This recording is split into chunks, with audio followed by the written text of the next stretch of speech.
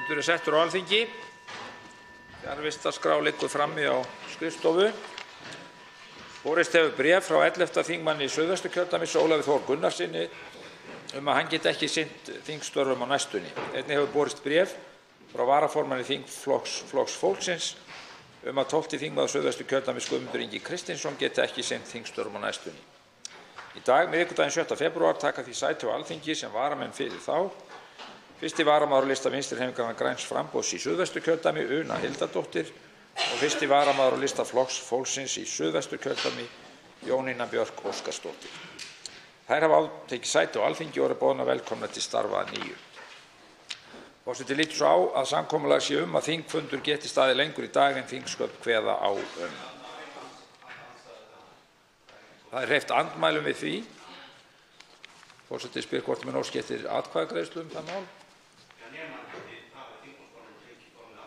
Forseti getur upplýst að á fundi starfandi forseta með formönnum þingflokka á mánudaginn var nefnt að eftir þessu yrði leitað og það var þá ekki hreyft andmælum.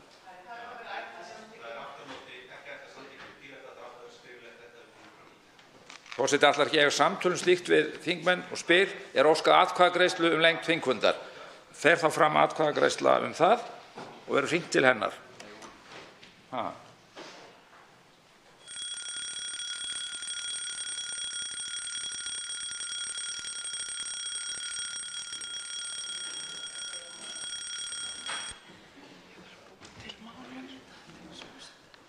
Hvað tekur það langan tíma?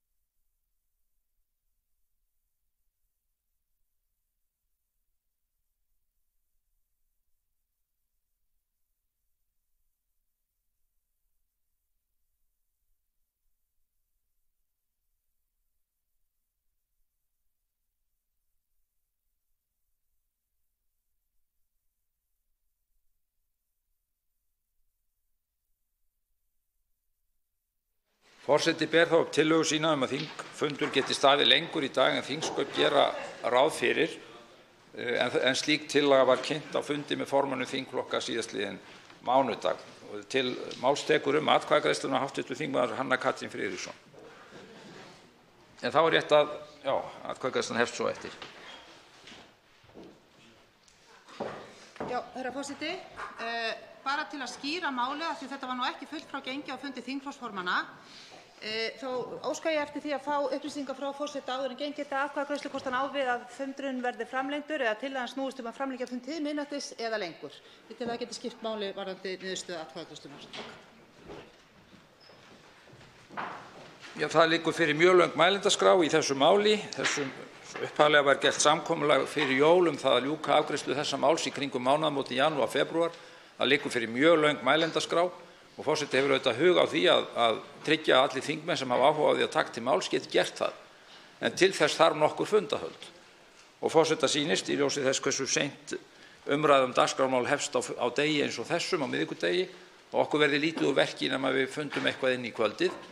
En hafði hugsað sér að ræða við þingflokksformenn þegar líður á kvöldið, meta þá stöðuna hversu margir eru eftir á mælendaskrá og til að öllu sé til haga haldið hefur forseti mikinn hug á því að Alþingi ljúki umfjöllun sinni þetta mál áður en kjördæmi vika gengur í garð og telur að seinna megi það varla vera eigi innistæður að teljast fyrir samkomulagi að ljúka því mánaðamótin janúar, febrúar. Er þetta sæmilega skýrt?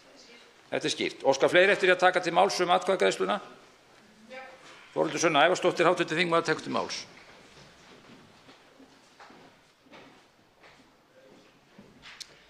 Herra forseti, við óskum eftir atkvæðagreiðslu hvort að þingfundur skuli lengdur vegna þess að á fundi forseta var tæpt á því að mögulega yrði beðið lengri þingfund í dag. Því var ekki fylgt eftir. Við höfum ekki fengið upplýsingar hversu lengi standi til að halda þennan þingfund fyrir nú og okkur finnst það eðlilegt að borin upp sé sú spurning á einhverjum tímapunkti. Hvað samkomulagi varðar sem að hæstv. Forseti talar að þá töldum við að við myndum hafa viku í þinginu til þess að ræða þetta mál. Okkur finnst það eðlilegu tími til þess að ræða þetta mál og þannig var lagt upp með það og við höfum engan áhuga að svíkja það samkomulag frekar en önnur. Verður þá gengið til atkvæða tillögu forseta að þingfundur geti staðið lengur í kvöld en þingsköp gera ráð fyrir og hefst nú atkvæðagreiðsla. Hv. þingmaður Karl Gauti Hjaltason gerir grein fyrir atkvæði sínu. Er það fleiri? Já. Herra forseti, ég verð nú að koma hérna upp þar sem að við þingmenn utan flokka höfðum ekki hugmyndum að þessi fundur hefist á atkvæðagreiðslu. Ég kem hérna á hlaupum til að ná atkvæðagreiðslunni. Þetta er auðvitað ekki hægt. Þetta er ekki boðlegt. Þetta er ekki boðlegt að kynna okkur ekki eða að hefjast hérna fundur með atkvæðagreiðslu. Hv. þingmaður Jón Þór Ólafsson tekur til máls.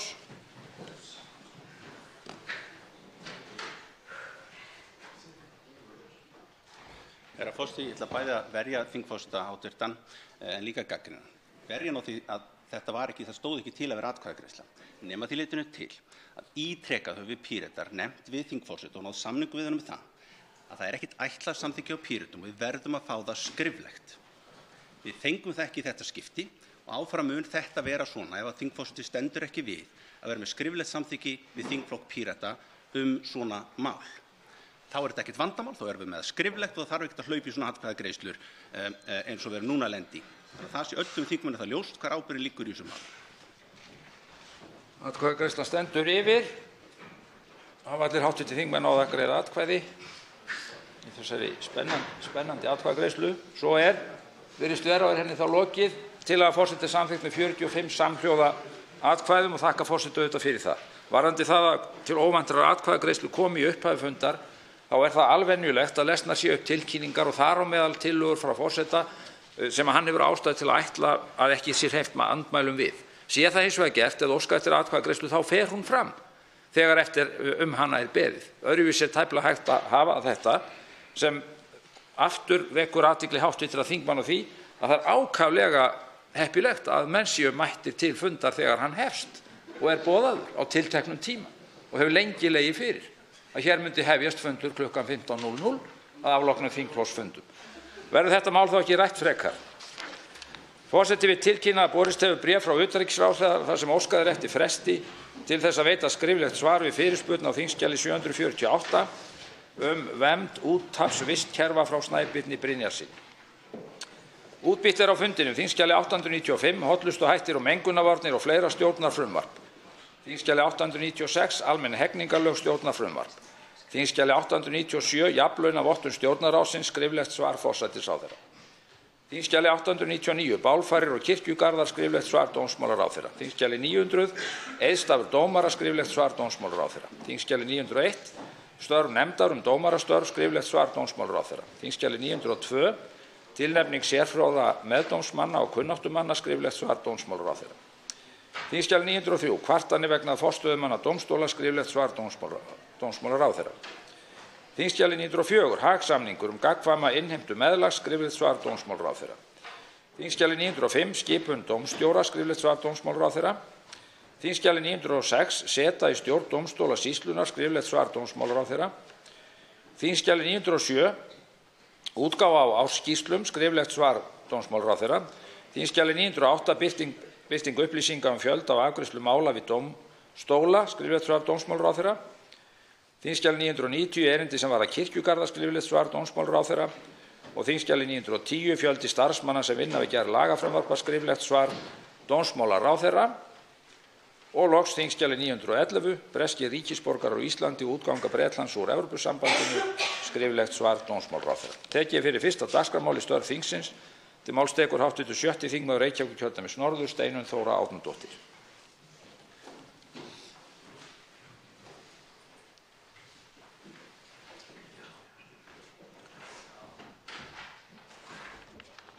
Herra forseti, líkt og ég hef nokkrum sinnum áður gert, ætla ég að nota þennan vettvang til þess að ræða kjarnorkuafvopnunarmál.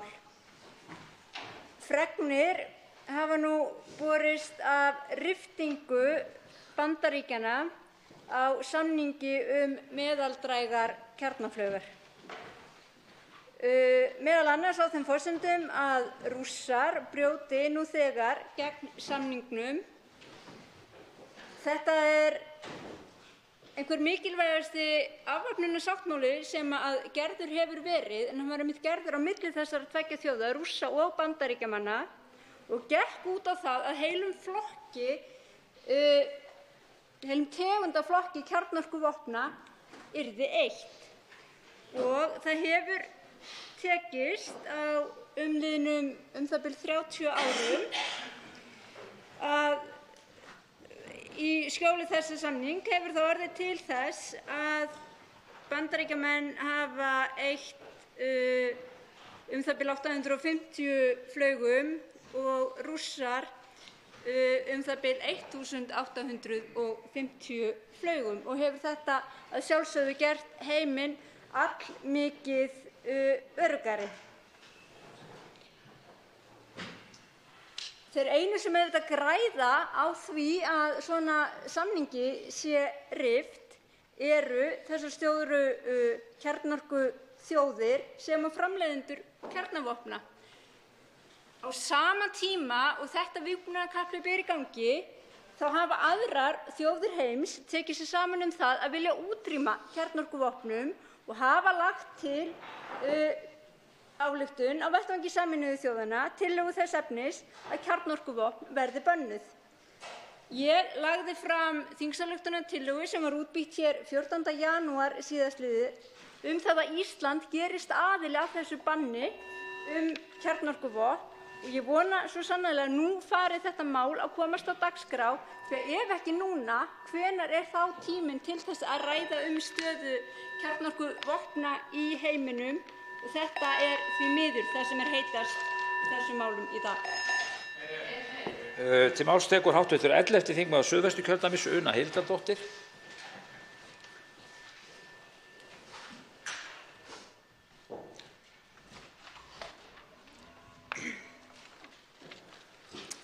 Virðulegur forseti, í dag fagnar Vinstrihreyfingin grænt framboð 20 ára afmæli sínu og ég vildi nýta tækifærið til þess að tala eina af grunnstoðum hreyfingarinnar sem er kvenfrelsi.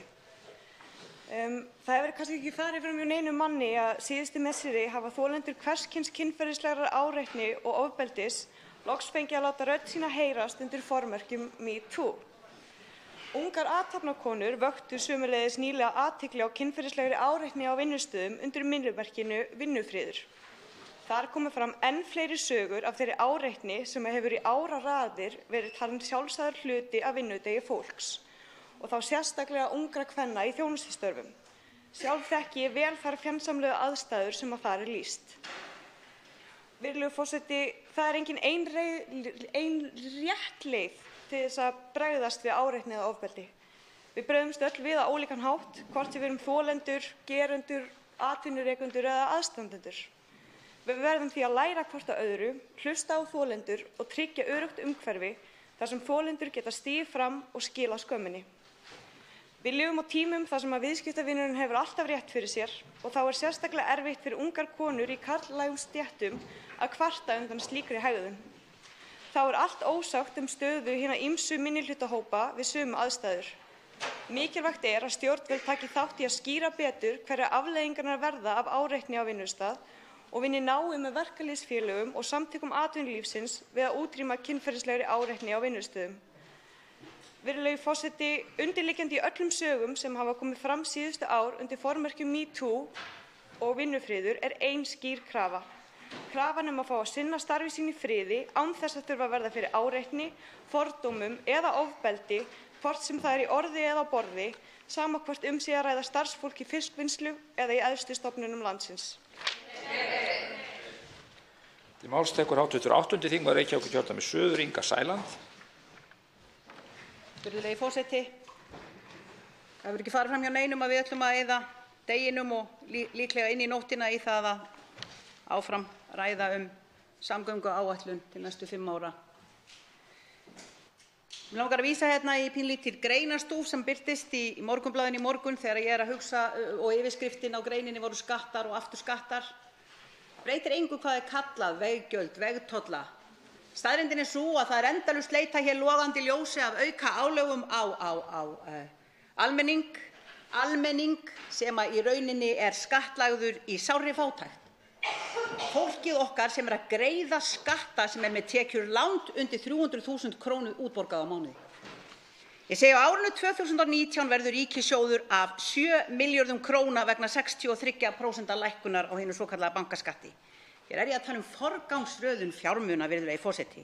Árinu 2019 mun lækkun veiðigjalda rýra tekjur ríkissjóðs 4,3 milljarða króna. Lækkun sem sérstaklega mun nýta stórútgerðinni. Bara þetta tvennt skerði tekjur ríkissjóðs með 11,3 milljarða á árinu. Þetta fé mátti nota í þágu allra landsmanna til uppbygging á hinu niðurnýtta samgöngukerfi í stað þess að taka erlend lán og senda síðan reikninginn á almenning. Flokkur fólksins segir nei við vegsköttum. Hættið að kúga þá sem eiga ekkert. Sækið fjármagnið þangað sem það að finna. Það hin eina rétta forgangsröðun. Flokkur fólksins mótmælir harðlega þeirri grímulausu hagsmunagæslu sem ríkisstjórnin rekur til verndar þeir sem allt eiga á kostnað þeirra sem eiga ekkert.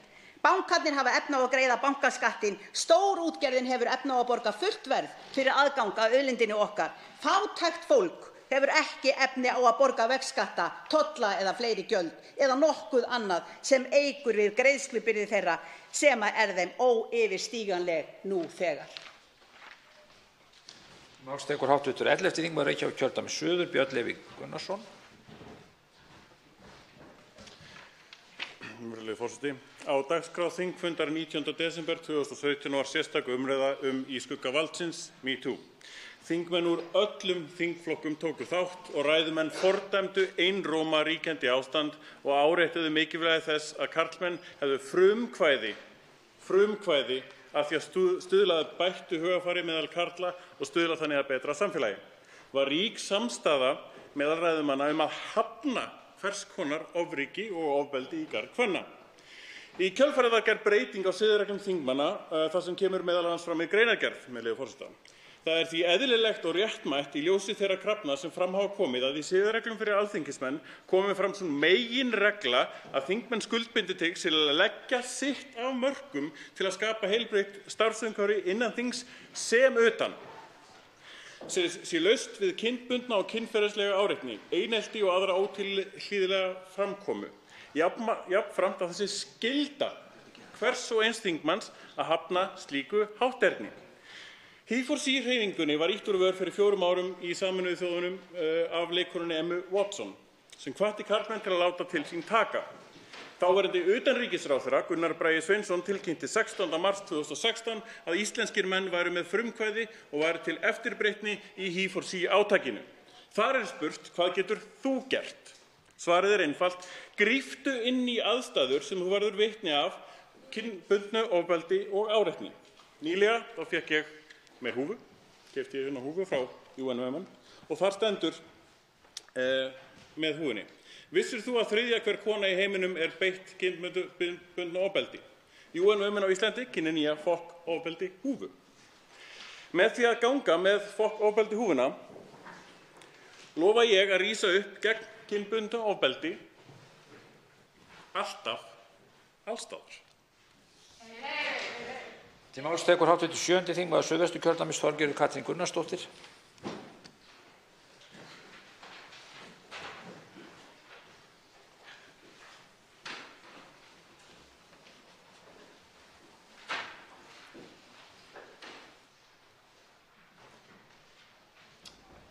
Herra forseti, Ég var á fundi áðan í Háskólanum í Reykjavík 25 ára afmæli hins mikilvæga samnings EES-samningsins, en þar setti hæstv. Utanríkisráðherra fram mjög svo undarlega stjórnmálaskýringu EES að jafnvel Munchausen barón hefði nú verið bara ansi stoltur af.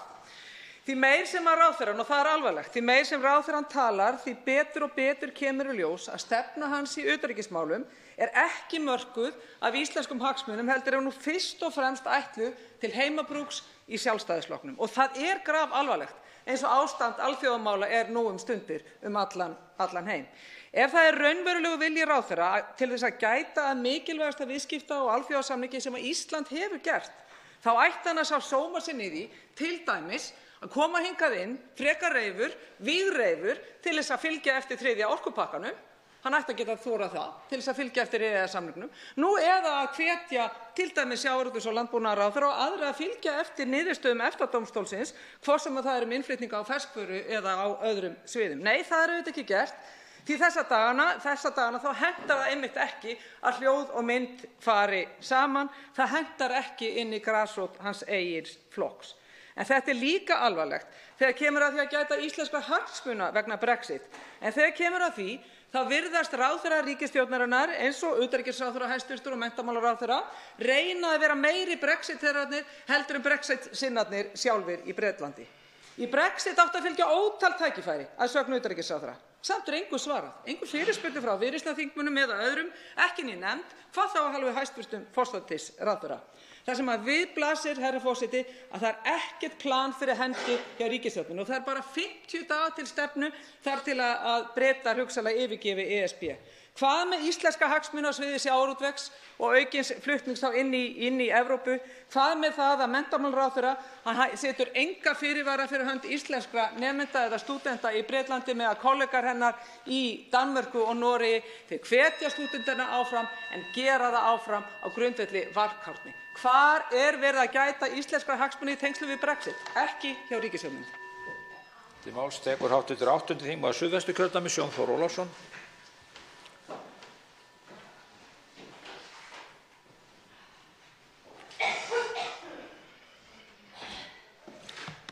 Herra forseti, eftir MeToo-byltinguna, eftir í skugga valdsins, þar sem íslenskar stjórnmálakonur kölluðu eftir því að við karlmenn tökum ábyrgð í stjórnmálum og förum að bregðast við þessu kynbundna og kynferðislega áreitni sem konur hafa þurft að þola. Eftir sérstaka umræðu hérna sem Albertína Friðbertsdóttir, hv. þingmaður, startaði í desember fyrir rúmu ári síðan, eftir rakarastofuráðstefnuna sem við hérna héldum í þinginu og fengum til okkar sérfræðinga, dómara í lögum til þess að útskýra fyrir okkur hvað kynbundið áreitni hvað kynferðislega áreitni Við vitum það öll sem vorum þarna á þessu námskeiði. Og svo höldum við hérna í ræðusál mikla ráðstefnu það sem allir þingflokkar lofa betrun. Og að lokum leggur forsætisnefnd fram þingsályktun að breyta siðareglunum og breyta andanum hérna á þingi, þar sem segir, og allir þingmenn hérna í þessum sal sem þar voru, allavega samþykkt samhljóða með 58 atkvæðum í þingheimi, að við ætlum, með leyfi forseta, þingmenn skuldbinda sig til að leggja sitt af mörkum til að skapa heilbrigt starfsumhverfi innan þings sem utan, sem laust við kynbundna og kynferðislega áreitni. Heldur áfram, jafnframt það skylda sérhvers og eins þingmanns að hafna slíku hátterni. Það ekki nóg bara að segja þessa hluti, maður verður líka að stoppa þá sem að segja þá. Það ekki nóg að þegja. Þetta það sem við lofum og þetta skrifuðum öll undir. Og samt ætlar formaður umhverfis- og samgöngunefndar sem að viðhafa þessa háttsemi á Klausturbar, og ég viss það að ég geti ekki haft eftir hérna í ræðustól án þess að vera skammaður af forsetanum, ekki að stíga niður, ekki í trúnaðarstöðu fyrir þingflokkinn sinn, hann getur áfram verið varaþingflokksmaður þingflokks, það bara þingflokkurinn sem ákveður það. Hann ætlar ekki að stíga niður í trúnaðarstöðu fyrir Alþingi, innan Alþingis. Þetta staða sem við stöndum fram fyrir. Það bara miðflokkurinn eða meirihlutinn í nefndinni sem getur gert eitthvað í málinu, og ég mun núna í störfum þingsins í kjölfarið taka hvern og einn sem í nefndinni og þegar við rættum þessi mál, þau sem mættu okkur sér sagði og spurja þá hvað ætla þeir að standa við þetta. Forseti biður hv. þingmenn að gæta tímamörkum. Til máls tekur hv. 3. þingmaður Reykjavíkurkjördæmis norður, Sara Elísa Þórðardóttir. Virðulegi forseti. Það verður að segjast að íslenskur almenningur hefur mjög takmarkaðan aðgang að því starfi sem unnið er hér innan veggja Alþingis. Og á meðan við bíðum enn í ofvæni eftir nýrri stjórnarskrá, byggðri á frumvarpi stjórnlagaráðs, þar sem að mjög mikilvægt ákvæði málskotsrétt þjóðar er að finna, þá væri mjög óskandi að við sem hér störfum myndum leggja aukna áherslu á það að nýta tæknina sem til er til þess að veita almenningi aðgang að störfum okkar hér innan þingsins og umhverfinu sem við störfum í. Víðast hvar í heiminum eru tækninýjungar að ryðja sér rúms inn á þingum ólíkra landa. Innleiðing nýrrar tækni breytir bæði starfsháttum þingsins sem og menningunni innan þess. Þing sem að nýta sér tæknilausnir geta tengst þeim sem þau starfa fyrir, almenningi í landinu, á hátt sem hefði verið óhugsandi fyrir jafnvel örfáum árum. Með tilkomu samfélagsmiðla aukast möguleikar þinga til að virkja almenning og sækja til hans dómgreind. Eins og áður segir, þá bíðum við enn eftir nýrri stjórnarskrá sem að inniheldur þennan málskotsrétt þjóðar sem að hefði ef til vill komið sér vel núna þegar verið er að ræða samgönguáætlun. Þegar farið er inn á vef breska þingsins er hægt að sækja ýmissa upplýsinga störf þingsins, þingmanna og jafnvel hægt að fara í stafrænar heimsóknir. Alþingi ætti að setja fordæmi sjálft og gera svipað eins og er hjá breska þinginu. Í desember síðastliðnum var miðstöð tækni nýsköpunar á Alþingi hleypt á stokkunum á heimsþingi E-þingsins. Þar kom á borðinu Brasilía, Chile, Portugal, Zambía, auk Evrópuþingsins sjálfs. Þetta var hlutverk okkar að ganga fremst í sambandi við stafræningu og verkum okkar, að gera vinnustofu okkar að sýnilegri og aðgengilegri stað fyrir alla, hvort sem þeir búa á Eskifirði, Siglufirði, Reykjavík eða Delí. Við þurfum að leyfa fólki að hafa innsýn í það sem við gerum hér og hvernig við vinnum. Þetta er hægt að gera með tilkomu tækninnar eins og áður segir og hægt að einfalda verkferla og gera þau skiljanlegri fyrir þá sem að skipta máli. Þetta er eitthvað sem við ættum bara öll að taka til okkar. Til máls tekur hv. 3. þingmaður Reykjavíkurkjördæmis suður, Jóhanna Vigdís Guðmundsdóttir.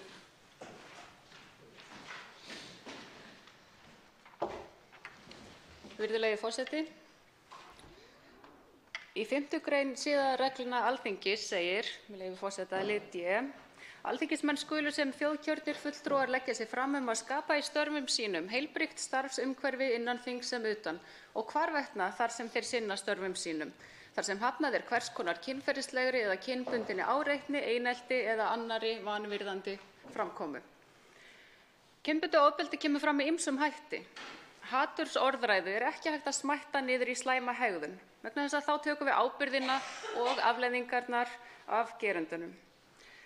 Kynferðislegt og kynbundið ofbeldi má flokka í nokkur stig. Fyrsta stigið felst í afmennskun kvenna með kynferðislegu tali, þar sem þær eru ofta smættaðar niður í annað tveggja, konur sem hægt er að sofa hjá eða konur sem er ekki hægt að sofa hjá. Þannig að mennskan og aðrir andlegir eiginleikar rifnir af konum, þær eru bara líkamar. Hatursorðræða normaliserar ofbeldi gegn minnihlutahópum. Það gerir næsta stig ofbeldisins, líkamlegt ofbeldi, mögulegt. Þögnin er besti vinur ofbeldismannsins. Þögnin hefur verið rofin, hvort sem er að ræða Alþingi eða aðra vinnustafi, þá þurfum við öll að taka ábyrgð á orðum okkar og gjörðum. Hreyfingin, með leyfi forseta, Time is up, tíminn er útrunnin, sýndi okkur það svo munaði. Hættum að sópa kynbundnu ofbeldi undir teppið. Ef við gerum það ekki, þá eru orð okkar mikilvægi jafnréttisbaráttunnar marklaus. Virðulegi forseti, þögnin hefur verið rofin, tími ofbeldismanna er útrunnin. Til máls tekur hv. 10. þingmaður Reykjavíkurkjördæmis suður, Þorsteinn Sæmundsson.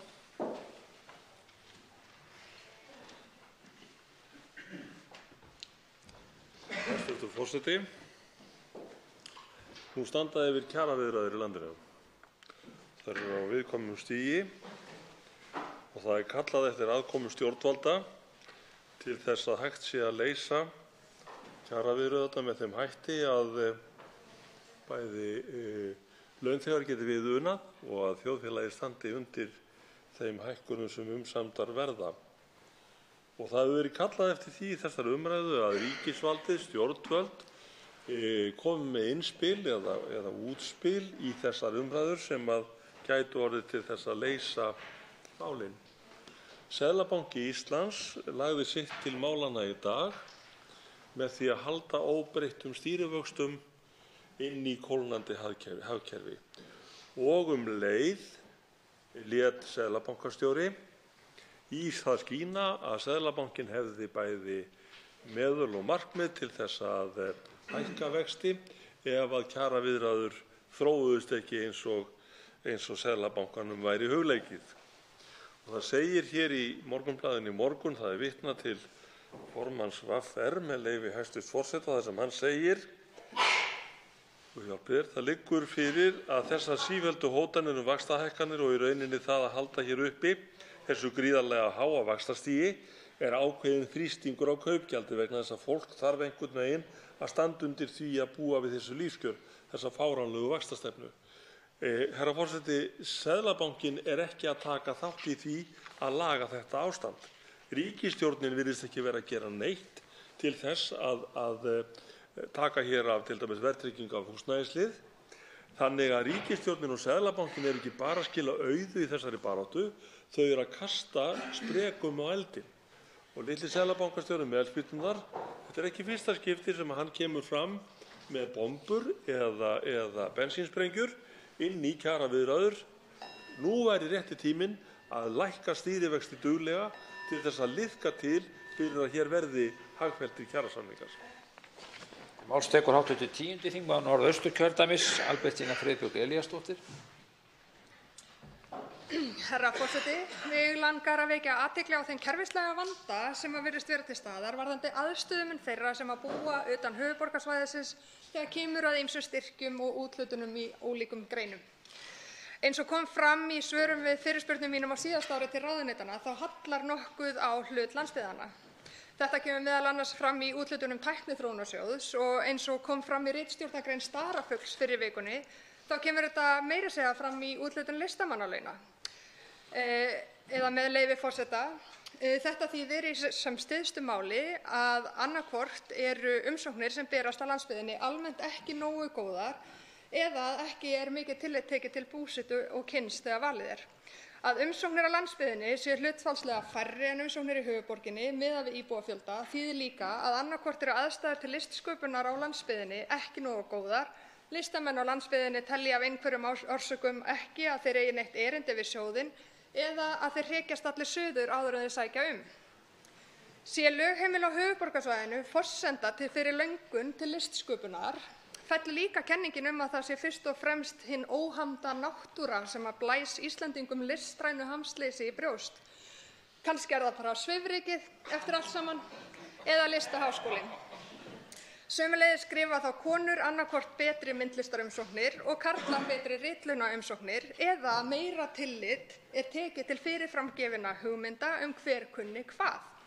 Annaðhvort eru fordómar okkar kyn og búsetu einfaldlega réttir eða rangir. Herra forseti, hver sem ástæðan hvort sem að umsóknir sem berast utan höfuðborgarsvæðisins almennt ekki nógu góðar, hvort ekki berast umsóknir þaðan eða hvort það sé hreinlega kerfislegir fordómar gegn umsóknum utan höfuðborgarsvæðisins, þá ljóst að við verðum að gera eitthvað til að breyta þessu. Máls tekur 7. þingmaður Suðurkjördæmis, Ásgerður K. Gylfadóttir, hv. þingmaður. Herra forseti, fimmtudaginn síðasta ræddum við hér þingsályktunartillögu heilbrigðisstefnu til ársins 2030. Þar kemur fram að Sjúkratryggingar Íslands skuli annast kaup á heilbrigðisþjónustu sem byggist á þarfagreiningu og miðist við þarfir íbúanna í landinu. Í þeirri þarfagreiningu mikilvægt að einnig sé tekið tillit til utanaðkomandi þátta og aðstæðna sem eru mismunandi eftir landsvæðum, til dæmis fjöldi ferðamanna og ferðamannastaða, sumarhúsabyggð og fjarlægð milli staða. Að greiningu lokinni þurfum við svo að gera Sjúkratryggingum Íslands kleift að greiða fyrir þjónustu samkvæmt þeim greiningum sem fyrir liggur. Ef við skoðum aðeins stöðu mála varðandi hjúkrunarheimilin, þá tókst ekki að framlengja rammasamning við samtök fyrirtækja í velferðarþjónustu og Samband íslenskra sveitarfélaga varðandi hjúkrunarheimilin fyrir áramót. Gerðar hafa verið greiningar á kröfulýsingum ríkisins til starfseminnar en samningsumboð Sjúkratrygginga Íslands nær ekki nógu langt til að samningar náist. Staðan því þannig að Sjúkratryggingar Íslands birti nýja gjaldskrá fyrir árið 2019 þann 21. desember sem fól í sér umfangsmiklar og róttækar breytingar án þess að upplýsa hjúkrunarheimilin fyrirfram. Frá árinu 2004 hafa greiðslur tekið mið af breytingum á hjúkrunarþyngd íbúa heimilanna samkvæmt ákveðnum RUGG-stuðli. Í gjaldskrá Sjúkratrygginga Íslands fyrir árið 2019 ekki gert ráð fyrir hækkun vegna aukinnar hjúkrunarþyngdar, heldur miðað við sama greiðslustuðul og var árið 2018. Þrátt fyrir aukna hjúkrunarþyngd vegna veikari íbúa en áður ekki hærri greiðslur. Einnig var breyting á fyrirkomulagi greiðslna á svokölluðu smæðarálagi, en vinnuhópur að störfum við mat að framtíðarfyrirkomulagi þess en hefur ekki lokið störfum og hafði ekki verið ræddar þær breytingar sem gerðar voru með nýrri gjaldskrá. Ofangreindar breytingar hafa í för með sér lækkun rekstrarframlaga til ákveðinna hjúkrunarheimila tugi milljónir króna árið 2019. Það alveg ljóst að það mjög erfitt fyrir heimilin að halda uppi sama þjónustustigi í hjúkrunar- og læknaþjónustu miðað við óbreyttar aðstæður. Við þessu þarf að bregðast. Til máls tekur hv. 5. þingmaður Reykjavíkurkjördæmis norður Áslaug Arna Sigurbjörnsdóttir.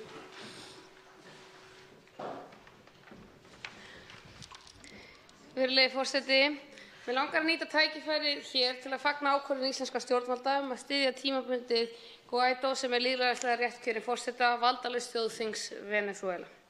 Staðan í landinu hefur verið slæm í langan tíma, svo vægt sé til orða tekið. Og við erum í enn eitt skiptið að sjá skipbrot sósíalismans í verki. Sósíalisminn hefur alltaf og mun alltaf koma niður á almenningi. Venesúela þar engin undantekning. 3 milljónir manna hafa flúið land.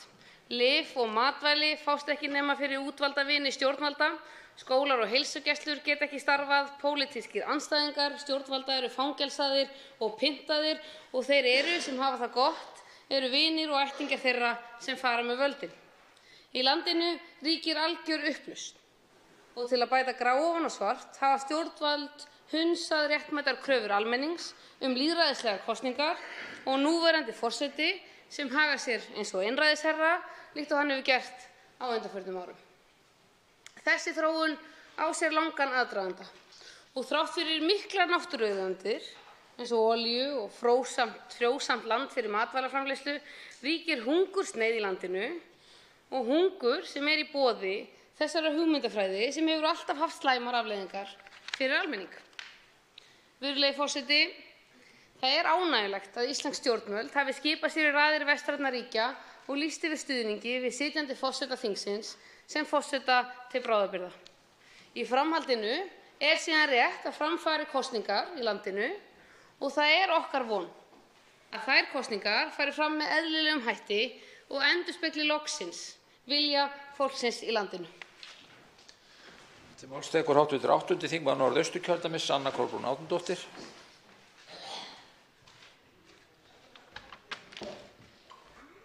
Hæstv. forseti, í gær fór fram umræða samgönguáætlun, stærsta mál umhverfis- og samgöngunefndar þessa kjörtímabils. Tillaga grundvallarbreytingar lögð fram í áliti meirihlutans. Það ánægjulegt að sjá að jafn stórt mál og þetta hefur verið leitt út úr þeim ógöngum sem það var í undir forystu Miðflokksins. Og þegar ég tala þær ógöngur sem málið, það að segja samgönguáætlun var í, þá ég auðvitað að tala þá sýn sem birtist í framlagðri fjársveltri áætlun samgönguráðherra sem var lögð fram í haust. Áætlun sem gerði ráð fyrir að lífsnauðsynleg verkefni eins og Reykjanesbrautin, Suðurlandsvegurinn að Selfossi og Vesturlandsvegur upp í Borgarnes hefðu ekki verið kláraðir fyrr en eftir 15 til 20 ár. Framkvæmdir á höfuðborgarsvæðinu hefðu orðið sáralitlar á næstu 15 árum. Hluti grunnvegakerfis á Vestfjörðum hefði verið malar og moldarvegum næstu 20 árin. Norðaustursvæði hefði svo legið svo til alveg óbætt hjá garði. Það sem ég vil segja hér sérstaklega að það mikilvægt að halda því til haga að núna ekki verið að útfæra veggjöldin. Það vinna sem mun eiga sér stað í vor og mögulega haust. Þá þarf að leggja sérstaklega áherslu á að við endurskoðun almennu gjaldanna, það að segja olíu og bensín og bifreiðaskatts, þarf að tryggja að sértæk gjaldtaka eins og veggjöld auki ekki álögur á bifreiðaeigendur. Krafan lækkun almennra aksturstengdra gjalda og það sem einnig mikilvægt er að nefna er að það þarf að fara í heildarendurskoðun á almennum gjöldum sem núna falla á bifreiðaeigendur. Þá tekur til máls hv. 7. þingmaður Reykjavíkurkjördæmis suður, Hanna Katrín Friðriksson. Herra forseti, okkur er svolítið tamt að tala hérna eins og það séu fyrst og fremst stóru úrlausnarmálin sem eru svo flókin að það sé erfitt að ná sómasamlegri lendingu. Og það séu þau mál sem eigi skilið athygli okkar, allan tíma okkar, umræðurnar og orkuna. En almenningur, umbjóðendur okkar, þeir eru að kljást við alls konar mál, alla daga. Og þegar þess þarf, þá eiga þau líka stuðning okkar skilin í þeim málum.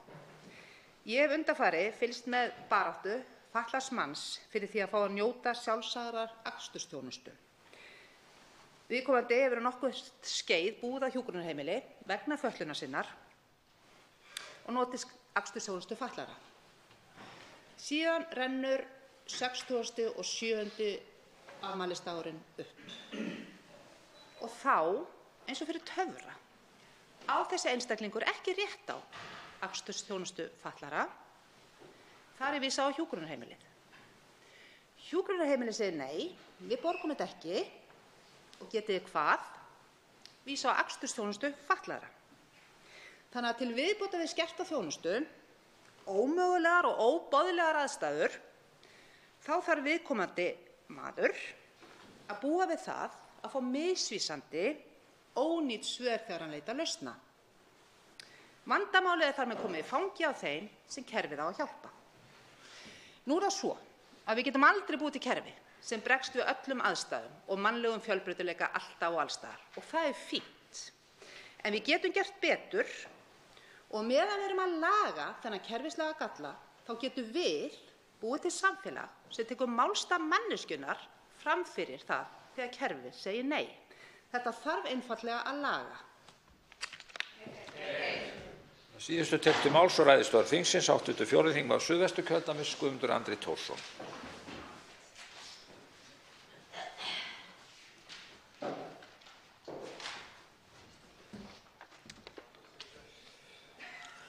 Virðulegi forseti, frá þeim sem vilja koma í veg fyrir það með öllum ráðum að niðurstaða fáist í aðildarviðræður Íslendinga við Evrópusambandið og þjóðin verði þar með upplýst það hvað fylgi hugsanlegri aðild. Frá þeim heyrist gjarnan að Brexit-klúður Breta sýni að ekki sé hægt að ganga úr sambandinu hafi maður og annað borð stigið þar inn. Á þessu þrástagast menn. Til að mynda hæstvirtur utanríkisráðherra landsins í þessum ræðustól og á þá lærdómurinn af öllu saman að vera sá að aldrei megi ljá máls á fullri aðild. Skilnaður er alltaf erfiður, en þar með er ekki sagt að við leggjumst gegn hjónaböndum. Það er erfitt að segja sig úr félögum, en þar með er ekki sagt að aldrei megi ganga í neitt félag. Englendingar virðast ætlast til þess að þeir geti sagt sig úr ESB en haldið eftir þeim réttindum sem slík aðild veitir, en losna við skyldurnar sem því eru samfara. Það er með öðrum orðum ekkert mál að ganga úr Evrópusambandinu en þá verður maður líka að ganga úr því og það táknar að maður stendur utan við það.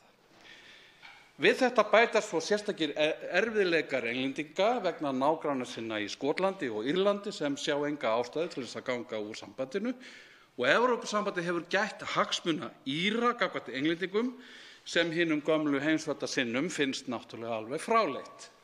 Lærdómurinn sem lítil þjóð á að draga af þessu öllu saman er sá að þótt Evrópusambandið sé svo sannarlega ekki paradís, þar sem allar óskir rætast og smjör drýpur á hverju strái, þá er það samráðs og samvinnu vettvangur þeirra þjóða sem þar eru, en ekki hinna sem þar eru ekki. Og þar með góður staður fyrir berskjaldaðar smáþjóðir gagnvart ofríki stærri þjóða. Umræðum fyrsta dagskrármálið er lokið. Þá eru tekin fyrir annað og þriðja dagskrármálið. Það er 5 ára samgönguáætlun 2019–2023, stjórnartillaga, 172. mál á þingskjali 173, nefndarálit er á þingskjölum 879 og 885 og breytingartillögur á þingskjölum 880, 886 og 890. Framhald síðari umræða. Og samgönguáætlun 2019–2033 stjórnartillaga, 173. mál á þingskjali 174, nefndarálit á þingskjölum 879 og 885 og breytingartillögur á þingskjölum 881 og 887 framhald síðari umræðu. Til máls tekur hv. 7. þingmaður Reykjavíkurkjördæmis norður, Þorsteinn Víglundsson.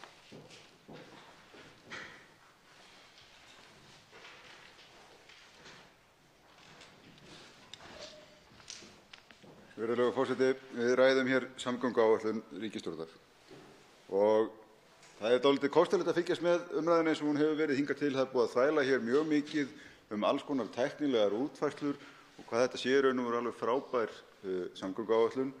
Hún sé forgangsröðuð í fyrsta skipti og full fjármögnuð í alla staði. Samt fylgja því þau skilaboð að ef að eigi að gera eitthvað hér á suðvesturhorninu þá þurfum við að borga aukalega fyrir það og það hafi reyndar ekki verið útfært ennþá með hvaða hætti eða hversu mikið eigi að greiða. Ég velti aðeins fyrir mér pólitíkinni í þessu máli. Hér er talað við skulum tala skýrt, skattahækkanir. Þetta eru skattahækkanir, ég nenni ekki þessari þvælu það hvenær gjaldtaka og hvenær skattheimta. Það alveg augljóst og við erum öll sammála það að það þarf að bæta verulega í samgöngumálum og nýfjárfestingar og það eru gríðarlega mikilvæg og dýr verkefni hér á suðvesturhorninu sem bíða. Og hér er verið að mæla fyrir leið til þess að fjármagna þær framkvæmdir. Vandinn er bara sá að þessi leið hefur ekkert verið rædd. Raunar voru 2 af 3 stjórnarflokkum henni algjörlega andvígir í aðdraganda síðustu kosninga og sögðu skýrt að hún kæmi ekki til greina en hafa án umræðu fallið á sverðið og kyngt þessum draumi samgönguráðherra Sjálfstæðisflokksins í málinu ef svo mætti orðast hv. þingmanns Jóns Gunnarssonar. Það er ekki hægt að horfa fram með því að þegar talað fjárfestingar hér upp á 160 milljarða á 5 ára tímabili og því til viðbótar eigi að fjárfesta fyrir 60 milljarða með veggjöldum. Hér er umtalsverð gjaldtökuaukning á íbúa landsins og kannski sér í lagi á íbúa suðvesturhornsins. Og það er dálítið sérstakt þegar því er haldið fram hérna án þess að blikna að hér sé full fjármögnuð og forgangsröðuð samgönguáætlun á ferðinni að öll brýnustu verkefnin eru skilin undan. Öll verkefnin þar sem að umferðarþunginn er mestur, þar sem að öryggismálin eru í mestu uppnámi, þar sem að slysatíðnin er hvað þyngst, þar sem ferðatíminn er hvað lengstur, þau eru skilin eftir og eiga að bíða niðurstöðu veggjöld. Það er algjörlega óboðlegt að fara í umræðu jafn mikilvægt verkefni án þess að vera búin að útfæra það til enda hvernig við ætlum að ljúka brýnustu framkvæmdunum. Það er ekki hægt að leggja upp með meingallað plagg sem kom frá hæstv. Samgönguráðherra, það sem nær öllum fjármunum sem til skiptanna voru í samgönguáætlun var veitt annað heldur en hingað á suðvesturhornið og skilaboðin til þingsins, þið verðið þá bara að finna út úr því hvernig þið ætlið að klára restina, að stjórnarmeirihlutinn ætli að bjóða upp á það að klára þetta mál svona í þinginu án þess að hafa svarað þeirri einföldu spurningum. Hvernig ætlum við að fjármagna það? Hverjir borga? Hvernig lendir það með mismunandi hætti á íbúum hér á suðvesturhorninu, á íbúum eftir mismunandi búsetu hér á suðvesturhorninu, á íbúum eftir mismunandi tekjum og svo mætti áfram telja. Þetta hefur ekkert verið rætt. Það er engin útfærsla sem liggur fyrir af hálfu meirihluta umhverfis- og samgöngunefndar hvernig eigi að vinna með þessar lykilspurningar. Hverjir borga? Og hversu þung byrði verður það fyrir þessa hópa? Ég held til að mynda að þetta sé mjög köld skilaboð til þeirra íbúa sem búa hér í nágranna sveitarfélögum höfuðborgarsvæðisins eins og á Reykjanesinu, á Árborgarsvæðinu, Akranesi, Borgarnesi og svo mætti áfram telja, sem sækja hér daglega vinnu til höfuðborgarsvæðisins. Það er talað hér fjálglega það að þetta sé svo mikill ávinningur af því að þetta spari fólki svo mikið. Ég spyr, hvað sparar það mér í ferðatíma í akstri á milli Reykjavíkur og Selfoss þó að lokið sé við tvöföldun á milli Hveragerðis og Selfoss. Og á ég þá að borga aftur fyrir þann vegkafla sem að þegar hefur verið byggður með almannafé. Það sama mætti segja íbúa í Reykjanesbæ. Hvað sparar það mér í raun í ferðatíma að ljúka tvöfölduninni á lokakaflanum hér inn í borgina á móti því að mér sé ætlað í alvöru að borga fyrir alla framkvæmdina að nýju í veggjöldum. Hver er sanngirnin í þessu? Hvernig kemur þetta niður á fólki sem hefur meðal annars út af húsnæðisskorti og háu húsnæðisverði hér á höfuðborgarsvæðinu flutt út í þessi sveitarfélög sem hafa verið mjög vaxandi sveitarfélög á undanförnum árum, meðal annars vegna þessara þróunar, en sækir hér áfram vinnu daglega til höfuðborgarinnar. Einstaklingur sem ekur milli Selfoss og Reykjavíkur á neyslu grönnum bíl eyðir kannski 1200 krónum í bensín á leiðinni hér á milli fram og tilbaka á dag, ef ekki daglega. Miðað við hugmyndir það að veggjald gæti verið það bil 300 krónur, en nú aftur við höfum sáralítið séð það í raun, að þá myndi bætast 600 krónur í daglegan ferðakostnað þessa einstaklings til og frá Selfossi. Ég held að íbúar þessara sveitarfélaga eigi rétt á því að sjá útfærðar hugmyndir stjórnarmeirihlutans áður en að þeim gert og þingmönnum hér í þessum sal að taka afstöðu til þessarar forgangsröðunar í samgöngumálum. Því að það alveg augljóst að hér ekkert full fjármögnun samgönguáætlun á ferðinni. Það helber ósannindi að halda því fram og hvað þá að henni hafi verið forgangsraðað með sanngjörnum eða réttum hætti þegar allar mikilvægustu framkvæmdirnar eru undanskildar og þau skilaboð færð að eftir þeim verði að bíða þar til útfærð hafi verið veggjöld. Það einhver forlega hyggja í röksemdafærslu meirihlutans að það sé engin önnur leið fær. Það bara bull. Það fullt af öðrum leiðum færum til þess að fjármagna þessar mikilvægu framkvæmdir. Ríkið heldur á eignarhlut í 2 af stærstu viðskiptabönkum landsins með bundið eigið í þeim upp á 300 milljarða króna. Við erum að tala hér fjárfestingar upp á 50 til 60 milljarða. Það væri hæglega hægt að byrja að losa eignarhald eins og stefna þessarar ríkisstjórnar og snúa þannig fjármagni sem bundið í bönkum í fjármagn sem bundið í mikilvægum innviðum. Það fullfær leið. Það auðvitað hægt að ræða líka af alvöru ef skattahækkanir þurfi til eins og hér boðað, hvort að aðrar leiðir séu færar. Hvort að önnur skattheimta kunni að vera hentugri og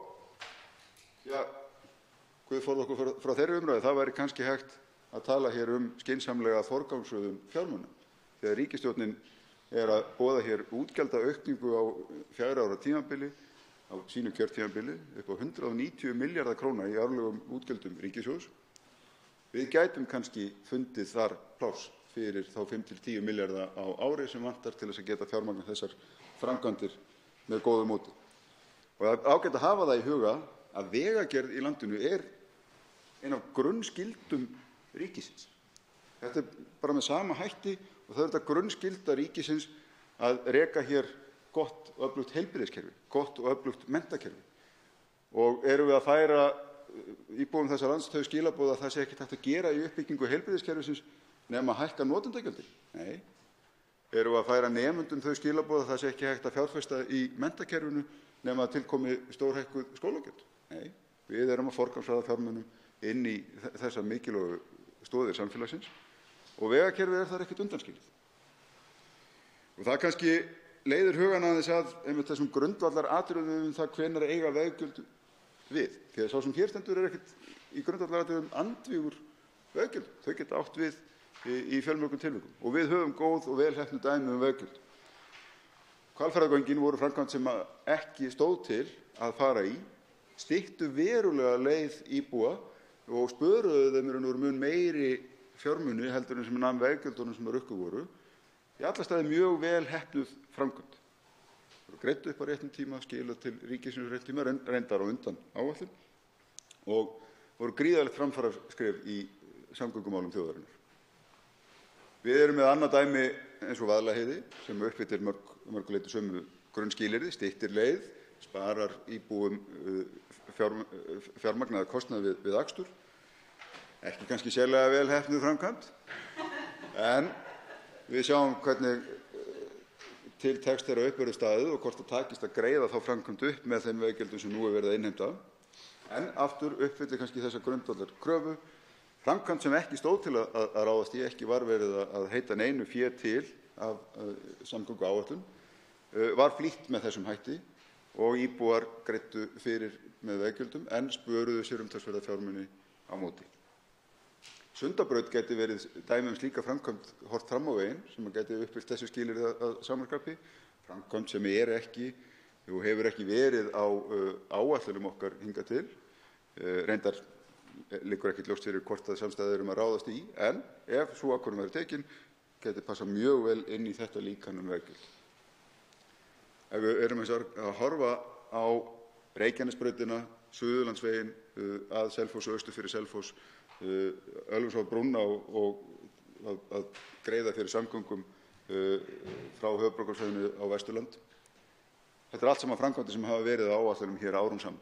Þetta allt saman framkvæmdir sem að frambjóðendur til Alþingis hafa heitið kjósendum í þessum kjördæmum árum saman. Og aldrei í samhengi við umræðu veggjöld þar til nú. Hér einfaldlega stjórnarmeirihlutinn að svíkja kosningaloforð sín. Hér eru þingmenn stjórnarmeirihlutans að pakka inn í einhvern veggjaldapakka nauðsynlegum framkvæmdum sem ættu að vera hér fremst í forgangsröðinni og segja þessar umbætur í vegamálum getið ekki fengið nema að greiða aukalega fyrir.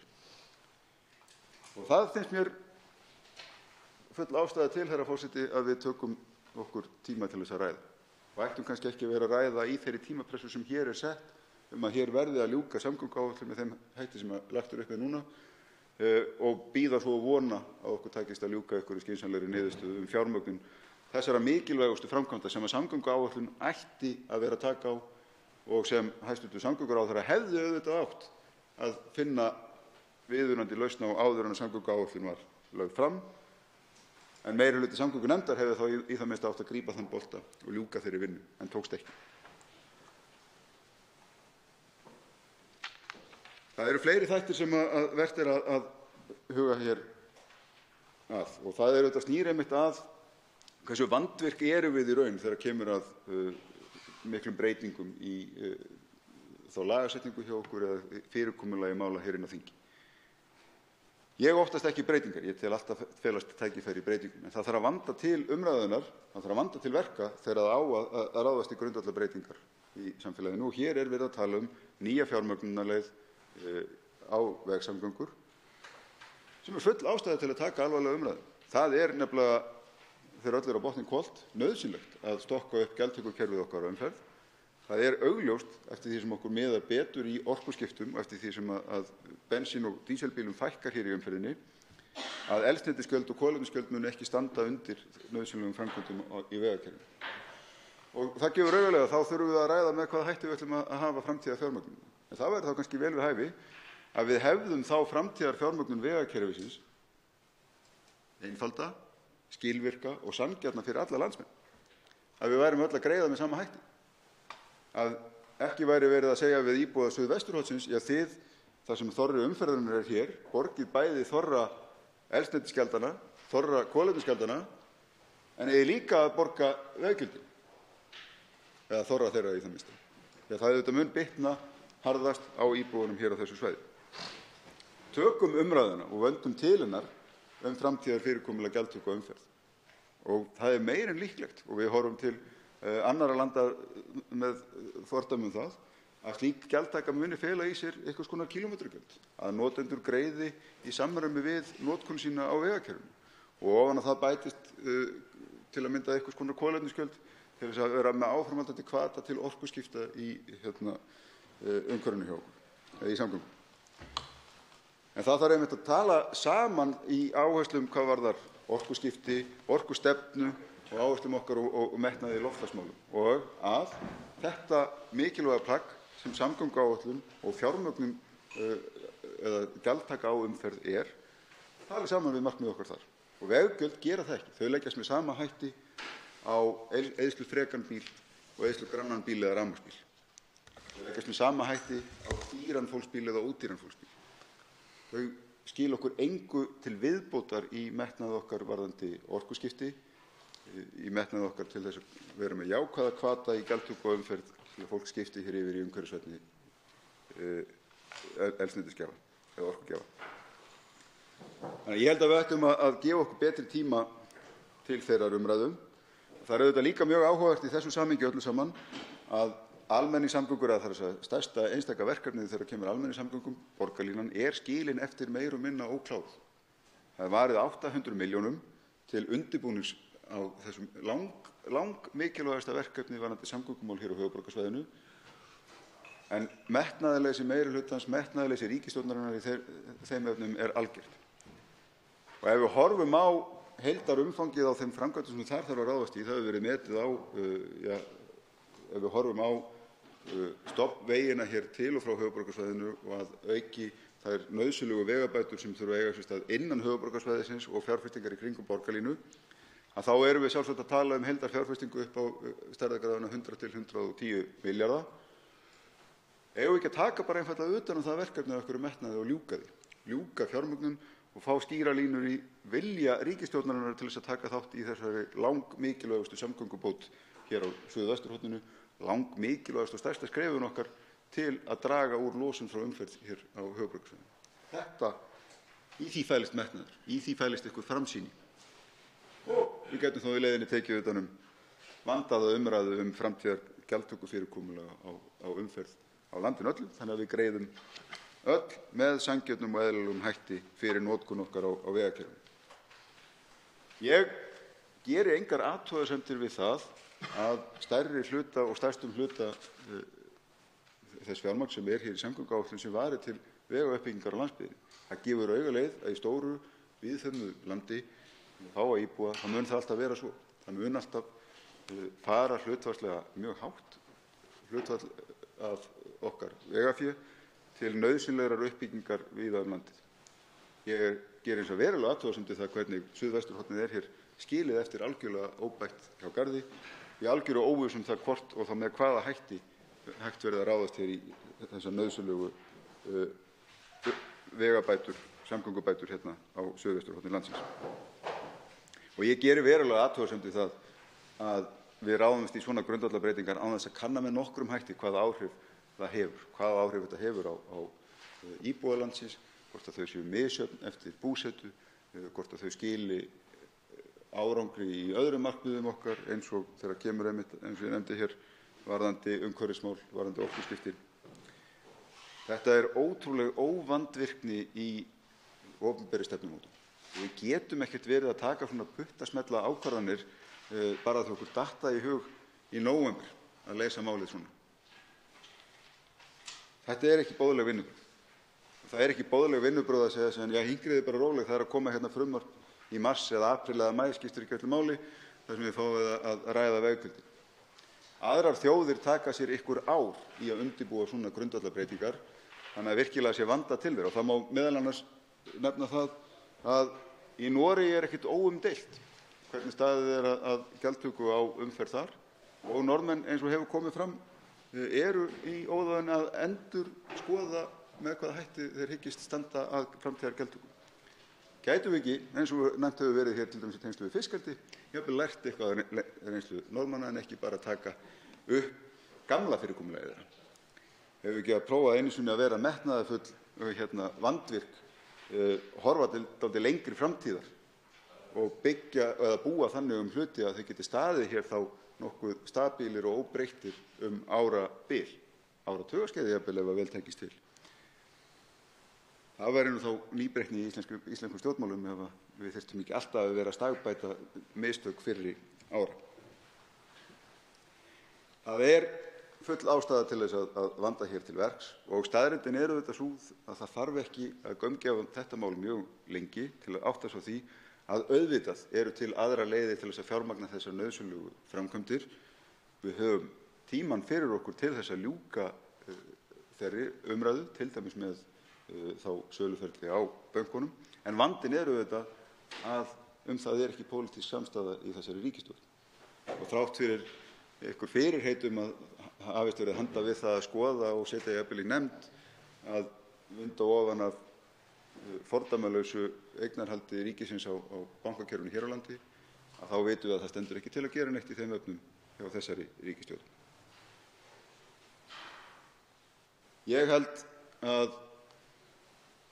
ef það væri einhver skynsemi í þessari ríkisstjórn þá myndum við með mjög einföldum hætti taka hér bráðabirgðaákvörðun samgönguáform áranna 2019 og 2020 og skila þessari áætlun aftur til ráðherra og biðja hann að klára hana.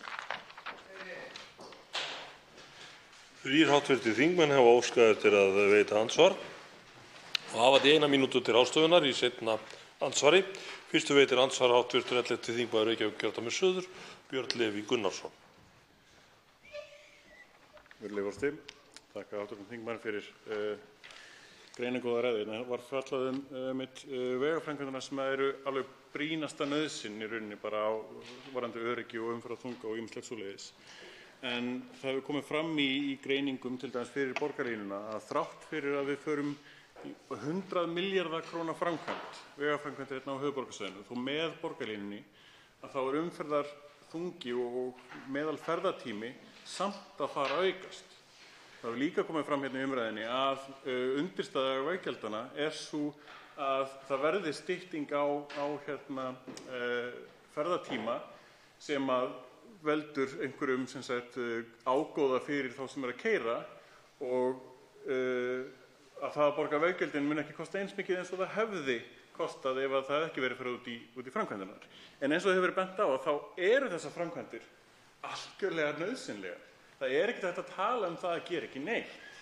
Þar af leiðandi er ekkert að miða við þá grunnsviðsmynd að ef við gerum ekki neitt að þá verði kostnaður svo rosalega mikill og við græðum svo mikið á því að fara í veggjaldaframkvæmdir með 100 milljörðum. Við verðum að fara í að minnsta kosti þessar 50 sem voru allavega tala með þeirri greiningu.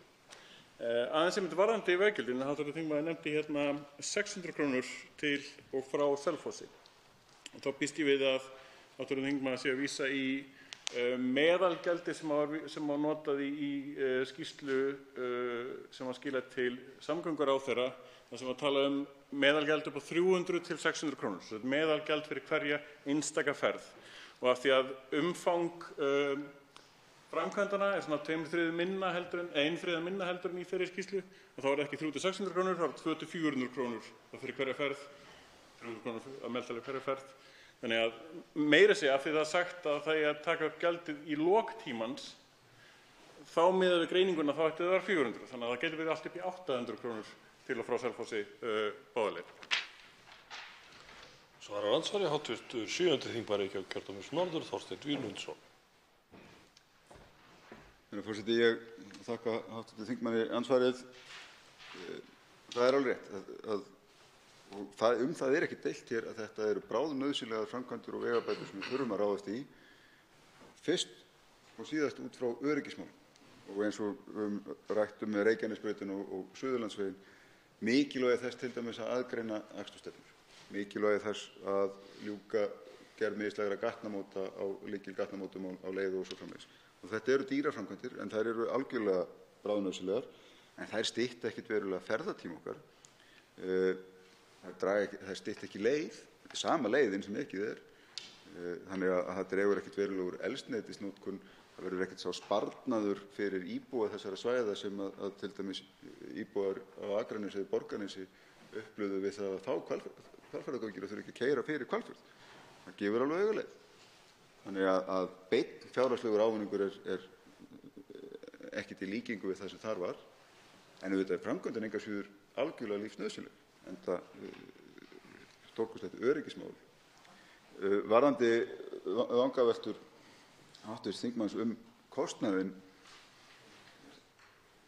þetta veltur auðvitað á heildarkostnaði. Ég sló á það út frá þeim reikniforsendum sem ég hef fengið uppgefnar að veggjald á Suðurlandsveg til þess að borga þá leiðina milli Hveragerðis og Selfoss og ljúka við nýja Ölfusárbrú, 16 milljarðar framkvæmd eða þar um bil, með rekstrarkostnaði veggjaldakerfis, ég myndi sennilega liggja nærri 500 til 600 krónum á ferð heldur en 200 til 400 krónum. Og þetta er auðvitað meðalgjald á umferð í heild og veltur á umferðarþunga.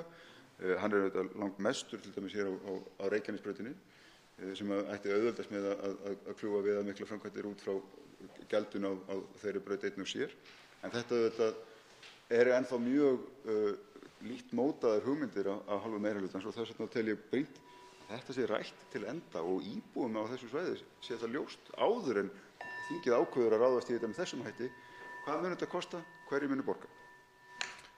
Björn Leví Gunnarsson, hv. 11. þingmaður Reykjavíkurkjördæmis suður, veitir andsvar öðru sinni, hefur til 1 mínútu. Virðulegi forseti, þetta er nefnilega mjög mikilvægt atriði því að ef það fæst síðan ekki niðurstaða í þessa veggjaldaáætlun sem að ég veit ekkert hvort það tekst, þetta er dálítið umdeilt mál og þetta er eini valmöguleiki sem er í boði hérna, þá verða óhjákvæmilega tafir á öllum þessum áætlunum sem eru hérna í gangi. Og þá erum við föst með þessa samgönguáætlun sem við erum að skoða og afgreiða hérna á þingi núna með þessari augljóslega röngu forgangsröð þar sem að brýnustu verkefnum með tilliti til öryggis og umferðarþunga og ýmislegt eru varla á áætluninni. Og það finnst mér rosalega alvarlegt og mér þetta áhugavert að heyra hvernig verður framhaldið eiginlega. Þorsteinn Víglundsson, 87. þingmaður Reykjavíkurkjördæmis norður, svarar andsvari síðar að sinni. Herra forseti, já. Þetta er áhugaverð vangavelta í hv. þingmanni. Það eru auðvitað svo að stjórnmálamenn eru snillingar í að láta slæma hluti hljóma vel. Og hér er talað þetta plagg sem eitthvað stórkostlegt tímamótaplagg. Hér sé í fyrsta skipti komið fram með full fjármagnað og forgangsraðaða samgönguáætlun. En við slepptum bara öllum dýruframkvæmdunum, en við tölum ekkert það. Þannig að það auðvitað hjálpar til við forgangsröðun og fjármögnun að sleppa bara út öllu því sem kostar mest og segja að við ætlum bara að skoða þetta seinna. En það er auðvitað það sem er verið að gera í þessu. Það eru allar stærstu, dýrustu framkvæmdirnar sem nauðsynlegast er að ráðast í út frá þessari sömu forgangsröðun ef við byggjum á öryggi, umferðarþunga, ferðatíma og svo framvegis. Þá eru þær allar bara skildar eftir. Við kíkjum á þetta við tækifæri þegar við erum búin að finna út úr því hvar við ætlum að fá meiri pening. Og þess vegna held ég að það sé augljóst í þessu samgönguráðherra ætti náttúrulega bara að taka þetta mál til sín aftur og klára það. Það veitir andsvar 85. þingmaður Suðurkjördæmis Ari Trausti Guðmundsson.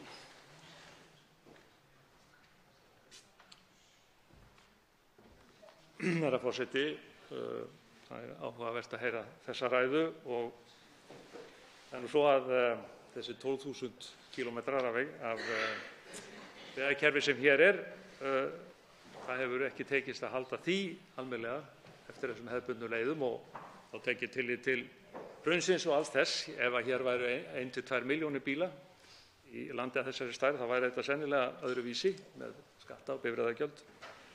En mér langar aðeins að hjó eftir því að hann talaði daglegan ferðakostnað manns sem ekur þessa leið frá Selfossi til Reykjavíkur. Talaði bensínkostnað en eingöngu. Ég flutti hér mjög innblásna gátu í gær þar sem að ég reyndi að útskýra það að rekstrakostnaður bíls er á bilinu 60 til 120 krónur á kílómetran. Þannig að það þýðir á þessari 60 kílómetra leið 3.600 til 7.200 krónur. Eigum við ekki að skoða nú veggjöldin í ljósi þessa og hætta að tala bensíneyðsluna eina. Og 300-400 krónur, ég ætla ekki að lenda því niður. En ég tel að ávinningurinn sem jú öryggismálin sem hv. þingmaður nefndi, tíminn sem að sparast, slitið á bílnum sem sparast og við skulum segja einhverjir dreitlara bensíni sem sparast.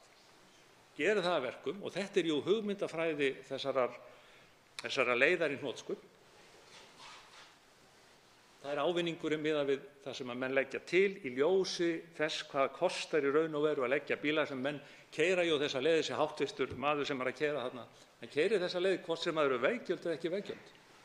Þannig að ég vil fá hv. þingmann til að útskýra af hverju hann tekur ekki með raunverulega reksturskostnað bíls þegar hann er að spekulera í þessu með okkur hér. Þorsteinn Víglundsson, hv. 7. þingmaður Reykjavíkurkjördæmis norður, svarar andsvari. forseti. Það er alveg hárrétt hjá hv. þingmanni að vissulega er fleira heldur en bara bensín sem kemur í rekstrarkostnað bifreiðar. Það er afskrift á bílum, það eru tryggingar, það eru bifreiðagjöld, það eru hjólbarðar, viðhald og annað þess háttar. Sumt af því er fastur kostnaður alveg óháð akstri, eins og tryggingarnar okkar. Já, við getum sagt stofnkostnaður bílsins, já, hluta til svolítið fastur. Þannig að kostnaður okkar á hvern ekinn kílómetr lækkar eftir því sem við ökum fleiri kílómetra, en ég held að flest mælum við nú líka dálítið bara þennan daglega rekstrarkostnað okkar á bifreiðinni, það er þess að bensínið sem við þurfum jú að borga fyrir vikulega, ekki bílinn sem við kaupum á okkur ára fresti. En það breytir því ekkert að veggjöldin eftir sem að þau auka þennan kostnað alveg jafn mikið.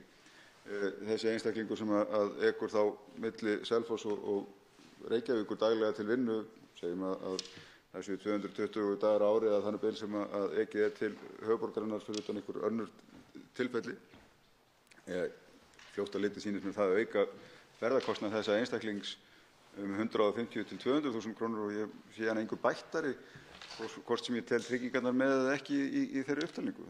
Hérna gefur augalega að þetta eykur verulega kostnað við það að sækja vinnu. Og það er alveg rétt hjá hv. þingmanni að vafalítið mun þessi einstaklingur ekki segja upp vinnunni sinni í Reykjavík af því að það komi veggjöld. Hann mun sennilega keyra áfram til Reykjavíkur og tilbaka.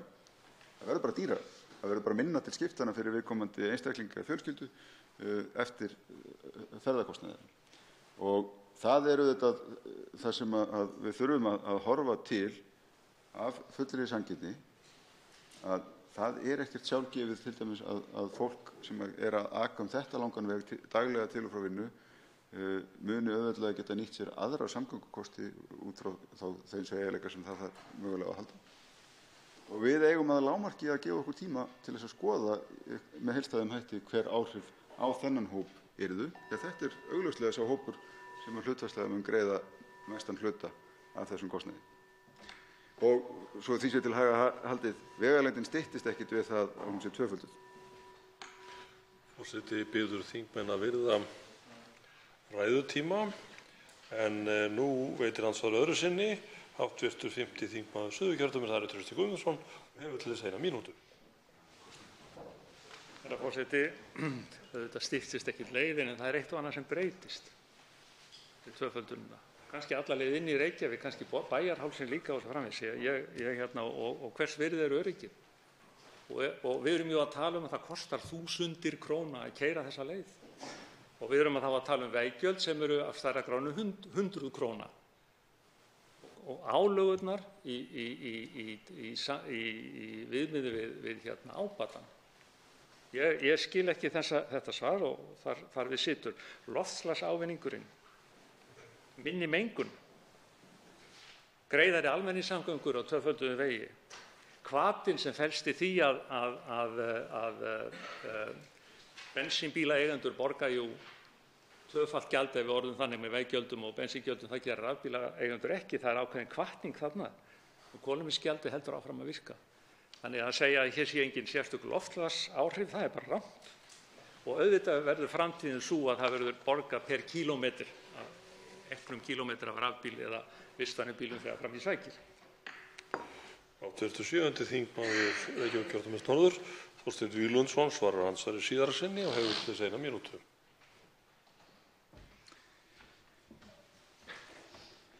Herra forseti, ég verði eiginlega að segja fyrir það fyrst að allar þessar vegabætur sem hér er lögð áhersla á undir hatti veggjalda, það er að segja að Reykjanesbrautin, Suðurlandsvegur, Vesturlandsvegur, ef ekki að segja að áhrif á ferðatíma eru þetta langmest í þeim stofnvegaumbótum sem eru hér innan höfuðborgarsvæðisins, því að þar eru þetta helsta umferðarteppan. Lausnin þar felst auðvitað í samblandi af uppbyggingu borgarlínu og þessa gríðarlega mikilvægs verkefni sem þar bíður og nauðsynlegra samgöngubóta í vegakerfinu, ekki bara tengt borgarlínu, heldur til þess að bæta flæði götur borgarinnar í heild eða höfuðborgarsvæðisins í heild. Það er bara sáralítið að finna það í þessari samgönguáætlun. Enn og aftur er það undanskilið. Höfuðborgarsvæðið sem er búið að vera í fjárfestingafrystingu í áratug er enn og aftur sagt þið verðið að hinkra eða borga í það minnsta meira ef þið ætlið að fá eitthvað. Þetta bara algjört metnaðarleysi af hálfu meirihlutans, sama hvernig á það er litið. Og ég held að það ætti bara að ljúka þessari umræðu í heild og hvernig eiga fjármagnana í heild áður en að við afgreiðum þessu samgönguáætlun hér. Forseti lítur svo til að hv. þingmaður hafi ekki heyrt forseta beðið að þingmenn hv. virtu ræðutíma og ánýjar því beiðni sína það. En nú tekur til máls og veitir andsvar hv. 9.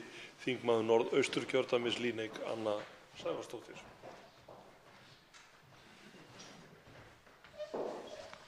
Virðulegi forseti, ég þakka hv. þingmanni Þorsteini Víglundssyni ræðuna samgönguáætlun, þar sem mér fannst það nú leggja talsvert á sig til þess að virðast ósammála veggjöldum.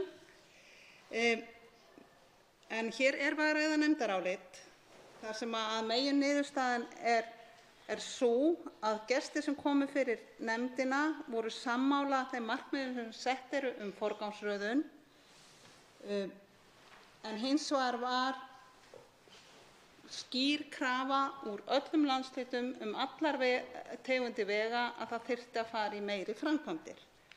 Og því töluverðu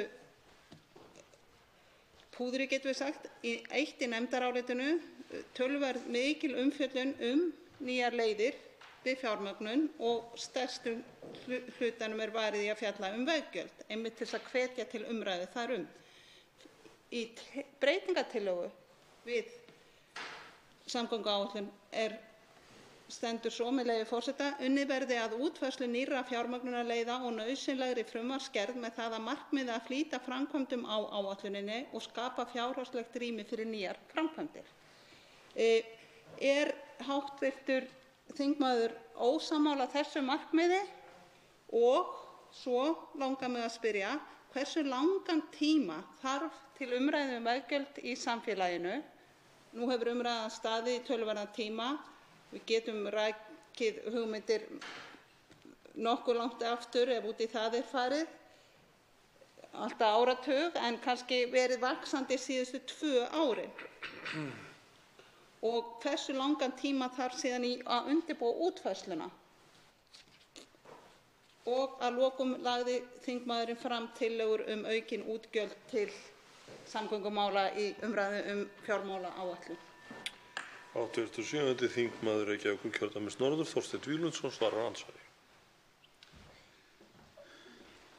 Herra forseti, ég skal reyna að gæta mín betur að tímamörkum eftir ábendingar forseta, en ég þurfti ekki að leggja sérstaklega á mig mikla vinnu til þess að vera andugur þessar útfærslu á veggjöldum, af því að hér einfaldlega verið að fjármagna almennar vegaframkvæmdir sem hefur verið lofað hér árum, áratugum saman í einhverjum tilvikum, á nokkrar umræðum veggjöld til þess að fjármagna þær. Þetta bara partur af skyldu okkar, skyldu ríkisins, til þess að sinna hér grunninnviðum. Og við skulum bara tala þá heiðarlega það ef við þurfum aukna fjármögnun til þess að geta sinnt þeirri skyldu. Það þarf líka að tala viðhald á vegunum, þar sem Vegagerðin sjálf metur svo að uppsöfnuð viðhaldsþörf vega sé 60 milljarðar og við verjum 10 milljörðum á ári tæpum í viðhald. Þá skulum við bara tala það ef það vantar meira fjármagn inn í þetta kerfi í heild og hvernig við ætlum að standa að framtíðargjaldtöku og umferð. Ég veigra mér ekkert undan þeirri umræðu og ég veigra mér heldur ekkert undan því að styðja veggjöld þar sem ég tel þau geta átt vel við, þar sem að ræða framkvæmdir sem ekki á dagskrá að fara í að öðrum kosti og hafa í sér þennan beina ábata fyrir notendur að stytta verulega leið að spara kostnað öðru leyti. Það á bara ekkert við þær framkvæmdir sem hér verið að leggja undir í þessu samhengi. Tölum bara heildar fjármögnun kerfisins. Hversu langan tíma þarf? Ég held að við þurfum allavega að sjá til botns hvað kostar þetta nákvæmlega, hvernig verður það útfært, hvað verður endanlegt veggjald áður en að lagt yfir með þessum hætti. En ég myndi bara vilja taka utan þennan samgöngupakka í heild sinni og segja að hér umfangið og ég nefndi hér áðan að það þyrfti sennilega 110 milljarða ef ætti að taka stofnaðirnar að og frá höfuðborgarsvæðinu með og nauðsynlega borgarlínuframkvæmdir. Finnum þá bara skynsamlega leið til þess að fjármagna það ásamt öðrum þeim nauðsynlegu vegabótum sem hér rætt En það alltaf líka að gefa kjósendum aðeins rýmri tíma til þess að átta sig á því þegar 2 flokkar af 3 í ríkisstjórn hafa hafnað þessari leið þar til skyndilega nú. Þá veitir andsvar öðru sinni hv.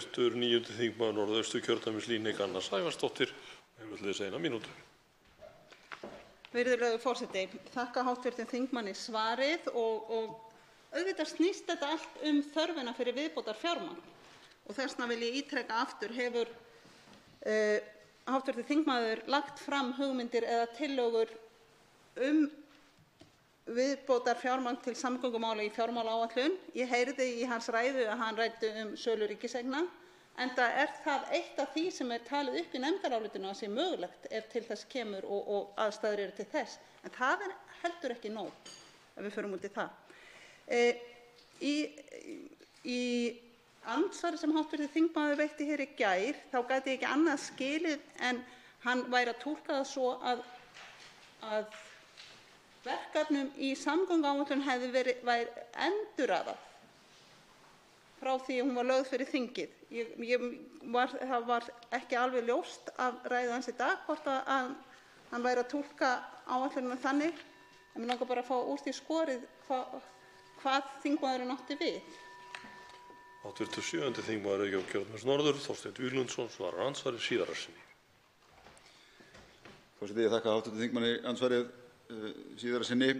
Stutta svarið við síðustu spurningunni nei, ég hélt ekki fram að neinu hefði verið endurraðað. Allar mikilvægustu framkvæmdirnar voru undanskildar bæði hjá hæstv. Samgönguráðherra og hjá meirihluta nefndarinnar. Þannig að það bara sama lélega forgangsröðunin í verkefnunum þar á milli. Varðandi hugmyndir fjármögnun, já, ég hef lagt fram hugmyndir hvernig mætti fjármagna þetta með öðrum hætti og það væri býsna auðvelt.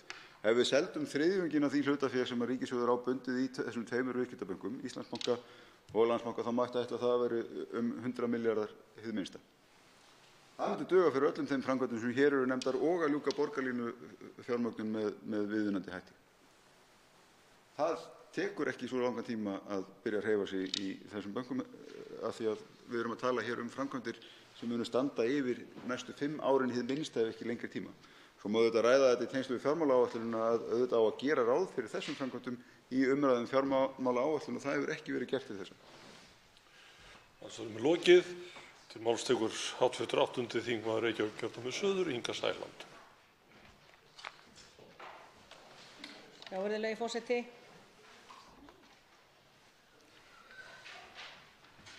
Það fer víst ekki fram hjá neinum sem að aka hér þjóðvegi landsins og sem eru hér fastir í umferðinni hér á suðvesturhorninu hversu brýn þörfin á stóru átaki í uppbyggingu samgöngukerfisins okkar. En það samt sem áður svolítið undarlegt að vera allt í einu núna án þess í rauninni að hafa ímyndað sér að það kæmi til þessara hugmynda sem að nú liggja á borðinu.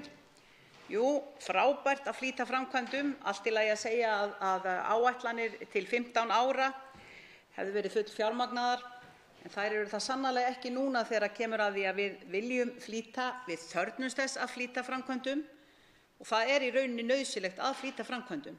Þannig að enn og aftur þá snýst það peninga. Ég vil nú þakka hv. þingmanni Þorsteini Víglundssyni fyrir hans ágætu ræðu hér áðan. Það margt sem hann hafði fram að færa sem að ég get tekið undir. Ítrekað talað hvernig á að fjármagna framkvæmdina. Þessi nýja hugmynd vegaskattana, hún svona eins og blaut tuska, finnst mér, í andlitið á almenningi í þessu landi. Hún í rauninni klædd í kjól Sjálfstæðisflokksins algjörlega frá toppi til táar. Það alveg furðulegt að horfa upp á það núna á 20 ára afmæli Vinstrihreyfingarinnar – græns framboðs að þeir skuli í rauninni og með forystu í ríkisstjórn bara taka það í mál að við séum á þeim stað núna að vera að ræða auknar álögur á almenning í landinu. Skattar og aftur skattar. Það má kalla það gjald, það má kalla það toll, það má kalla það hvað sem Staðreyndin sú að það leitað logandi ljósi endalaust í það að bæta álögur á almenning í landinu.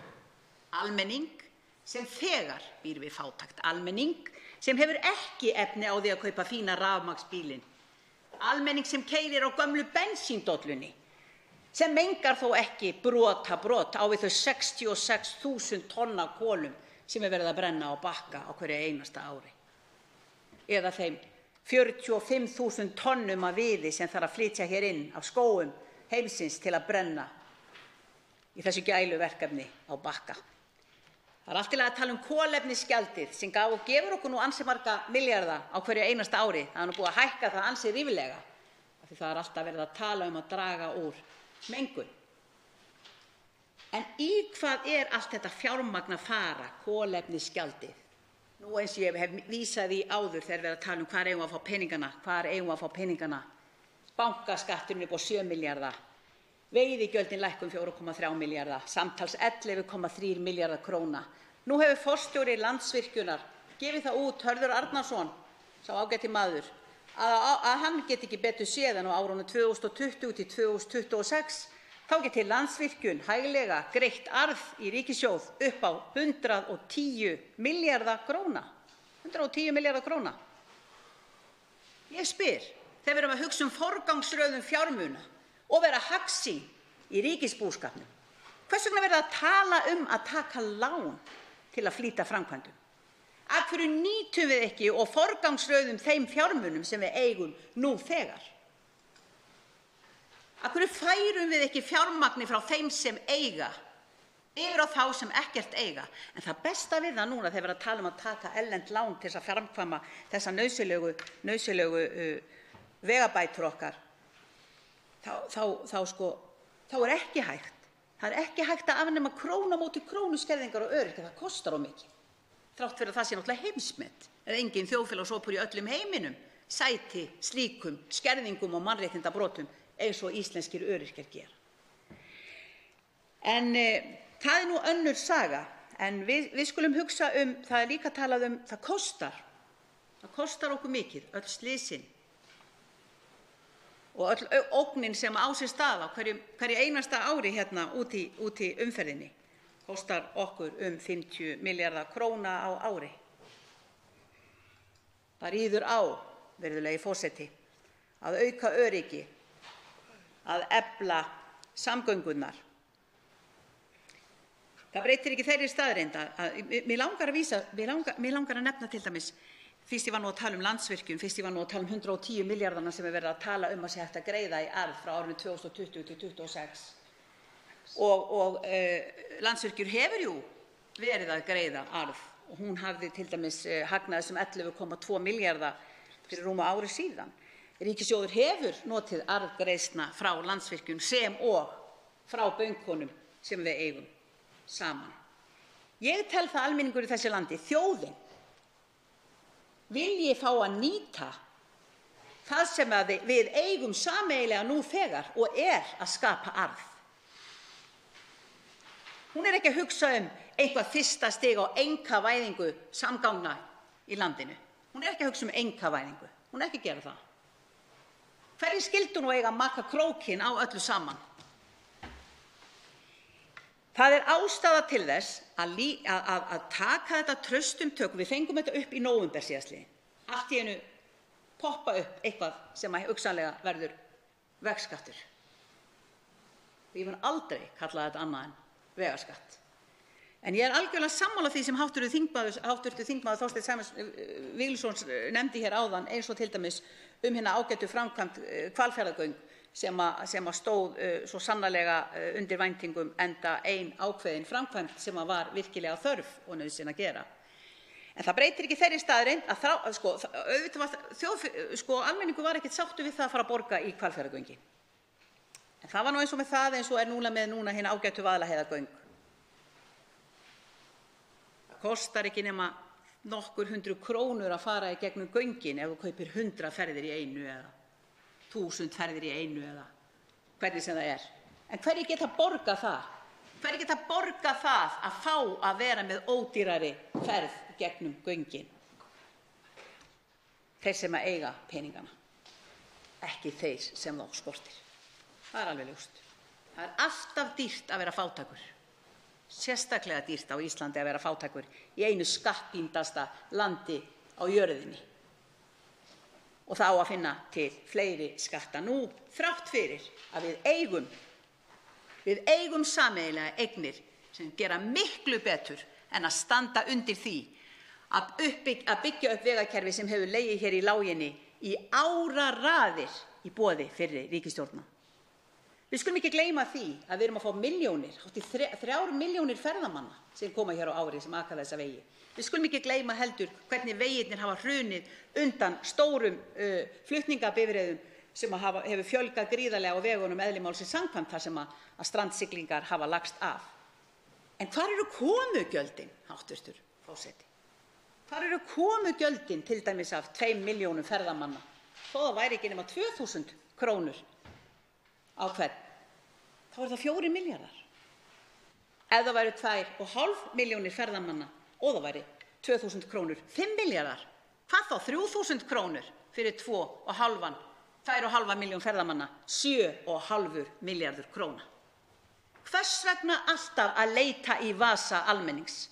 Hvers vegna alltaf að hlaða frekari byrðum á þá sem síst skyldi þurfa að bera þær? Ég hef í rauninni litlu við að bæta. Ég þarf ekki að segja það, þetta er bara skýrt. Við vitum að þörfin er brýn. Við vitum að við þurfum Reykjanesbrautina tvöföldun alls staðar, göng út um allt. Við sjáum hvernig samgangnakerfið á Vestfjörðum er. Við vitum að það er ekki einu sinni búið að malbika. Það er ekki einu sinni búið að malbika alla vegi landsins. Ekki ennþá árið 2019. Og það þarf stór átak sem kostar mikla peninga. En það breytir ekki þeirri staðreynd að við eigum þetta fjármagn. Það eina sem við þurfum á að halda, það er skilvirk stjórn ríkisfjármála sem forgangsraðar fjármunum okkar í þágu fólksins í landinu. En ekki endalaust hagsmunaafla sem að eiga allan auðinn fyrir.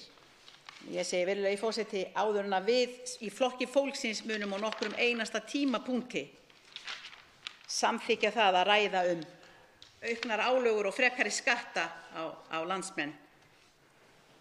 Þá vildum við gjarnan senda boltann til ríkisstjórnarinnar og biðja þá vinsamlega að skoða málið aðeins betur og sækja fjármagni þar sem það er, draga til baka lækkun bankaskatts upp á 7 milljarða, gefa stórútgerðinni hreinlega tækifæri á því að greiða fullt verð fyrir aðgang að okkar sameiginlegu auðlind. Svo væri ekki meira sagt. Ég hugsa þegar upp er staðið og ættum við svo mikinn afgang að við getum sennilega bara byggt glerþak yfir allan Elliðaárdalinn og planta þar fullt af pálmatrjám og búið til Kanaríeyjar eins og virðist vera í draumur háttvirtrar borgarstjórnar. En svo mörg voru þau orð. Helga Vala Helgadóttir, 84. þingmaður Reykjavíkurkjördæmis norður, veitir andsvar.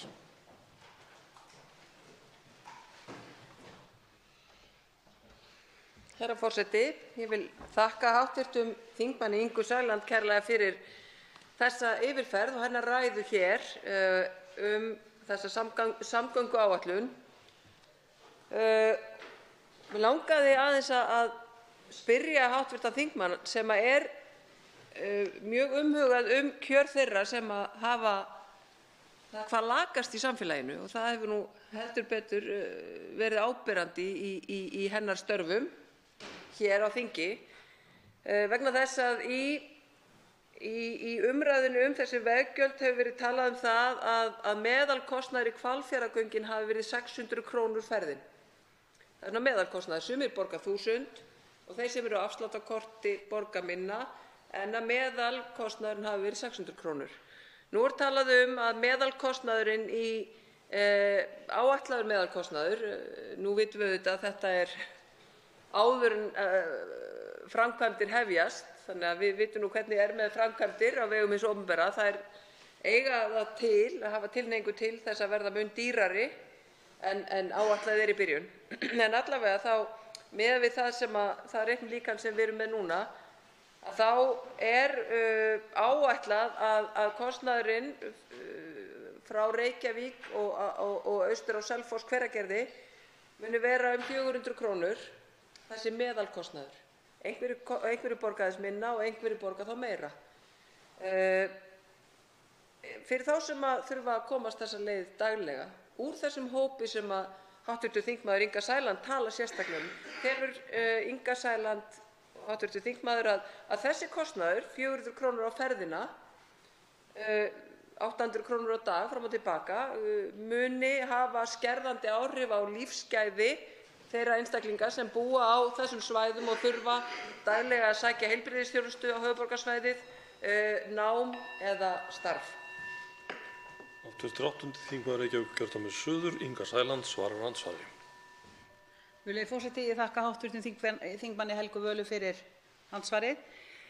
Já, ég tel það ekki nokkrum vafa undir orpið að einstaklingur sem að fá útborgað 218.000 kr. til dæmis sem öryrki, að hann og að leigja eða að reyna að borga af einhverju sem á að heita þak yfir höfuðið, sá einstaklingur á ekki einu sinni mat á diskinn allan mánuðinn. Þannig að hver einasta auka króna sem á hann leggst, hún einni krónu of mikið. Og í raun og veru það sem þessi ríkisstjórn ætti að vera að gera, það var að koma í veg fyrir það að fátækt fólk sé skattlagt sem með undir 300.000 kr. í framfærslu. Að hver einasta króna sem þungur baggi á þennan þjóðfélagshóp sem ótrúlega stór og sem lokað mjög fast augunum fyrir hér af þessari háttvirtu ríkisstjórn. Þannig að það sem í raun og veru, þegar hv. þingmaður nefnir líka svona meðalverði í gegnum göngin, þá til dæmis meðalverði í gegnum Vaðlaheiðargöngin, það kannski 700 kr. segja þeir ef þú kaupir 70 ferðir, annars þarftu að borga ansi mikið meira. Þannig að þessi sami einstaklingur sem býr við hvað bágustu kjörin, hann þarf að snara fram 70.000 kr. á einu bretti til að geta keypt sér þessa 100 ferðir í gegnum göngin og greitt fyrir það 700 kr. Þannig að það í rauninni alveg sama hvernig á það litið. Sá einstaklingur sem nær ekki endum saman og hefur ekki og að berjast fyrir því að bara lifa út mánuðinn, helminginn af honum á núðlum og sennilega hinn helminginn á hafragraut, hann getur ekki bætt á sig einni einustu krónu, virðulegi forseti, í vegskatta. Og þetta andsvar öðru sinni hv. 4. þingmaður Reykjavíkurkjördæmis norður, Helga Vala Helgadóttir. Herra forseti, ég vil þakka hv. þingmanni Ingu Sæland kærlega fyrir þetta skýra og greinargóða svar. Mig langar að vekja athygli þingmannsins af því að nú flokkur fólksins ekki lengur með fulltrúa inn í umhverfis- og samgöngunefnd, þannig að mig langar að hvetja hv. þingmann til þess að skoða og kynna sér vel breytingartillögu minnihluta nefndarinnar sem einmitt lýtur að því að þær framkvæmdir sem ætlað að fara að flýta, sem eru nauðsynlegar framkvæmdir. Við erum öll meðvituð það að það verður að fara í nauðsynlegar framkvæmdir til að tryggja öryggi okkar, að þessar framkvæmdir verði greiddar úr okkar sameiginlegu sjóðum með skattpeningum, þannig að þeir sem geta greitt meira borga meira, eins og við reynum að hafa skattkerfið, tekjuskattskerfið okkar að minnsta kosti. Við erum líka með tillögur að stórefla almenningssamgöngur bæði hér á höfuðborgarsvæðinu og í nágrannasveitarfélögum og að þeir sem þurfa að nota þær daglega fái þessar samgöngur niðurgreiddar verulega. Það er að segja þeir sem þurfa að fara í vinnu og nám og heilbrigðisþjónustu að fái greiðan aðgang í gott kerfi, ekki þannig að þú þurfir að bíða allan daginn eftir farinu, heldur að við förum raunverulega í að búa til alvöru almenningssamgöngukerfi sem þá styður bæði við þá efnaminni en gerir þetta líka raunverulegt val fyrir fjölskyldur, barnmargar fjölskyldur og fyrir þá sem eru að hugsa loftslagið okkar. Þannig að ég hvet hv. þingmann til þess að kynna sér þessar tillögur og tilbúin til þess að ræða við hana hérna utan þingstóls hvenær sem en þetta eitthvað sem að hv. þingmaður gæti hugsað sér að styðja? Hv. 8. þingmaður Reykjavíkurkjördæmis suður, Inga Sæland, svarar andsvari síðara sinni. Virðulegi forseti, ég þakka hv. þingmanni Helgu Völu Helgadóttur fyrir síðara andsvar og sérstaklega þakka henni fyrir þetta góða boð. Ég full og við í Flokki fólksins af áhuga að fá að kynna okkur þessi mál algjörlega til hlítar. Þannig að við tökum sannarlega þessu góða boði fagnandi, ekki nokkur spurning. Við erum náttúrulega tilbúin að skoða hvað eina sem til bóta, svo framarlega sem það á ekki að draga síðustu tennurnar úr fátækasta fólkinu í landinu. vegna þess að það hefur ekki ennþá haft tækifæri til þess að fara til tannlæknis, svo það sé sagt. En eins og ég segi, bara já, kæra þakkir hv. þingmaður. Ég tek það með þökkum og aftur að spjalla heilmikið um það sem minnihlutinn hefur fram að færa í samgöngunefnd. Andsvörum er lokið. Til máls tekur hv. 10. þingmaður Reykjavíkurkjördæmis norður, Ólafur Ísleifsson. Herra forseti, ef við lítum svona yfir hið pólitíska svið þegar kemur að samgöngumálunum, að þá er þess skemmst að minnast að í aðdraganda alþingiskosninganna í október 2017 var samgöngumál mjög hátt. Lykilhugtakið, eða minnst kosti eitt af lykilhugtökum í samræðum frambjóðenda og annarra í aðdraganda þessara kosninga var innviðir og stóð upp úr öllum nauðsyn þess að efla þyrfti innviði landsins. Nú orðið innviðir eins konar svona dulmál og merkir vegir, hafnir og flugvellir í flestum tilfellum, kannski ljósleiðari. En þegar að kemur til stykkisins að þá reynist átak ríkisstjórnarinnar í samgöngumálum í framkvæmd reynast vera 5,5 milljarður aukalega í samgöngumál á ári í 3 ár. Síst skal gert lítið úr því á nokkurn hátt, en það sjá allir hve skammt þessi fjárhæð hrekkur. Í einu gagnmerka áliti meirihluta samgöngunefndar er rakið að gestir voru einróma í þeirri afstöðu að gera þyrfti átak í vegaframkvæmdum um allt land, viðhaldi og nýframkvæmdum. Þar er rakið að fjárfestingarþörfin í heild liggi á milli 350 og 400 milljarða króna. Og menn geta þá borið þessar fjárhæðir saman, innviðaátak ríkisstjórnarinnar, sem aftur ekki skal gert lítið úr nokkurn hátt, og þessar fjárhæðir sem þarna eru tilgreindar af hálfu meirihluta í samgöngunefnd. Nú, það er öllum ljóst að fjöldi ferðamanna sem fer landið hefur margfaldast síðustu árin og sömuleiðis hefur þróun atvinnulífs í landinu stóraukið þungaflutninga vegi landsins með auknu álagi og sliti á vegum. Kem ég að því síðar. Nú, fjöldi ferðamanna á árinu 2017 var rúmar 2,2 milljónir og þeim fjölgaði nokkuð á síðasta ári, 2018.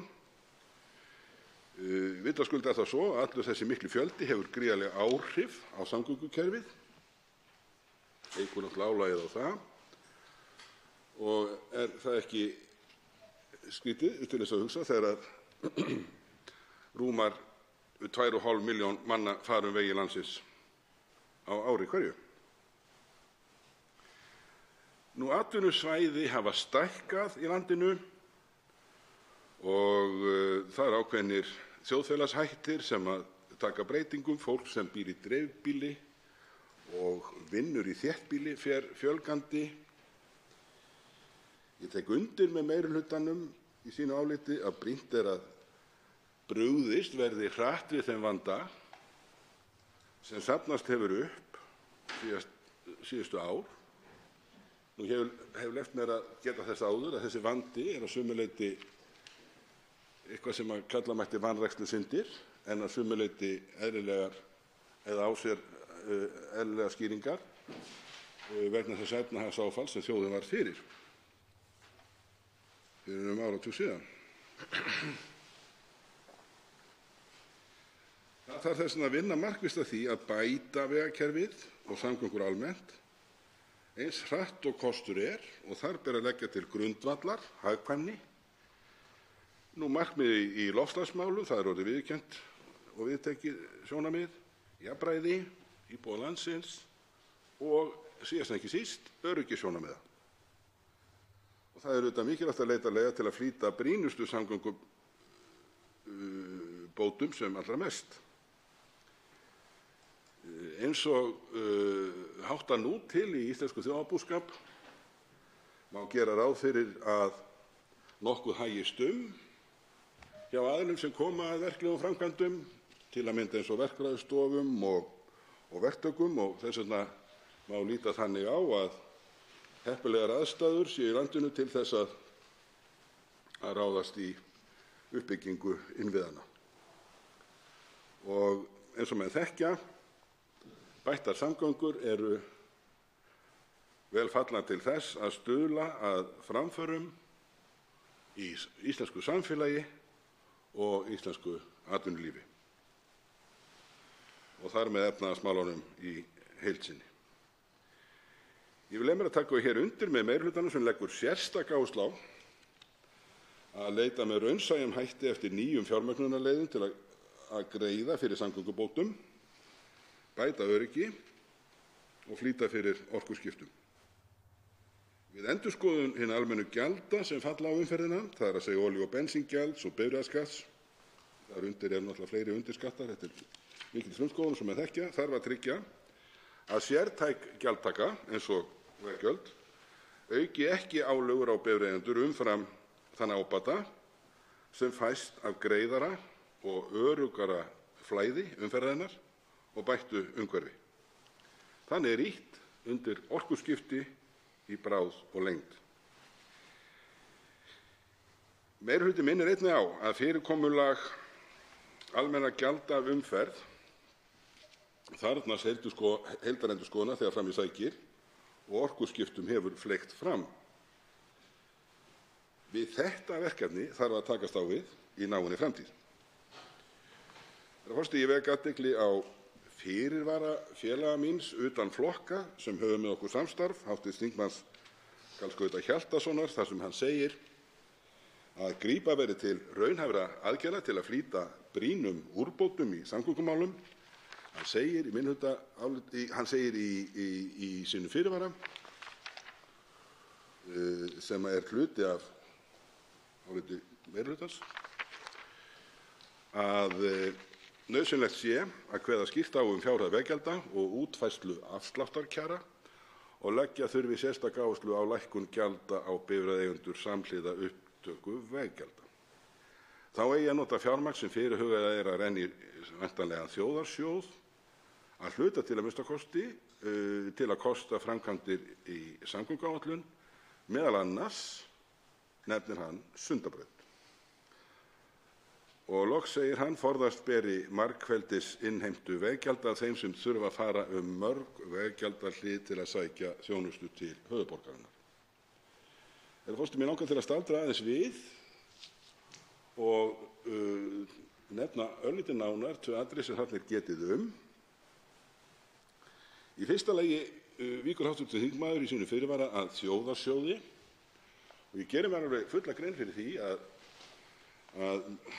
maður er að hætta sér út á svolítið hættulega braut þegar maður er að tala hann vegna þess að hæstv. Fjármálaráðherra hefur útskýrt að hugmyndin þjóðarsjóð styðst við ákveðna hugmyndafræði og við sem viljum kannski frekar ræða málin á svona praktískum grundvelli og framkvæmdir og samgöngubætur og aukið umferðaröryggi við viljum samt sem áður leggja það fram og minnst ég hér að svo miklu leyti sem að þessi hugmynd á hugmyndafræðilegum grundvelli eftir því sem sagt er þjóðarsjóð hefur gildi að þá kann að vera svo að hennar gildi myndi ef aukast þegar fram líða stundir í ljósi þess að við erum núna í þeirri aðstöðu að búa hérna við vanfjármagnað samgöngukerfi sem er að sumu leyti að hruni komið ef maður orða það þannig og þá er ég að vísa til ástands ekki síst vega víða um land sem hafa þurft að bera hérna margfalda umferð með það sem gerist í miðað við það sem áður gerðist. Það er þess vegna full ástæða til þess að ræða tímasetninguna á þessu þjóðarsjóði. Það liggur fyrir að það muni falla til á komandi árum miklar arðgreiðslur vegna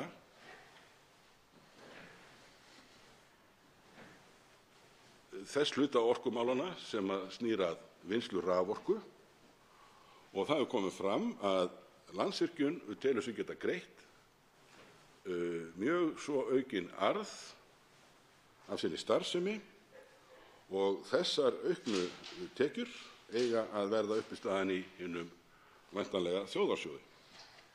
En þá liggur það kannski beinast við að þessar tekjur fari til þess að byggja upp innviðina í landinu, vegina, hafnirnar, flugvellina, frekar heldur en að safna þessu fé í einhvern sjóð sem að erfitt er að sjá reyndar í frumvarpinu við hvaða skilyrði yfir höfuð yrði nýttur. Þannig að ég vil af þessum ástæðum og fleiri taka undir með hv. þingmanni þegar hann í sínu fyrirvara nefnir sérstaklega þjóðarsjóð í tengslum við fjármögnun þessara framkvæmda sem rætt er hér í samgönguáætlun ríkisstjórnarinnar og í áliti meirihlutans. Nú í annan stað vil ég staldra aðeins við og segja það að hvað sem segja má veggjöld, þá er það auðvitað staðreynd að Hvalfjarðargöngin, svo mikla samgöngubót, hefur náttúrulega aldrei orðið til nema fyrir það að þá var leitað eftir nýmælum í fjármögnun framkvæmda og göngin eru náttúrulega studd veggjöldum. Það er skemmst frá því að segja að það er bandarískur lífeyrissjóður kennara í Bandaríkjunum sem fjármagnaði þessi göng við skuldabréfi sem ég hygg að hafi verið gefið út í 23 ára, og reynslan var sú, eins og oft gerist, að umferðin göngin var meiri heldur en ráð hafði verið fyrir gert. Þau skiluðu þessum auknu tekjum og lánið var greitt upp áður en komið var að lánstímanum. Starfa minna vegna hafði ég tækifæri til að fara mjög oft og ekki bara tækifæri heldur tilefni til að fara oft þessi göng, og get borið það eins og svo margir aðrir að það var auðvelt val að þegar maður stóð frammi fyrir því að í áskrift kostar hver ferð göngin kannski eða innan við 300 krónur, og það má þó bera saman við kostnaðinn og tímann sem fer í það að fara fyrir Hvalfjörð. Herra forseti, mikilvægi þess að unnið verði að umferðaröryggismálum verður aldrei nógsamlega undirstrikað. Huga þarf að umferðaröryggi ungmenna, sér í lagi á hættulegum vegum, fólksins sem að taka sín fyrstu skref í umferðinni og þarf í mörgum tilfellum að aka hættulega vegi til að sækja nám. Þá tel ég nauðsynlegt að taka undir að brýnt er að auka fræðslu til erlendra ferðamanna sem eru óvanir akstri við íslenskar aðstæður og jafnvel óvanir akstri yfir höfuð að tala. Sjálfsagt mál er að gerðar verði lágmarkskröfur til erlendra ferðamanna varðandi aksturskunnáttu þegar þeir taka hér bílaleigubíla. Almennt vil ég taka undir áherslur sem lagðar eru fram í samgönguáætlun ríkisstjórnarinnar umferðaröryggi og að forgangsröðun verkefna taki mið af öryggissjónarmiðum. Herra forseti, bregðast þarf við áhyggjum sem flugrekendur og aðrir hagsmunaaðilar hafa lýst af flugöryggi í millilandaflugi í ljósi ört vaxandi flugumferðar og stöðu millilandaflugvalla landsins. Í ætli áratug hefur umferð Keflavíkurflugvöll aukist mikið og farþegaflugvélum í millilandaflota Íslendinga fjölgað hratt á undanförnum árum. Flugstarfsemin hefur margfaldast á tiltölulega fáum árum og skipar þýðingarmikinn sess í íslensku þjóðarbúskap, eins og hv. þingmaður Njáll Trausti Friðbertsson þreytist ekki á að minna okkur samþingmenn sína á. Ástæða er til að lýsa áhyggjum yfir að á sama tíma og umferð farþegavéla Keflavíkurflugvöll hefur margfaldast hafa innviðir varaflugvallanna á Akureyri og á Egilsstöðum ekki verið byggðir upp. Því hafa aðrir millilandaflugvellir ekki þróast í takt við aukna flugumferð til og frá landinu. Lokist Keflavíkurflugvöllur á annan tíma eru aðrir millilandaflugvellir vanbúnir til að takast á við aðstæður sem geta komið upp þegar margar flugvélar þurfa á varaflugvelli að halda á sama tíma. Rakið í áliti meirihluta samgöngunefndar að við núverandi aðstæður verða flugstjórar á því að tilkynna varaflugvöll í Evrópu til að uppfylla kröfur flugöryggi á álagstíma Keflavíkurflugvallar. Því þurfa flugvélar á leið til landsins að bera mun meira eldsneyti en ella. Þetta leiðir til aukins kostnaðar fyrir flugrekendur og takmarka burðargetu vélanna og aukinna neikvæðra umhverfisáhrifa. Í umsögnum kemur fram að flugvellinir á Akureyri og Egilsstöðum séu mikið notaðir sem varavellir í daglegu áframflugi til og frá landinu og kallaðir eftir verulegum úrbótum í aðstöðu í átt að bættu öryggi. Í nýlegri heimsókn háttvirtrar atvinnuveganefndar til hinna glæsilegu stöðvar Icelandair í Hafnarfirði þar sem rekin þjálfun flugliða í flughermum og umfangsmikil vinna af hálfu verkfræðinga fyrirtækisins kom skýrt fram nauðsyn þess að búa þannig að flugvöllunum á Akureyri og Egilsstöðum að þeir njóti viðurkenningar sem fullgildir varaflugvellir fyrir millilandaflugið. Ég tek undir með meirihlutanum þegar hann beinir því til samgöngu- og sveitarstjórnarráðherra að tryggja við endurskoðun samgönguáætlunar að nýtt fyrirkomulag rekstrar Reykjavíkurflugvallar, Akureyrarflugvallar og Egilsstaðaflugvallar leiði til þess að þeir fjármunir sem ætlaðir voru til viðhalds og endurnýjun á þeim á árunum 2020 til 2023 færist til eflingar á innanlandsflugvallakerfinu og annarra flugvalla í grunnneti þar sem viðhald og endurnýjun orðið aðkallandi meðal annars með hliðsjón af öryggissjónarmiðum.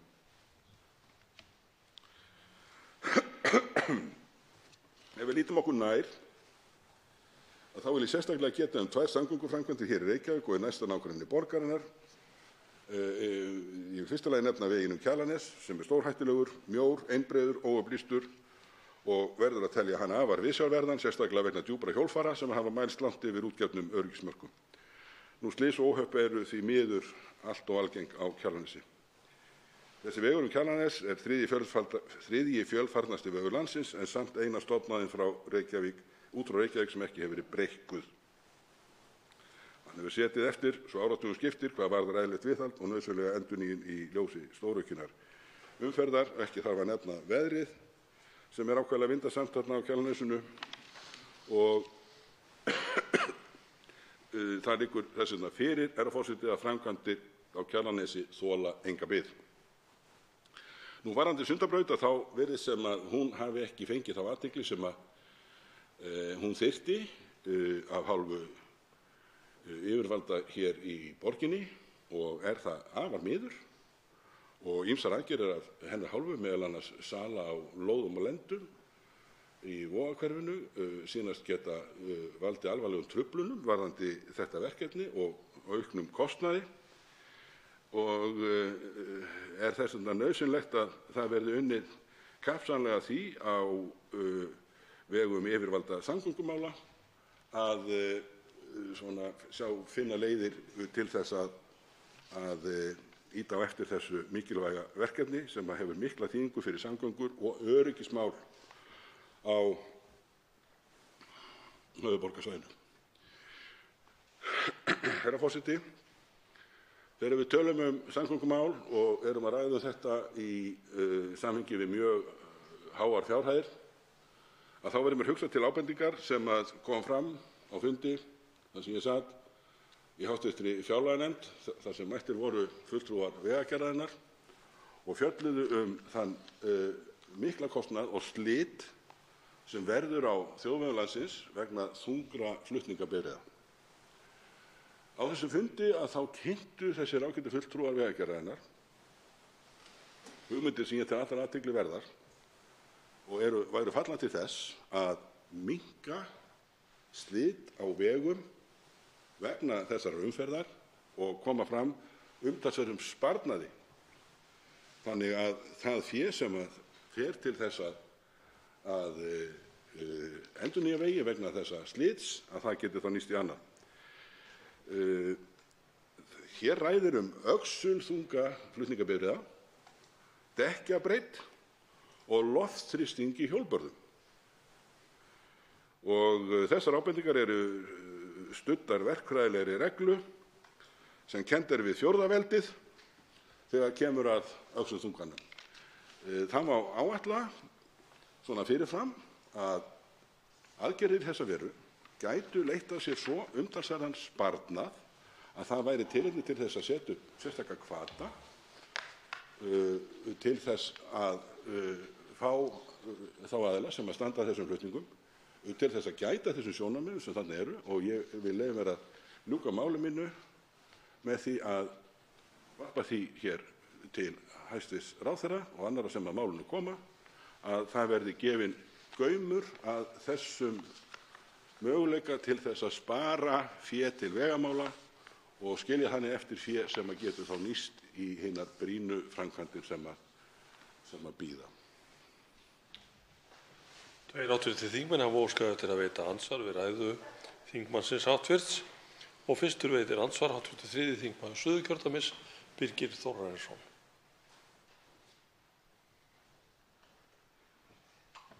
Já, herra forseti, ég vil þakka hv. þingmanni Ólafi Ísleifssyni fyrir þessa ræðu hér, margt fróðlegt og tek sérstaklega undir með honum áhugavert sem hann nefndi hér varðandi slit á þjóðvegum landsins og aðgerðir til þess að draga úr því. Þetta skiptir verulegu máli vegna þess að viðhaldsþörfin í samgöngukerfinu og vegakerfi landsins er ærin. En mig langaði hér aðeins að fá hugmyndir frá hv.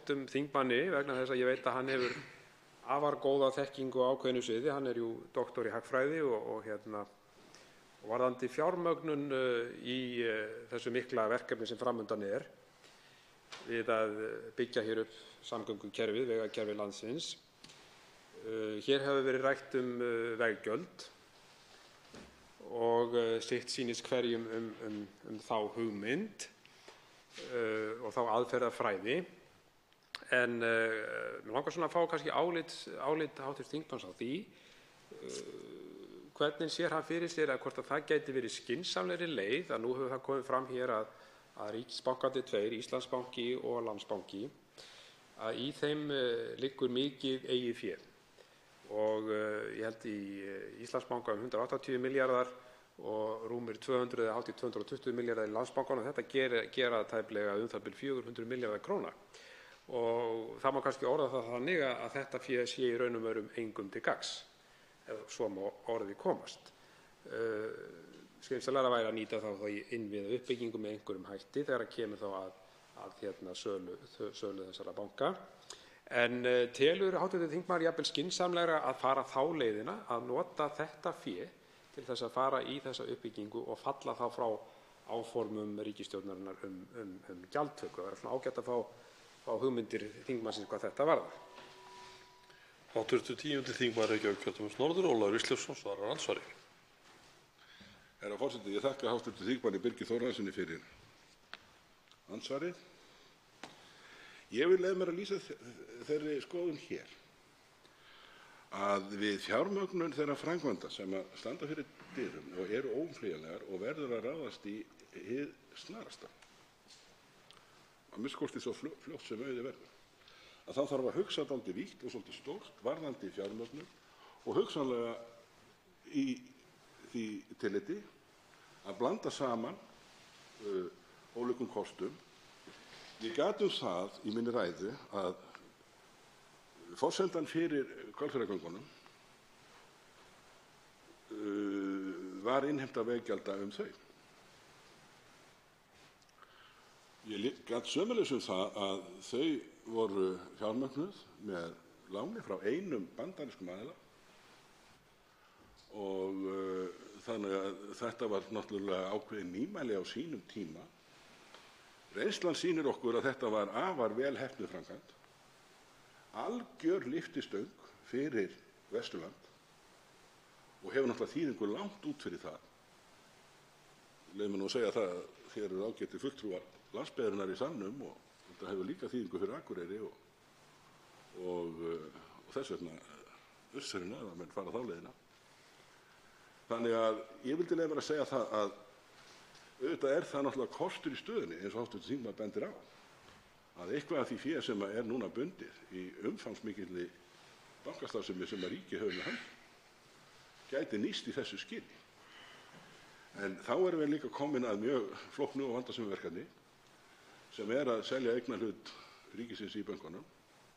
Það er ekki nema 10 ár frá hruni og þjóðin er að vísu að rétt úr kútnum að mjög mörgu leyti, en tjónið sem var vegna falsbankana er náttúrulega meira heldur en tölum hafi verið talið, og þess vegna þarf að vanda mjög til alls undirbúnings, og ég á bágt með að sjá það fyrir mér að það verði á allra næstu árum hægt að ráðast í þetta verkefni.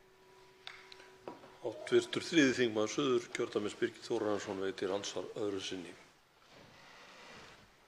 Herra forseti, ég þakka hv. þingmanni svarið og skynsamlegt svar og yfirvegað og af þekkingu. Ég tek heils vegar undir það að það verður sjálfsögðu að fara mjög varlega í það þegar ákvarðanir verði teknar það að selja hlut ríkisins í ríkisbönkunum, eða minnsta kosti hluta þess. En hv. þingmaður nefndi hér Hvalfjarðargöngin og ég alveg sammála því að þetta var afar vel heppnað verkefni, en gleymum því ekki að þegar það hófst þá voru nú menn mjög skeptískir á þetta og sumir hétu því að keyra aldrei þessi göng og svo framvegis, en reyndin var nú önnur og eins og hv. þingmaður nefndi réttilega gott dæmi vel heppnaða framkvæmd. Að vísu tel ég að Hvalfjarðargöngin sé ekki alveg sambærileg þessari hugmynd veggjöld hér á helstu stofnæðum út frá höfuðborgarsvæðinu, vegna þess að ef við tökum bara þessi Reykjanesbrautina sem dæmi, að þá er engin annar valkostur fyrir íbúana en að fara þá leið þar sem að þarf að greiða veggjaldið, en í Hvalfjarðargöngunum þá er þar valkostur sem að þeir sem vildu ekki greiða og vildu ekki greiða gjaldið gátu þá farið aðra leið að aka frá Hvalfjörðinn. Þannig að það hefur nú verið svolítið svona atriði í þessu að menn hafi valkost, en það er nefnilega eitthvað sem er ekki hvað varðar þessa helstu stofnæðir. Það var nefnt í einhverju ræðu að vera hægt að fara Suðurstrandarveginn, en við þekkjum það náttúrulega, það mun enginn gera það, mun lengri leið og svo framvegis. Þannig að það er mörgu að hyggja í þessu, en ég þakka hv. þingmanni fyrir greinargott og gott svar og hans ræðu sem var mjög góð. Þá svarar andsvari öðru sinni hv. 10. þingmaður Reykjavíkurkjördæmis norður, Ólafur Ísleifsson. Herra forseti, ég þakka hv. þingmanni fyrir andsvarið og það gefur mér tilefni til að víkja hérna að tveimur þáttum sem hann gat Annar þátturinn er jafnræði, og það er það að þegar menn huga og ræða veggjöld, að þá hljóta menn auðvitað að hafa í huga jafnræðissjónarmið í þeim efnum. Og það getur auðvitað ekki komið til að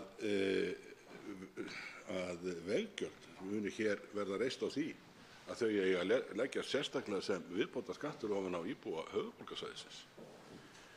Það er þannig að það hafa átt sér stað mjög vel heppnaðar framkvæmdir út á landi, jarðgangaframkvæmdir, svo ég nefni sem dæmi, sem eru lofsverðar, bera fagurt vitni, verkunnáttu þeirra manna sem þau hafa hannað og þau hafa gert með mikilli sérþekkingu. Ég ætla að leyfa mér að segja það svona bara almennt tala, ég er fylgjandi öllum framkvæmdum af þessu tagi vegna þess að þau skila árangri langt út fyrir það sem að Excel-skjölin mæla í tengingu byggða, auknum tækifærum til atvinnustarfsemi, að tengja saman fólkið og byggðirnar og gera landið að einni heild. Hitt atriði sem að ég vil nefna, sem að kom fram í máli hv. þingmanns, og það er það að menn standi frammi fyrir því að eiga annarra kosta völ. Það er auðvitað gott og gilt sjónarmið. Ég auðvitað nefndi það sérstaklega þegar ég fjallaði Hvalfjarðargöngin, að það er auðvitað sá kostu fyrir hendi að keyra fyrir Hvalfjörð. Nú á fögrum degi er það nú náttúrulega ákaflega skemmtilegt og ágætt, en það auðvitað kostar bæði fé og tíma. Og það er auðvitað alveg svo sannarlega sjónarmið sem að ég tel fullgilt og sem að verði að hafa í huga þegar menn núna í framhaldinu móta hugmyndir nánar fjármögnun framkvæmda eins og getið í þeim gögnum sem liggja fyrir í málinu. Helga Vala Helgadóttir, hv. 4. þingmaður Reykjavíkurkjördæmis norður, veitir andsvar. Herra forseti, ég kem hér upp til þess að bregðast við ræðu þingmannsins Ólafs Ísleifssonar sem nú starfar utan flokka en var áður í Flokki fólksins. Og mig langar að ræða þessa stefnu að þeir greiði sem noti vegna þess að ég held að við séum öll hér sammála að ástand vega er mjög slæmt. En mig langar að vitna aðeins í ræðu þingmannsins með leyfi forseta sem þingmaðurinn flutti hér í umræðu fjárlög. Þar segir: Stefna ríkisstjórnarinnar eins og birtist í fjárlagafrumvarpinu er látið undir höfuð leggjast að gera gangskör að því að bæta sem vert væri kjör þeirra sem lakast standa í íslensku samfélagi. Greiðslur í almannatryggingakerfinu duga ekki fyrir viðunandi framfærslu. Haldið fast við að hinir tekjulægstu beri þyngstu skattbyrðarnar og öryrkjar hafa ekki enn verið leystir úr hinni manngerðu fátæktargildru sem þeim hefur verið búin allt of lengi. Tilvitnun lýkur. Ég verð að segja að ég er sammála því sem kom fram í máli hv. þingmanns hér í lok nóvember síðastliðinn og velti því fyrir mér hvað hefur breyst vegna þess að áhrif sértækrar gjaldheimtu á hverja ferð og almennrar skattheimtu vegna orkuskipta sem leggst auðvitað ofan á bensíngjöldin á meðan fólk er ennþá að aka á gömlum bílum og það eru kannski þeir tekjuminnstu og eignaminnstu sem geta lítið eða illa skipt yfir á nýjar drossíur sem eru þá rafmagnsknúnar. Hvernig það fer saman að öll þessi skattheimta muni ekki snerta mest þá efnaminnstu eins og mátti skilja á orðum hv. þingmanns hér í ræðu. Ólafur Ísleifsson, hv. 10. þingmaður Reykjavíkurkjördæmis norður, svarar andsvari. Herra forseti, ég vil nú byrja því að þakka þingmannum fyrir að lesa úr þeirri tilmótaræðu sem hún valdi hér til flutnings. Og ég stend við hvert einasta orð sem þar stendur og ég vil segja í tilefni orðum hv. þingmanns að hér eru tvö mál að ræða. Það annars vegar það mál sem er að fjalla með víðtækum, yfirgripsmiklum, raunsæjum hætti þá kosti sem eru í boði varðandi fjármögnun á þeim framkvæmdum sem rakið er í þeim gögnum sem liggja fyrir í umræðu þetta mál að verður að ráðast í áður en langt líður. Síðan er annað mál og það er það að, svo ég noti eigið orðalag, að leysa fólk úr þessari manngerðu fátæktargildru. Það er annað mál. Ég ætla að leyfa mér að nota þetta tækifæri og vísa hér í eigin málatilbúnað í því efni. Það liggur hér fyrir Alþingi frumvarp, þingsályktunartillaga það að tekjur undir 300.000 krónum verði ekki skattlagðar. Og sú þingsályktunartillaga er studd þeim rökum meðal annars að slíkar tekjur dugi ekki til framfærslu samkvæmt þeim viðmiðum sem stjórnvöld hafa sjálf kynnt og lesa má á vefsíðu velferðarráðuneytisins. Ég leyfi mér að vonast eftir því að þessi þingsályktunartillaga fái þann stuðning hér í þinginu sem hún verðskuldar og ég get kannski komið aðeins nánar að því hér á eftir því að tími minn er núna á þrotum. Hv. 4. þingmaður Reykjavíkurkjördæmis norður, Helga Vala Helgadóttir, veitir andsvar öðru sinni. Herra forseti, já, við höfum nú ekki tíma til þess að ræða hér einhverjar aðrar þingsályktunartillögur en þær sem við fjöllum hér í dag og eru hér á dagskrá, sem er þingsályktunartillaga samgöngumál til 5 og 15 ára. En þar er verið að leggja til sérstaka gjaldheimtu sem leggst á almenning, allan almenning, óháð efnahag. Og þetta ætti þingmaðurinn að vita, enda hagfræðimenntaður, en sú sem hér stendur er auðvitað bara leikkona og lögmaður og er því ekki með víðtækan bakgrunn og þingmaðurinn þegar kemur að hagfræðilegum snúningum. En Skil þó það að sá sem hefur ekkert aukreitis til ráðstöfunar mun trauðla geta borgað segjum 1.000 krónur á dag fram og til baka til þess að komast í vinnu eða í skóla ef viðkomandi býr hér utan þéttasta parts höfuðborgarsvæðisins. En það þetta sem við erum að horfa á, að meðalgjaldið muni geta verið 400 krónur frá Reykjavík til dæmis austur í Hveragerði og sama þegar að ræða Suðurnes og svona. Þetta ætti þingmaðurinn að vita að mun bitna harðast á þeim sem hafa engar krónur aukreitis.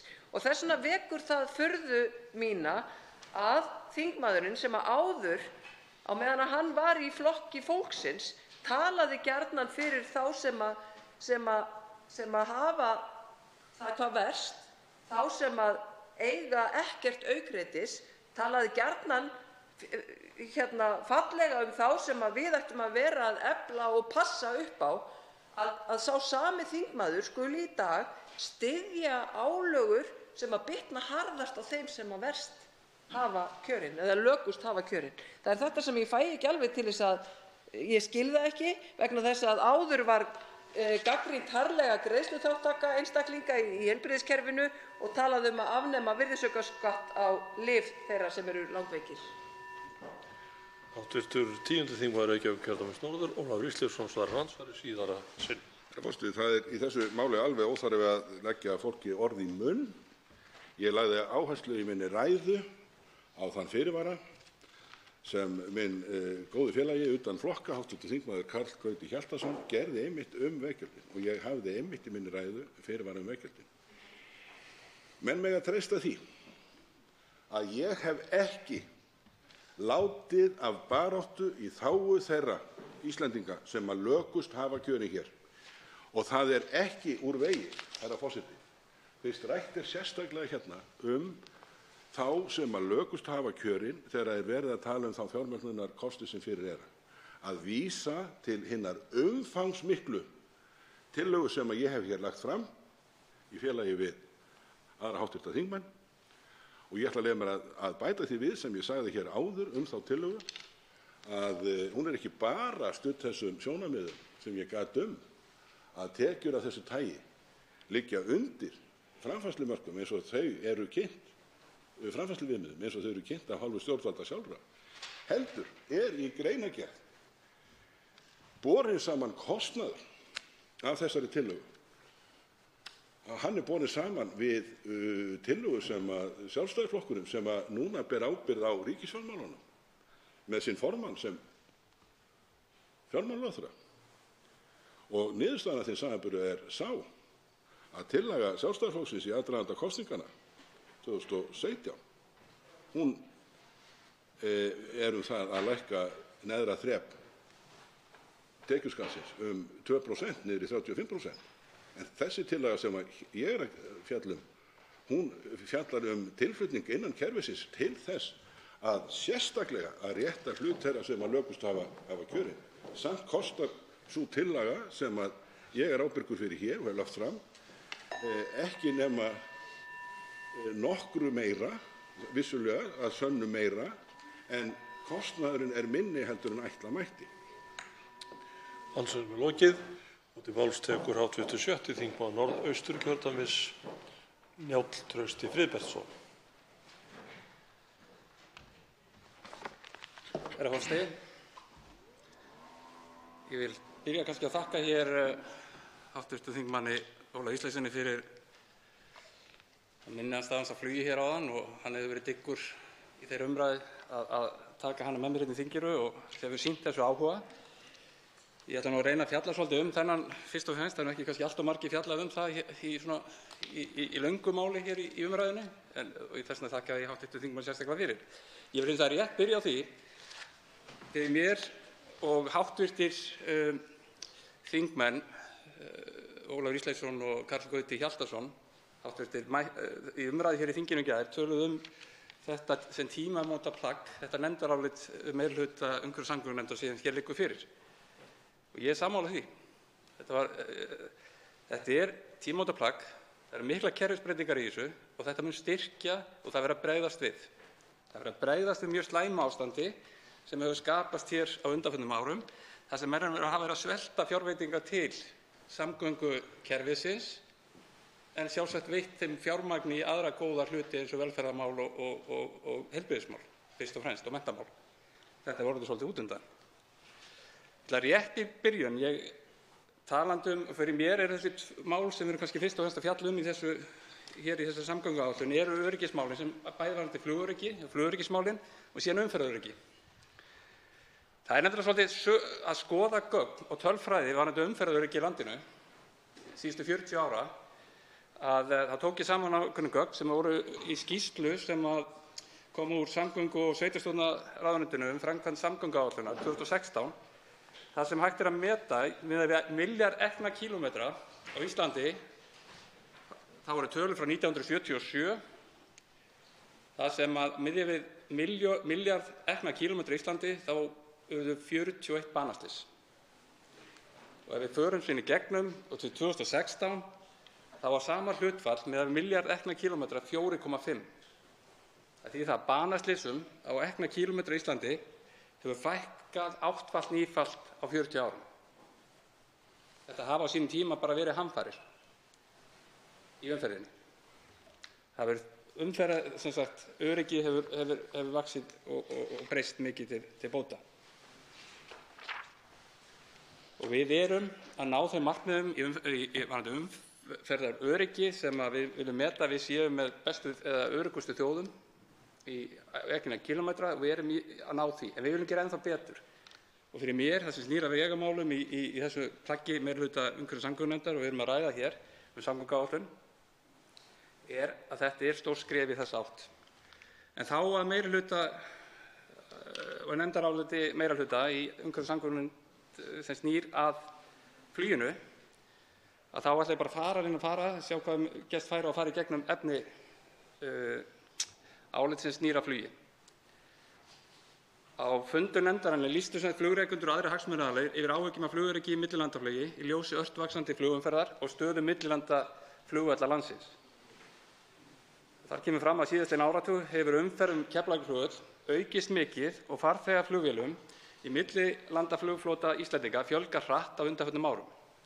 Árið 2010 samanstóð flugfloti Icelandair og Icelandair af 16 vélum. Samanlagður flugfloti Icelandair og WOW árið 2018 var 55 farþegaflugvélar. Þar að auki hefur fjöldi erlendra flugfélaga sem fljúga til frá Keflavíkurflugvelli farið mjög vaxandi. Allt að 30 flugfélög hafa flogið til Íslands yfir sumarið og 15 yfir veturinn. Þá hefur frakt- og ferjuflug ásamt komu minni farþegaflugvéla í millilandaflugi aukist. Flugstarfsemi hefur margfaldast á tiltölulega fáum árum og fyrir nefndina kom fram að mikil uppbygging hefði átt sér stað á Keflavíkurflugvelli en aftur á móti var eftir hrun fjármálakerfisins dregið verulega úr framlögum til uppbygginga á flugvöllum innanlands sem reknir eru samkvæmt þjónustusamningi við Isavia. Viðhald og nýframkvæmdir hafa setið á hakanum og lendingarstöðum hefur verið lokað. Á sama tíma og umferð farþegaflugvéla Keflavíkurflugvöll hefur margfaldast hafa innviðir varaflugvallanna á Akureyri, Reykjavík og Egilsstöðum ekki verið byggðir upp. Því hafa aðrir millilandaflugvellir ekki þróast í takt við aukna flugumferð til og frá landinu. Lokist Keflavíkurflugvöllur á annan tíma eru aðrir millilandaflugvellir vanbúnir til að takast á við slíkar aðstæður sem geta komið upp þegar margar flugvélar þurfa á varaflugvelli að halda á sama tíma. Við núverandi aðstæður verða flugstjórar því að tilkynna varaflugvelli í Evrópu til þess að uppfylla kröfur flugöryggi á álagstíma Keflavíkurflugvallar. Því þurfa flugvélar á leið til landsins að bera mun meira eldsneyti en ella. Þetta leiðir til aukins kostnaðar fyrir flugrekendur og takmarkar burðargetu vélanna og aukinnar neikvæðra umhverfisáhrifa. Mig langar hér rétt að taka og lesa upp nokkra umsagnir sem komu við samgöngu áætlunina, umsagnir sem voru teknar fyrir í umhverfis- og samgöngunefnd. Og hér er umsögn frá Icelandair samgönguáætlun. Það er mat forráðamanna Icelandair að smæð flughlaða og skortur á flugstæðum á flugvöllunum á Akureyri og Egilsstöðum sé stærsta ógn við öryggi flugs til og frá Íslandi. Úr umsögn WOW og öryggisnefndar Íslenska flugmannafélagsins samgönguáætlun þá kemur fram: það er skoðun forsvarsmanna WOW og ÖFIFF að það vantar akstursbrautir samsíða flugbrautunum á Akureyri og Egilsstöðum sem næst gætu nýst sem flugstæði í neyðartilfellum. Einnig er þörf á að stækka hleðslusvæði beggja flugvalla. Verði þessi verkefni ekki sett í forgang er staðan alvarleg að okkar mati og er raun stærsta ógn við flugöryggi á Íslandi. Hér er rétt síðan að bæta við umsögn við samgönguáætlunina frá öryggisnefnd Félag íslenskra atvinnuflugmanna við samgönguáætlun. Það sem segir: framkvæmdir við stækkun flughlaða á Akureyri og Egilsstaðaflugvallar þola ekki 10–15 ára bið eins og lagt er upp með. Á hverjum degi koma 60–80 flugvélar til Keflavíkurflugvallar og í mörgum tilfellum er Akureyri og Egilsstaðaflugvallir notaðir sem varaflugvallir. Hins vegar eru einungis pláss fyrir 4–5 farþegaþotur á hvorum flugvelli með góðu móti. Síðan kemur þessi áhugaverða hluti umsagnarinnar þar sem segir: þann 2. apríl síðastliðinn skapaðist nokkur alvarlegt ástand þegar 7 flugvélar þurfti að hverfa frá Keflavíkurflugvelli. Ein lenti í Glasgow, 2 á Akureyri og 4 á Egilsstöðum. Af þeim sökum var vart pláss fyrir fleiri flugvélar á fyrrnefndum flugvöllum. Þar sem fyrrnefndir flugvellir eru takmarkaðir leiddu aðstæður þennan dag til þess að ein þeirra flugvéla sem þurfti að hverfa frá Keflavíkurflugvelli til Egilsstaða hafði gengið verulega á eldsneytisforða sinn og var 8 mínútum frá því að lýsa yfir neyðarástandi vegna eldsneytisskorts. Ástæður þessa er óviðunandi aðbúnaður og þjónusta með tilliti til tíðni flugumferðar á Íslandi. Ennfremur segir öryggisnefnd Félag íslenskra atvinnuflugmanna í sinni umsögn: verkefnalisti vegna nauðsynlegrar endurnýjunar búnaðar á flugvöllum landsins er orðinn langur og fjölbreyttur vegna vanfjárfestinga síðustu ár. Þessi langvinna þróun veldur brestum í flugvallakerfinu sem almenningi eru huldar en eru engu að síður ógn við flugöryggi. Þannig að það eru mjög alvarlegar umsagnir þeirra sem tengjast fluginu, flugfélaga og öryggisnefnda, hvernig staðan er í dag í þessum málum. Rannsóknarnefnd, aftur að nefndarálitinu meirihlutans. Rannsóknarnefnd samgönguslysa hefur í skýrslum sínum minnt á að millilandaflug minni flugvéla þyrfti að vera heimilt inn á fleiri flugvelli miðað við flugleiðir þeirra að landinu. Meirihlutinn telur brýnt að unnið verði skipulega að því að bæta net millilandaflugvalla á Íslandi til að tryggja að þau hafi getu til að þjóna sem varaflugvellir fyrir vaxandi flugumferð til og frá landinu með fullnægjandi hætti.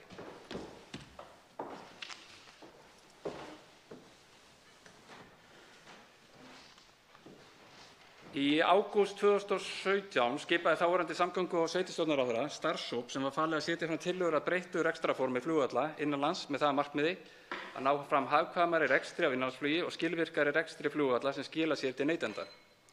Við stjórnarskipti í nóvember 2017 ákvað núverandi samgöngu- og sveitarstjórnarráðherra að starfshópurinn héldi vinnu sinni áfram með áherslu á nýjan stjórnarsáttmála að móta jafnframt tillögu að gera innanlandsflugið að hagkvæmu kosti fyrir íbúa landsbyggðarinnar og almenningssamgöngur verði áfram byggðar upp land allt.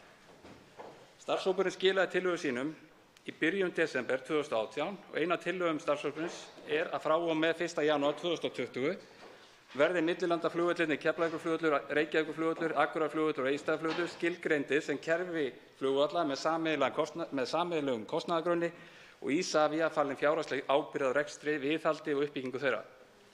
Með því geti Isavia lagt á og innheimt þjónustugjöld í samræmi við kostnað félagsins af rekstri kerfisins. Samgöngu- og sveitarstjórnarráðuneytið skuli hefja viðræður við Isavia breytingar á þjónustusamningi sem tekur tillit til hins nýja fyrirkomulags og þeirra ráðstafana sem nauðsynlegar eru, svo sem að auka tekjustreymi flugvallakerfisins leið og nauðsynlegu þjónustustigi er viðhaldið.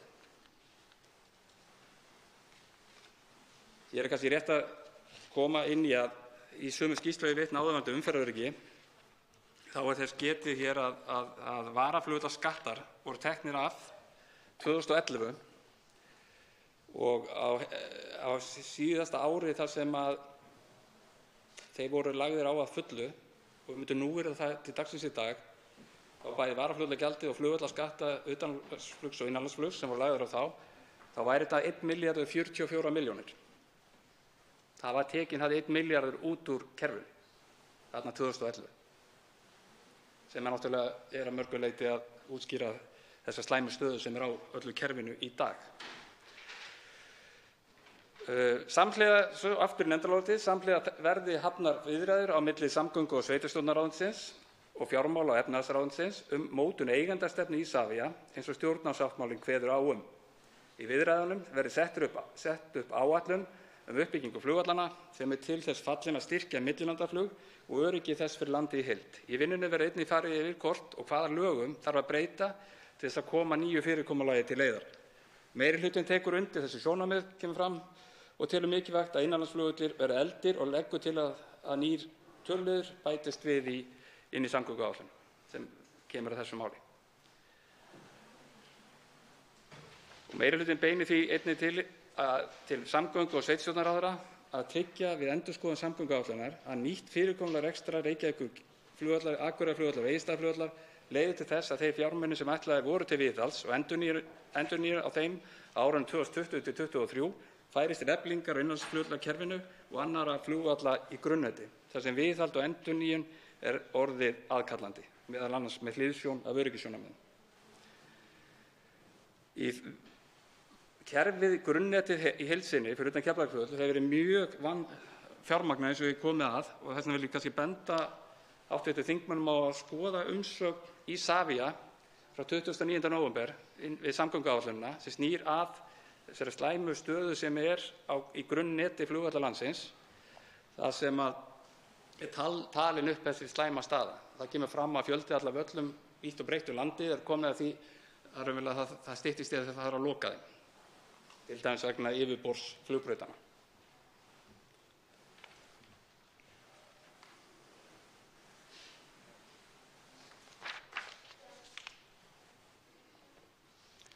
Það kemur einnig fram í áliti meirihlutans að það verði skoðað og að veittar heimildir fyrir því að veittar verði heimildir og alþjóðaflugvellir, það er sem sagt að vera opnað fyrir það að alþjóðaflugið geti lent á Hornafirði, í Vestmannaeyjum og Ísafirði fyrir smærri vélar. Það sem fyrst og fremst litið til öryggis og rannsóknarnefnd flugslysa hefur bent á þetta í umfjöllun og nauðsyn þess að skoða það að opna fleiri staði fyrir slíkt. Og með leyfi forseta þá einnig getið hér í meirihlutaálitinu að Reykjavíkurflugvöllur gegnir mikilvægu hlutverki við mestallt sjúkraflug sem miðstöð innanlandsflugs og sem varaflugvöllur í millilandaflugi. Og fram kom fyrir nefndinni að 15 til 20 ár tæki að byggja upp nýjan flugvöll á öðrum stað, eins og lagt til meðal annars í skýrslum málefnið. Meirihlutinn leggur því áherslu á að Reykjavíkurflugvöllur verði vel við haldið og hann byggður upp að því marki að hann sinni því hlutverki sem hann skipar á öruggan og viðunandi hátt, þar til sambærileg fullbúin lausn finnst. Það verður tryggt með hinu breytta fyrirkomulagi þar sem rekstur hans, viðhald og endurnýjun verður á ábyrgð Isavia, enda gegnir hann mikilvægu hlutverki sem einn af varaflugvöllum landsins. Mér gefst ekki mikið færi á að ræða málefni Reykjavíkurflugvallar og það hefur varla verið minnst á þau í þessari umræðu. Það aðeins, Líneik Anna Sævarsdóttir, hv. þingmaður, hefur minnst á hann og það er gott og það er sjaldan. Ég vilja taka miklu ítarlegri umræðu í samgönguáætlun sem snýr að þessum þætti. Síðasta ári voru 800 sjúkraflug í landinu. Sjálfsagt verið 830-40 sjúklingar fluttir með sjúkrafluginu. Þar er helmingurinn, rétt helmingur í svokallum F1 eða F2 flutningi þar sem sjúklingarnir eru borð í lífshættu eða í lífsógn. Við tölum allt of sjaldan þetta hér í þingsal. En áfram með álitið. Þjónustugjald eru gjöld sem ætlað er að standa fyrirfram skilgreindu kostnaði og mega ekki vera umfram þann kostnað. Í þessu tilfelli til að standa undir öflugu alþjóðaflugvallakerfi á Íslandi. Til að draga úr áhrifum á samkeppnishæfni Íslands í flugi og draga úr áhrifum á flugrekendur leggur meirihlutinn áherslu á að allir möguleikar verði kannaðir við að skipta þjónustugjaldinu á alla notendur flugvallanna til að það verði sem lægst. Þar má nefna fraktflug, ferjuflug og einnig þá sem skrá flugvellina sem varaflugvelli í íslensku loftstjórnarrými. Í þessu efni verður jafnframt skoðað hvernig megi fá aukið fjármagn eða heimildir til ráðstöfunar á fjármagni til viðhalds og uppbyggingar millilandaflugvalla á Íslandi í ljósi alþjóðlegra skuldbindinga Íslands. Í þeirri vinnu skal höfð lögð áhersla á legu Íslands og aðra þætti sem gera flugsamgöngur erfiðar en jafn nauðsynlega borið saman við lönd á meginlandi Evrópu. Millilandaflugvellirnir skipa mikilvægt hlutverk, ekki síst með tillit til flug- og almannaöryggis. Við endurskipulagningu og uppbyggingu flugvallakerfisins á Íslandi er mikilvægt að tekið sé mið af þörfum flugkennslu sem er mikilvægur þáttur í uppbyggingu flugsins í íslensku efnahagslífi. Margot ræddi þetta hér og undirstaða ferðaþjónustunnar. Hér hefði ég reyndar vilja koma með athugasemd og hefði vilja sjá ávarpa betur í áliti meirihluta. Það er almannaflugið í landinu, eða grasrótin, sem er undirstaðan aftur fyrir þessar öflugu flugstarfsemi sem er hér á Íslandi. Þannig ég hefði gjarnan vilja sjá almannaflugið ávarpa með sterkari hætti.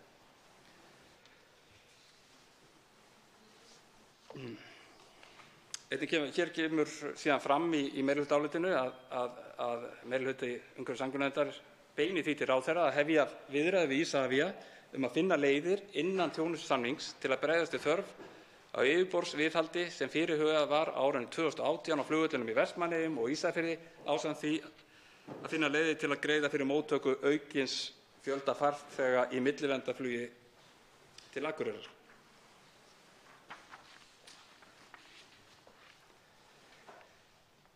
Í stjórnarsáttmála ríkisstjórnarinnar segir meðal annars að unnið verði að því að gera innanlandsflug að hagkvæmari kosti fyrir íbúa landsbyggðarinnar. Meðalverð á fargjöldum hefur heldur hækkað og ljóst er að flest flugfargjöld eru of há til að flug sé raunhæfur valkostur í innanlandssamgöngum. Háu flugfargjöldin innanlands draga mjög úr getu almennings til að nýta sér flug sem ferðamáta og hefta leið möguleika þeirra sem búa fjarri höfuðborgarsvæðinu til að nýta sér ýmiss konar þjónustu sem íbúar þurfa að sækja þangað, til dæmis heilbrigðisþjónustu, grunnnám og símenntun. Þá virka þau hamlandi á hvers kyns atvinnuuppbyggingu, þar með talið á ferðaþjónustuna. Til að flugið verði raunhæfur valkostur sem almenningssamgöngumáti þarf að koma til umtalsverð lækkun á fargjöldunum. Til þess þarf ríkið að grípa inn í með afgerandi hætti. En tvær leiðir er að ræða, að ríkið ákvarði hámarksfargjald á flugleið eða ríkið niðurgreiði flugfargjöld á markaði. Eins og fram kemur í skýrslu uppbyggingu flugvallakerfisins á Íslandi og eflingu innanlandsflugs hefur verið til skoðunar leið sem gengur út á að endurgreiða hluta flugfargjalda íbúa og afskekktari héruðum Skotlands í samræmi við reglur EES ríkisstyrki. Þetta fyrirkomulag er einnig þekkt í öðrum EES-ríkjum. Ein af tillögum áðurnefnds starfshóps ráðherra eflingu innanlandsflugs og rekstur flugvalla er að farmiða íbúa með lögheimili á tilgreindum svæðum á landsbyggðinni verði niðurgreiddir. Skilgreind verði svæði landsins þar sem íbúar sem ferðast í einkaerindum njóta 50% niðurgreiðslu af flugfargjöldum til og frá svæðinu, þó að hámarki 4 ferðir eða 8 flugleggir á ári á hvern einstakling á meðan reynsla er að komast á kerfið. Það er lagt til og meirihluti umhverfis- og samgöngunefndar leggur til að þetta kerfi verði tekið upp í ársbyrjun 2020.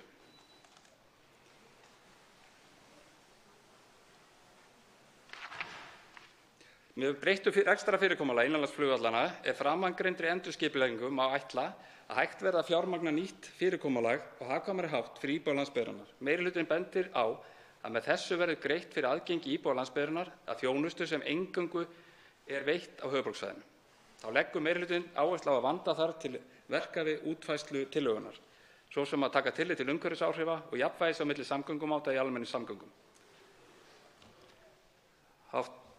Herra forseti, frú forseti, þá er bara tíminn búinn.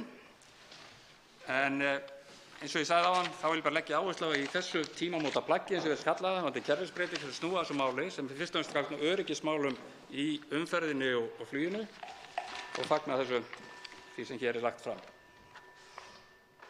Þá veitir andsvar hv. 11. þingmaður Reykjavíkurkjördæmis suður, Björn Leví Gunnarsson. Virðulegur forseti, þakka hv. þingmanni fyrir afar yfirferð yfir flugmálin einmitt eins og hans von og vísa, en ég ætla ekki að hætta mig of langt út í þau samt, því að það var hérna ákveðin kaflar í upphafi ræðu þingmanns sem vöktu hjá mér athygli. Sérstaklega orðin svelta samgönguáætlun á undanförnum árum og í raun og veru þessa núverandi samgönguáætlun sem við fjöllum hérna því að eins og hefur oftar en ekki komið fram í þessari umræðu að það vantar einmitt fjármagn fyrir þessar brýnu framkvæmdir, nauðsynlegu framkvæmdir, samkvæmt umferðaröryggi og umferðarþunga og ýmsu sem eru einmitt ekki fjármagnaðar og þarf að leita og auka fjármagns til.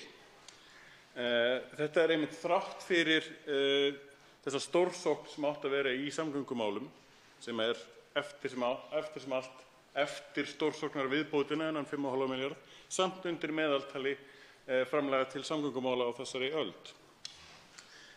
Stórsóknin verður hins vegar þá greidd af tímabundinni skattahækkun eins og hefur oft komið fram líka og hefur komið fram í sérstakum umræðum fyrr á fyrri þingum 2011 til dæmis í sérstakri umræðu sem Jón Gunnarsson var með svipað mál.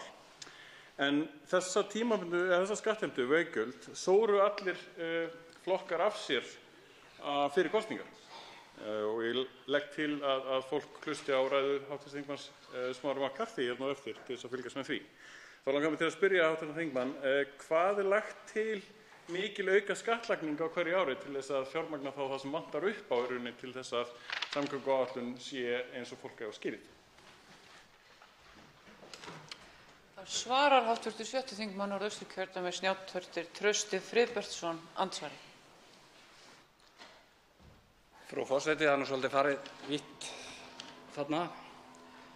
Svona hugarreikningurinn segir mig það, miðað við segjum að ríkisreksturinn við erum að taka inn 800 milljarða, það svona 27-28% tekjuskatturinn, rétt fjórðungur, og virðisaukin, þannig að þá konum 50%. Þannig að miðað við það að þurfum að fjármagna það sem talað 6-8 milljarða, þá erum við að tala 1% ári, sem eru notendagjöld. Benda á það, í umræðinu varðandi það sem ég að benda á hér, varðandi sérstaklega flugmálin og maður kannski mest vera sinna í vetur, það mikið tími í. Þar eru við að leggja áherslu að það verði notendagjöld, fyrst og fremst, þeirra sem eru að nýta flugið og flugvellina, muni borga það að mjög stóru leyti, og fyrst og fremst, leita fjármagninu þar. Þegar ég að tala að sé verið að selta samgöngukerfi, það verða bara pólitískar ákvarðanir hér í þessu sal undanfarin ára, eftir efnahagshrunið, að það fjármagnið hefur farið í aðra hluti. Þetta hefur verið skilið, það hefur bara ekki verið pólitískur vilji til þess að fara ítarlega í nákvæmlega þessa hluti. Og við höfum oft rætt kannski fjárlaganefnd og hér í pontu Alþingis að það kostar líka að verja ekki í viðhaldið. En þetta í þjónustugjöldum tali þetta sirka 1% af því sem að ríkið, ef við tökum það þannig, þetta ná samanburðin. Þetta þá væntanlega 0,23% af landsframleiðslu, sem ef við lítum að það var í efnahagslega þáttinn af því, þá eru því fjármagni gríðarlega vel varið varðandi inn í landsframleiðsluna, vöxt landsframleiðsluna, hagvöxt og annað á næstu árum, eins og við þekkjum vítt og breytt heiminn, það sem menn hafa lagt inn í samgöngukerfið, það það sem eflir þjóðirnar. Það það sem skapar hagvöxt í ríkjunum. Hvort sem við lítum til Bandaríkjanna, Þýskalands eða fleiri þjóða sem hafa byggt upp sín kerfi og lagt miklu áherslu á það, þá kemur þetta fyrst og fremst fram þar. Hv. 11. þingmaður Reykjavíkurkjördæmis suður, Björn Leví Gunnarsson veitir andsvar öðru sinni. Forseti, 1% já, það áhugavert, en það einmitt að lækka tekjuskatt 1% samkvæmt fjármálastefnu og fjármálaáætlun á kjörtímabilinu. Fyrsta skrefið að því var tekið hérna í þessum fjárlögum núna síðast, þar sem að persónuafsláttur var hækkað 500 krónur. Það dugar í eina ferð fram og tilbaka með veggjöldunum að gera. Þannig að þetta var áhugavert að heyra hvernig samhengið með þetta. Annað sem ég langaði að spyrja var þá varðandi þessa niðurgreiðslu varðandi flugið sem er talað að sé á bilinu 800 milljónir til 1,5 milljarður á ári. Til pröfu allavega til að byrja með. Allt í lagi, hvað væri hægt að gera fyrir 800 milljónir til 1,5 milljarður á ári í atvinnu- og þjónustuuppbyggingu víðs vegar land, í til dæmis uppbyggingu heilbrigðiskerfisins út á landi? 1,5 milljarður á ári í nýsköpun og nýbyggingar væri ansi mikið, myndi ég halda, til þess að vega upp á móti þessari þjónustu sem þarf þá að fljúga yfir vegtollana væntanlega. Við þurfum að fara að fá vegtolla í kringum höfuðborgina, en svo er þeir sem eru lengst út á landi, þeir geta flogið yfir vegtollana á niðurgreiddu verði. til þess að ná í þjónustu sem annars væri kannski hægt að bara byggja upp fyrir nákvæmlega þennan sama pening. Svarar hv. 7. þingmaður Norðausturkjördæmis Njáll Trausti Friðbertsson, andsvari síðara sinni. Já, frú forseti, hér alvöru verkefni fyrir höndum að reyna að svara svona spurningu á 2 mínútum sem snýr að þessu. 800 til 1000 milljónir, þú gerir ekki mikið vítt og breytt um landið til að sinna, þetta nú hálfgerður brandari, sko. Ef menn halda það raunverulega, að menn geti bara á einhverjum nokkrum árum með 800 milljónum ári alltaf koma til móts við allt sem þarf að gerast og aðgengi að þjónustu og höfuðborgarsvæðinu og annað og öllu þessu umhverfi. Það oft talað hér eins og menn bara geti byggt upp sjúkrahús með alla þjónustu vítt og breytt um landið og halda að þau geti bara tekið við allt og öllu. Málið það að í íslensku heilbrigðiskerfi og Landspítalanum þá sirka 10% af rekstri Landspítalans sem sinnir öllu landinu, sinnir erfiðustu tilfellunum, hvort sem það eru vegna fyrirbura, hjartaaðgerðanna eða tauga- og heilaskurðlækningar og annað, alvarlegustu áverkarnir enda allir hér. Og það er svo margt sem þetta ræðið, maður fær svo ótrúlega tíma. Ríkið að borga allir ekki milljarði núna með hörp á ári. Hefur hv. þingmaður hugleitt það í samhengi hlutanna? Já. Til að setja þetta í samhengi þarna beint á milli, sko. Við erum eitt hús hérna á höfnina sem er svona sirka sama upphæð sem ríkið að borga eins og við erum að tala um þetta dæmi. Það má líka taka þessar umræðu að landsbyggðin vítt og breytt er að borga sirka 2 krónur til Reykjavíkur frá einan tilbaka. Þetta er búið að skoða. Já.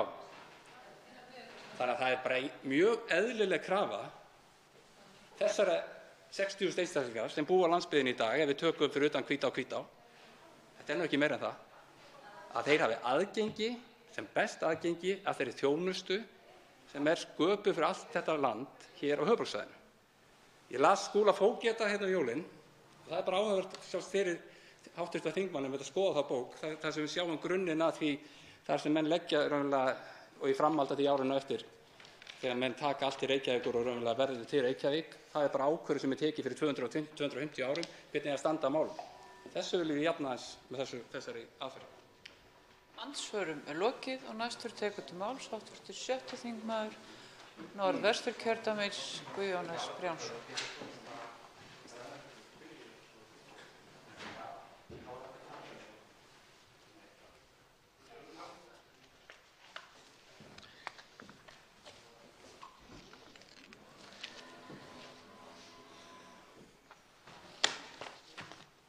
Frú forseti, við höfum í gær og í dag verið að ræða hér í þingsal samgönguáætlun annars vegar til 5 ára og hins vegar og samhliða til 15 ára. Í samgönguáætlun felast mikilvæg áform sem að þessu sinni og í orði kveðnu eru full fjármögnuð, að minnsta kosti hinn skemmri áætlunin, en að ýmislegt sé þó eitthvað lausara í reipunum þegar fram í sækir og jafnvel einhverju vísað inn í hina óræðu framtíð. Það hefur reyndar ekki öllum stundum verið gott að henda reiður á staðreyndum í þessari umræðu. Hvað eru væntingar, hvað eru óskir, hvað eru langanir, hvað eru hreinir draumórar og hvað er blákalt óraunsæi. Hugurinn hefur skoppað víða, eins og Þórbergur hvað horfðum. En allt ber þó að einum og sama brunni. Þörfin fyrir stórfelldar úrbætur varðandi þá málaflokka sem heyra undir samgöngur er mikil og þörfin er bráð. Við erum þrátt fyrir allt sammála að innviðir okkar séu að hrópa á úrbætur og séu langfeltir. Í miklum mæli svarið er ekki kalli og kröfum tímanna, stóraukinni og breyttinni notkun og það sé ekki valkostur að bíða og sjá til. Umræðan málið í þinginu hefur því verið á köflum dálítið ómarkviss, finnst mér, einhvern veginn út allt og erfitt ástundum að halda einbeitingunni. Mér finnst þó að það sé býsna mikil efnisleg samstaða innihald og forgangsröðun í þeim tillögum sem hér liggja fyrir og eru til umræðu, þótt á einstaka stað séu átökum mikilvægi verkefna. En aðdragandi umræðunnar uppleggið er þannig að ýmislegt dreifir huganum. Eina stundina er rætt stórátak í innviðauppbyggingu, þjóðarsátt, efla þurfi öryggi vegfarenda með öllum ráðum, slys séu allt of tíð og það er sannarlega satt. Þetta eigi að gera sameiginlega úr sjóðum okkar allra.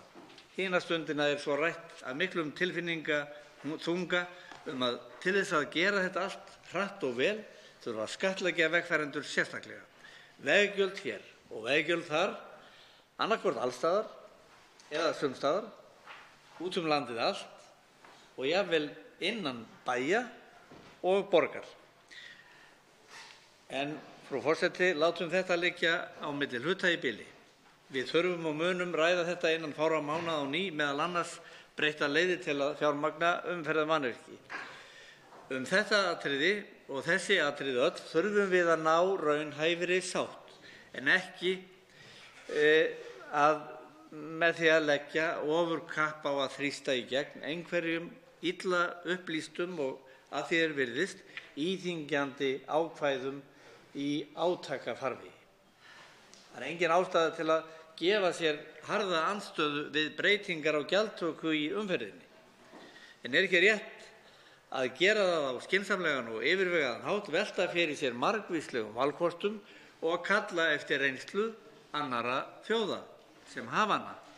Við fáum til dæmis fréttir af því að hjá frændþjóð okkar, Norðmönnum í Noregi, gæti nú æ minna umburðarlyndis gagnvart vegagjöldum, vegatollum, og stórir hópar rísi nú upp til að andæfa stöðugt vaxandi gjaldtöku á þessu sviði. Sömuleiðis að Svíar velti fyrir sér annarri og samræmdri gjaldtöku.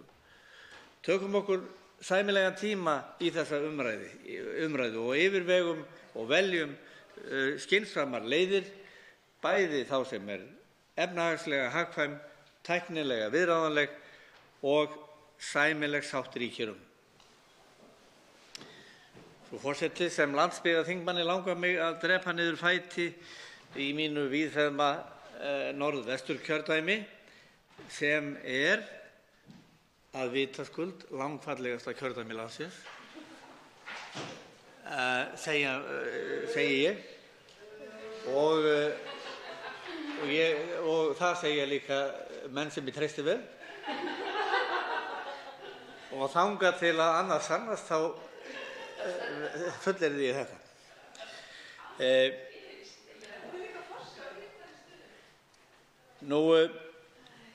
Okkur verður ósjálfrátt tíðrætt einn þátt samgöngumála sem er vegakerfið, en samgönguáætlun fjallar auðvitað fleiri þætti. Það er flugið, það er hafnirnar og það eru gangandi vegfarendur og hjólandi vegfarendur, svo dæmi sé tekið. Og á það hafa þingmenn bent á í sínum ræðum. Markmið samgönguáætlunar langar mig að fjalla örlítið markmið samgönguáætlunar jákvæða byggðaþróun. Þetta eru atriði sem eru skilgreind í 5 liðum. Í fyrsta lagi að við sóknaráætlanir landshluta verði við forgangsröðun framkvæmda tekið mið af þörfum einstakra svæða fyrir bættar samgöngur til að efla sveitarfélög, styrkja vinnusóknarsvæði og landið allt. Hér er sem sagt undirstrikað að samgönguáætlun þó á stöku og afmörkuðum svæðum sé, það er ekki einkamál viðkomandi svæða, heldur er þetta hagsmunaatriði fyrir alla landsmenn. Í öðru lagi að samgöngur styrki búsetugæði svo sem frekast unnt á öllum landshlutum. Í þriðja lagi er rætt markmiðið að leitast verði við að stytta ferðatíma með uppbyggingu vega með bundnu slitlagi og gerð jarðganga til að leysa á hólmi erfiða fjallvegi og styrkja og stækka þannig vinnusóknarsvæði. Í fjórða lagi er markmiðið að sköpuð verði sameiginleg framtíðarsýn fyrir alla landshluta og landið allt með samþættingu samgönguáætlunar við aðra áætlanagerð og opinbera stefnumótun til að efla atvinnulíf og lífsgæði og hámarka hagkvæma nýtingu á samgöngumannvirkjum, þjónustu og fjárfestingum. Og þessa hefur nú verið freistað í nýlegri byggðaáætlun. Og í síðasta lagi og 5. lagi er að unnið verði að opnun fleiri gátta til og frá landinu og þá eru þetta átt við kannski loftið fyrst og fremst og ef til vill hafnirnar líka. Þetta eru fín markmið, frú forseti, og þeim getum við náð og enginn í þingsal efast að fullur vilji til þess. Okkur greinir í einhverjum atriðum á leiðir, ekki vegaleiðir eða sjóleiðir, heldur leiðir fjármögnun. Til þess að þetta gangi upp þarf sameinað átak þings og landsmanna og við þurfum að vera sammála í meginatriðum og til þess þurfum við umræðuna og það tekur sinn tíma og við erum í henni miðri nú. En við getum ekki beðið framkvæmda. Þær þurfa að hefjast án tafar og hefðu þurft að vera í gangi í ríkari mæli en nú er. Frú forseti, þeim sem búa á Vesturlandi brá sannast í brún þegar fregnir bárust af því á dögunum að fyrirhuguðum framkvæmdum á Kjalarnesi það stæði fyrir dyrum að fresta þeim. En vegurinn þessi er einn af fjölmennustu vegum á Íslandi. Hann aka að meðaltali 7.000 bílar á dag og enn fleiri á sumrin, 14.000 bílar á sólarhring. Vegurinn hefur setið eftir í vegabótum undanfarin ár og nú er svo komið að ástandið er orðið ískyggilegt. Þetta er stór hættulegt svæði að aka það þekkja þeir sem keyra þetta daglega. Vegurinn er auðvitað auk þess ein af stofnæðum út úr frá Reykjavík sem ekki hefur verið breikkuð. Það hefði því verið með ólíkindum ef komið hefði til frestunar á þessari stóru og mikilvægu framkvæmd. Að þurfa stöðugt að verjast, það er algjörlega óboðlegt fyrir Vestlendinga og ekki bara Vestlendinga, heldur alla landsmenn, því þetta er þjóðbraut. Vestlendingar hafa barist fyrir því áraræðar að ráðist verði í úrbætur á þessari framkvæmd, á þessum vegi sem hefur kostað bæði mörg slys og því miður hörmulega mörg mannslíf. Háttvirtur starfandi formaður umhverfis- og samgöngunefndar tilkynnti í gær að þessu hefði verið snúið við og framkvæmdir færi í gang og tafir yrðu ekki á framkvæmdum að nokkru marki. Frú forseti, ég fikra mig áfram eftir þessu fallega kjördæmi og hvar nefn ég staðar annars staðar en á Akranesi, einum allra frægustu bæ landsins. Þar hefur verið starfandi stór og mikil verksmiðja Sementsverksmiðja ríkisins. Akranesbær hefur fengið þessa verksmiðju til umráða. Það er búið að rífa verksmiðjuna. Þar á þeirri lóð á að rísa blómleg byggð við sjávarströndina. Hins vegar náðust ekki samningar kostnað vegna niðurrifs. Þetta hefur nú tekist að semja við Vegagerðina og þetta er komið inn á samgönguáætlun og það er gleðiefni og þá að fagna því. Það þarf að lyfta brautinni við Faxabraut því að menn gera ráð fyrir hækkandi sjávarborði og sjór gengur nú yfir landið eins og nú háttar til. Svo við höldum nú áfram vestur og norðurum þá er það líka sérstakt ánægjuefni að það hillir undir lok framkvæmda á Fróðárheiði á Snæfellsnesi. Það er framkvæmd sem að staðið hefur yfir í á annan áratug og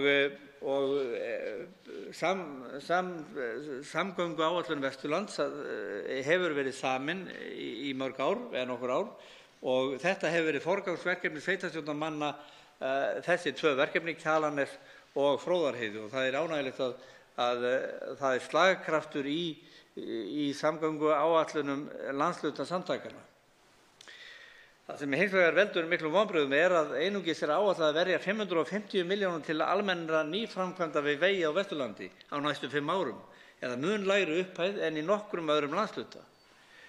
Það er með öllu óskiljanlegt og erfitt að una við það.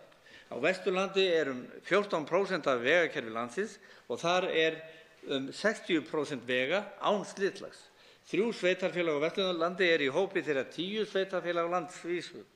Þar sem fæstir vegir eru lagðir bundnu slitlagi. Þetta eru Skorradalshreppur, Dalabyggð og Borgarbyggð. Tæplega 10% af vegakerfi landsins er í þessum 3 sveitarfélögum. Á Norðurlandi vestra 13% stofn- og tengivegakerfisins í landinu. Fjármunir til nýbygginga þeirra hafa verið innan við 0,3% af heildarframlögum til málaflokksins. Samt er hlutfall vega með bundið slitlag hvergi lægra en í þessum landshlutum, eða 29%.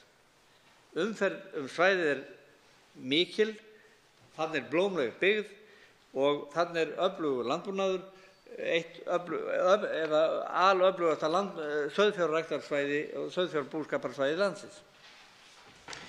Vegurinn Skógarströnd, sem einhverjir kannski hafa farið hefur mikla þýðingu fyrir íbúa á Snæfellsnesi og í Dalabyggð, sem áratugaskeið hafa búið í laka malarvegi. Víða á svæðinu eru stundaður landbúnaður og ferðaþjónusta sem vex hratt. Með bættum samgöngum skapast ýmis tækifæri varðandi samstarf þessara nágranna byggðarlaga, auk þess sem Dalabyggð myndi eflaust njóta góðs af gríðarlegum fjölda ferðamanna sem leggur leið sína Snæfellsnes.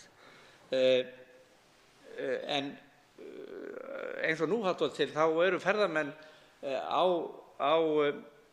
ferðinni akandi sjálfir og jafnvel Skógarstrandarveg sumar sem vetur og lenda oft í kröppum veðrum og í vandræðum. Þarna þarf að halda vel á spöðum og hnika framar en fyrirhugað í áætlun framkvæmdum. Og það eru sömuleiðis mikil vonbrigði hversu fá þau verkefni sem samkvæmt báðum áætlunum á dagskrá á Norðurlandi vestra. Aðeins eitt verkefni sem telst til nýframkvæmda. Það Skagastrandarvegur sem settur á dagskrá síðari hluta áætlunarinnar áranna 2019–2023. En þar þarf auðvitað að hefjast handa sem allra fyrst. Skagastrandarvegurinn hefur lengi verið baráttumál landshlutans. Núverandi vegurinn mjór, hlykkjóttur og á honum eru margar blindhæðir og erfiðir vetur. Skagastrandarvegur tengir saman vinnusóknarsvæði sem nær frá Blönduósi og Skagaströnd að Sauðárkróki og hefur styrkt byggð í landshlutanum. Auk þess sækja mörg ungmenni frá öllu Norðurlandi vestra menntun til Fjölbrautaskóla Norðurlands vestra á Sauðárkróki og fara þau því þennan veg sum daglega, önnur vikulega. Þar á ofan hefur samstarf aukist verulega innan þessa svæðis á mörgum sviðum frá því að vegurinn yfir Þverárfjall var endurbyggður. Og á Norðurlandi vestra hafa vegabætur á Vatnsnesi ratað í umræðuna og ástandið á veginum Vatnsnes. Þetta atriði hefur verið hæstri forgangsröðun heimamanna og það gott að náðst hafa samningar að hefja þar framkvæmdir á næstunni í tengslu við breytingar á vegstæði og nýrri brú yfir Tjarnará. Víða í sveitarfélaginu Skagafirði má finna vegi sem beinlínis eru hættulegir yfirferðar vegna þess að það hefur ekki fengist fé til viðhalds. Í 5 ára samgönguáætlun þó ekki gert ráð fyrir neinum beinum framlögum til uppbyggingar malarvega með bundnu slitla í sveitarfélaginu og engar vegaframkvæmdir eru heldur á svæðinu í kaflanum undirbúning verka utan áætlunar. Þetta ekki ásættanlegt. En heimamenn, þeir sofa þó ekki á verðinum. Þeir eru stórhuga og þeir eru framsýnir. Þeir hafa verið ólætir að vekja athygli á hagsmunum svæðisins í samgöngumálum og þeir hafa nú hreyft áformum að hafin verið rannsókn á hagkvæmni þess að grafa jarðgöng í gegnum Tröllaskaga og auðvitað verið gerð á því rannsókn á samfélags- og efnahagslegum áhrifum slíkrar gangagerðar. Sá þáttur byggðastefnu að efla Akureyri virðist eiga vaxandi fylgi bæði hjá stjórnvöldum og almenningi og tillaga vegagöng milli Skagafjarðar og Eyjafjarðar til þess fallin að styrkja þennan þátt og ber vott vilja Skagfirðinga til að laga sig að ríkjandi byggðastefnu. Heimamenn telja reyndar að veggöng milli Skagafjarðar og Eyjafjarðar sé ekki sérstakt hagsmunamál Skagfirðinga heldur auðvitað hagsmunamál á landsvísu. Örlítið flugvellir landsins en þeir eru hluti af okkar samgöngunetti og þeim skipt upp eftir því hvort þeir tilheyra grunnnetti flugvalla. Alexandersflugvallar og Sauðárkrókir eini flugvöllurinn á Norðvesturlandi sem tilheyrir grunnnettinu. Það mikilvægt að völlurinn geri það áfram og honum verði tryggður nægjanlegur rekstrarfjármunir til þess að unnt sé að koma á reglulegu áætlunarflugi. Einnig að völlurinn geti verið tiltækur til sjúkraflugs hvenær sem En það engin viss það en á meðan á óvissu stendur þá rétt að benda á möguleika vallarins sem æfinga- og þjálfunarflugvallar fyrir flugnema því aðstæðan þar prýðisgóð og hv. þingmaður Þórunn Egilsdóttir drap á þetta í ræðu sinni ágætri í gærkvöldi, hversu mikilvægt það væri að við tryggðum það að við menntuðum góða flugmenn og þjálfuðum þá við allar mögulegar aðstæður. Það er þróttmikil byggð í Skagafirði og útgerð í blóma. Landaður afli á Sauðárkróki er 25.000 tonn á ári og hafnirnar fara 50.000 tonn á ári í inn- og útflutningi. En það þarf að bæta höfnina á Sauðárkróki því að þeir ætla sér stóra hluti. Þeir vilja taka á móti fleiri skemmtiferðaskipum og strandferðaflutningar eru talsverðir. En það eru verkefni víðar við sjávarsíðuna. Endurgera þarf hluta Norðurgarðs á Hofsósi til dæmis og hafnarbætur í Snæfellsbæ og á Arnarstapa. Arnarstapi er mikilvæg smábátahöfn. Ísafjarðarhöfn er barn síns tíma og gríðarleg umferð skemmtiferðaskipa er þar. Uppbyggingar athafnasvæðis við höfnina kallar á stækkun. Við vitum að hafnarbótasjóður hefur verið sveltur árabil og það er mikil og uppsöfnuð viðhaldsþörf. Nýframkvæmdir hafa verið í lágmarki og því er erfitt að mæta þörfum nýrra og arðbæra atvinnutækifæra. Ég nefni fiskeldi og ég nefni skemmtiferðaskipinu, kalkþörungavinnslu að ógleymdum drögum eða hugmyndum rafvæðingu hafnanna. Fyrir vestan bíða menn Dýrafjarðarganga með eftirvæntingum. Ef það verður raunin að vegagerð á Dynjandisheiði frestist og að sama skapi á Bíldudalsvegi í Arnarfirði þá er það fráleit tilhugsun. Það er algjörlega úr takti við opnun Dýrafjarðarganga og uppbyggingu nýrra atvinnugreina á svæðinu. Og við trúum því ekki fyrr en við tökum á því að þetta verði ekki leyst í samfellu. Það heillar undir framkvæmdir vonandi í Gufudalssveit á Vestfjarðavegi 60 en úrbætur munu hafa áhrif bæði á mannlíf og atvinnusköpun á stóru svæði. Breytir miklu fyrir ferðaþjónustu ekki síst. Frú forseti, að fara vegi á Vestfjörðum er ferðalag til fortíðar. Það eru víða þröngir vegir, holóttir, malarvegir og einbreiðir slitlagsvegir og einbreiðar brýr. Í samgönguáætlun eru engar sértækar aðgerðir fyrirhugaðar til að fækka þeim 60 einbreiðu brúm sem finna má á Vestfjörðum. Og á Vestfjörðum og Ísafirði má finna flugvöll sem er einhver sá sögulegasti og hættulegasti í veröldinni og fyrir liggur þingsályktunartillaga að við förum að velja og huga í nýjum flugvelli. Aðeins almenningssamgöngur í lokin. Það er brýnt að unnið sé að því markmiði að efla almenningssamgöngur til þess að samgöngur verði umhverfislega sjálfbærar. Að sama skapi getur efling almenningssamgangna haft mjög jákvæð áhrif á byggðaþróun hvar sem er á landinu, stækkað vinnusóknarsvæði og bætt aðgengi að þjónustu. Það á við Vestlendinga sem aðra. Vestlendingar sækja til dæmis atvinnu og nám til Reykjavíkur og aka daglega Kjalarnes sem eins og áður hefur verið rætt þarf að bæta.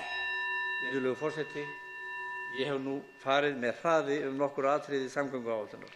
Ég boðið upp á skyndikynni af aðstæðum í hinu rismikla Norðvesturkjördæmi. Það eru mörg knýjandi verk að vinna í samgönguáætlun. Forseti biður hv. þingmenn góðfúslega að virða ræðutíma. En svo háttar til að 3 hv. þingmenn hafa óskað eftir að veita andsvar og fyrstu til að veita andsvar er hv. 9. þingmaður Norðausturkjördæmis Líneik Anna Sævarsdóttir.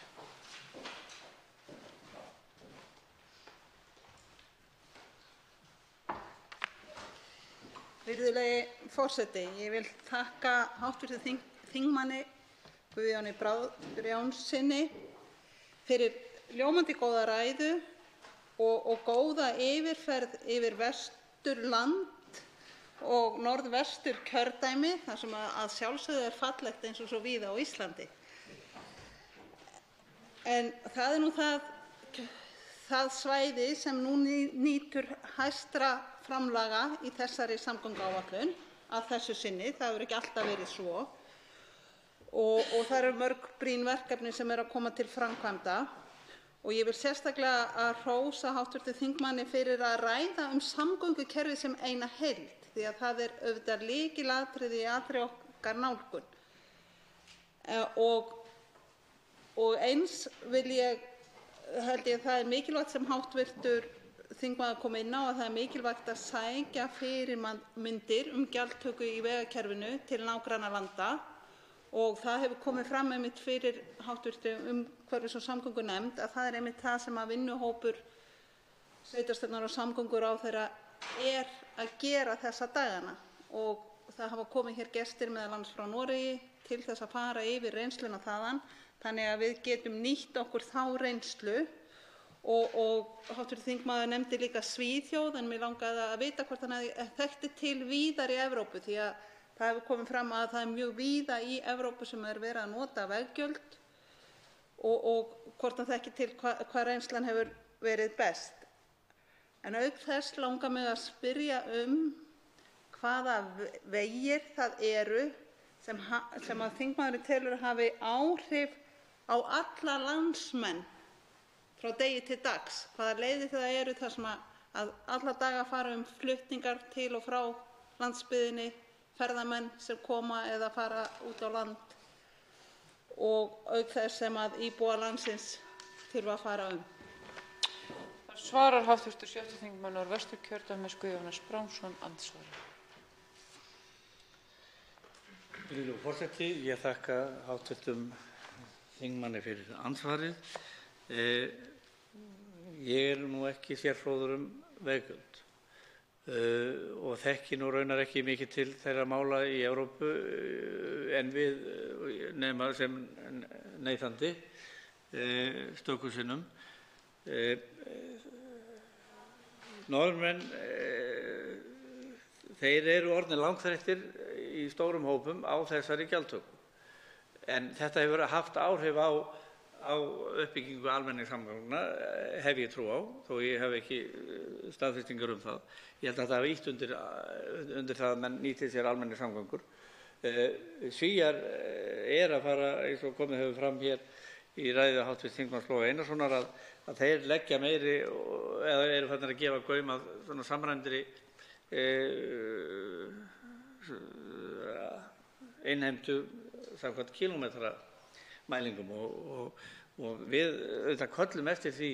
Þjóðverjar eru mikið með þessar hugmyndir þetta svokölluðu GPS-mælingu eða þráðlausa mælingu. Það sé bara hreinlega mælt þegar þú hreyfir bílinn, þá sé það skráð með GPS-boðum, en menn óttast auðvitað persónuverndarákvæði, það uppfyllir þau ekki, en það þarf að ganga úr skugga það hvort það sé ekki hægt að tryggja og binda vel hnútana af þessu tagi, og það auðvitað þá styrkir GPS-netið landið allt. Varðandi mikilvægi vegana, það auðvitað þjóðvegur 1 sem við einblínum á. Vesturlandsvegurinn og Kjalarnesvegurinn, það auðvitað hluti af þessu kerfi, og það er satt að segja dálítið hráslagalegt að aka þarna í öllum veðrum, og þar sem meirihluti umferðarinnar eru stórir flutningabílar. Þá veitir hv. 9. þingmaður Norðausturkjördæmis andsvar öðru sinni.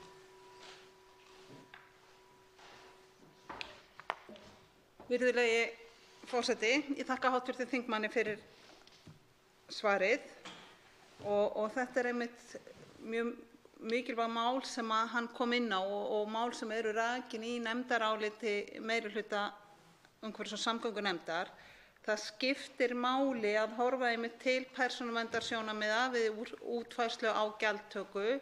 Það eru ýmsar leiðir til. Það er mikilvægt að horfa til nágrannalandanna. Það þarf að gæta jafnræðis, og í þeirri vangaveltu þá hef ég einmitt verið að velta fyrir mér þessu með leiðirnar. Það er þjóðvegur 1. Það þurfa allir flutningar, eins og hv. þingmaður kom inn á, út á land, og mikið af flutningum út úr landinu fara einmitt eftir þjóðvegi 1, eftir þessum aðkomuleiðum til höfuðborgarinnar, og ferðamenn fara hér kannski þeir einu sem aldrei fara þessar leiðir eru ferðamenn, eða sem aldrei þurfa að fara þessar leiðir, eru ferðamenn sem koma með Norrænu til Seyðisfjarðar og hugsanlega einhverju höfuðborgarbúar sem aldrei færu út á land ef við ímyndum okkur þá. Svarar hv. 7. þingmaður Norðvesturkjördæmis Guðjónas Brjánsson andsvari síðara sinni. Já, virðulegur forseti, ég þakka þingmanni andsvarið. Það hafa verið gerðar miklar umbætur í vegamálum mjög víða og svo ég taki nú svæðið af því að þó ég sé nú ungur maður, þá man ég eftir því að maður var að skrölta vestur á Ísafjörð á malarvegum stóran hluta Ísafjarðardjúps. Þetta gjörbreytt og það alveg frábært, en það sem hefur gerst í seinni tíð það vaxandi þungi á vegunum. Nú eru allir fiskflutningar komnir á vegina og vöruflutningar í auknum mæli. Markaðurinn og viðskiptalífið krefst þess að fá vörur skjótt afhentar og menn vilja ekki liggja með miklar byrðir út á landi. Þess vegna reiða menn sig á skjóta flutninga á landi og það hefur komið í ljós að vegirnir þola ekki þessa gríðarlegu umferð. Næstur veitir andsvar hv. 5. þingmaður Suðurkjördæmis Ari Trausti Guðmundsson.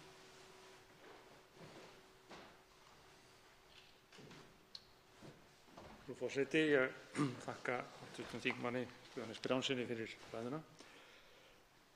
Það kafli í álitinu sem heitir Ýmsir vegir á vegáætlun og þar stendur, með leyfi frú forseta, meirihlutinn leggur til svigrúm sem myndast í samgönguáætlun næstu ára með fjármögnun stórra framkvæmda með tímabundnum veggjöldum, ég set þetta tímabundur hér sjálfur, verði meðal annars notað til að auka heildarframlög til tengivega og styrkvega og fleiri vega. Svo talið hér upp Skógarstrandarvegur, Laxárdalsvegur, Vatnsnesvegur, Jökuldalsvegur, Gils á Arnarstaðamúli, Breyttaleguvegur í Hrafnagili Eyjafirði, Garðskagavegur, Garður-Sandgerði, Þingvallavegur, tengingum Skógarhóla við Uxahryggjarveg, vegum Borgarnes og Innstrandaveg og Árneshreppur á Ströndum. Það eru margir vegir á Norðvesturlandi.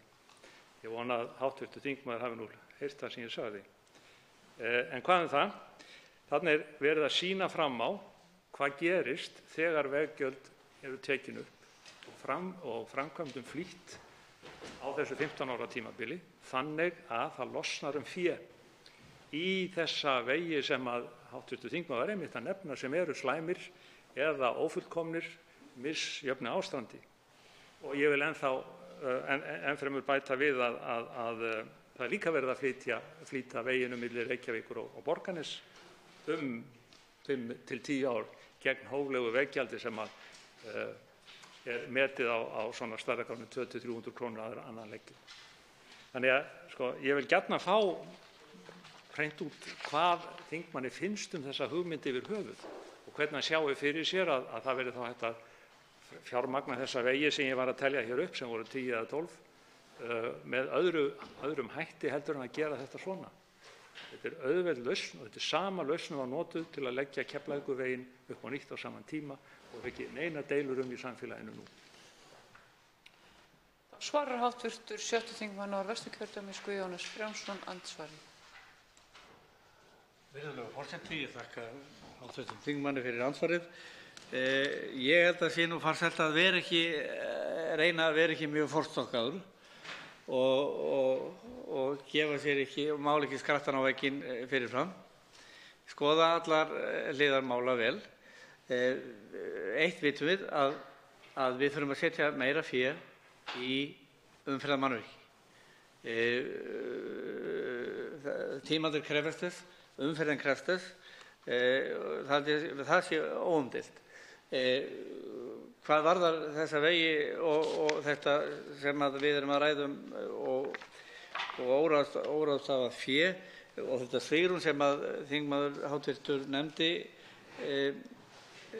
til dæmis til þess að koma til móts við erfiðleikann út á landi, það er væntanlega það fé sem á að innheimta síðan með veggjöldum hér í Reykjavík fyrir viðskiptavinni.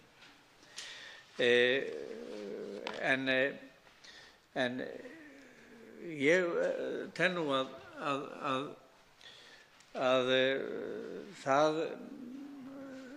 við verðum að taka þessa umræðu vandlega en það verður sennilega ekki sátt málin ef á að fara að innheimta fé á einum stað og ráðstafa fénu á öðrum stað.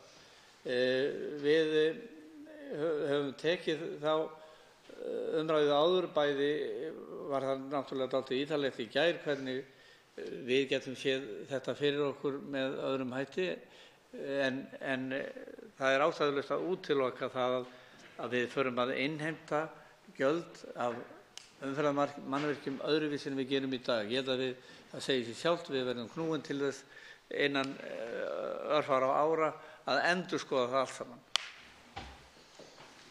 Þá veitir hv. 5. þingmaður Suðurkjördæmis Ari Trausti Guðmundsson andsvar öðru sinni.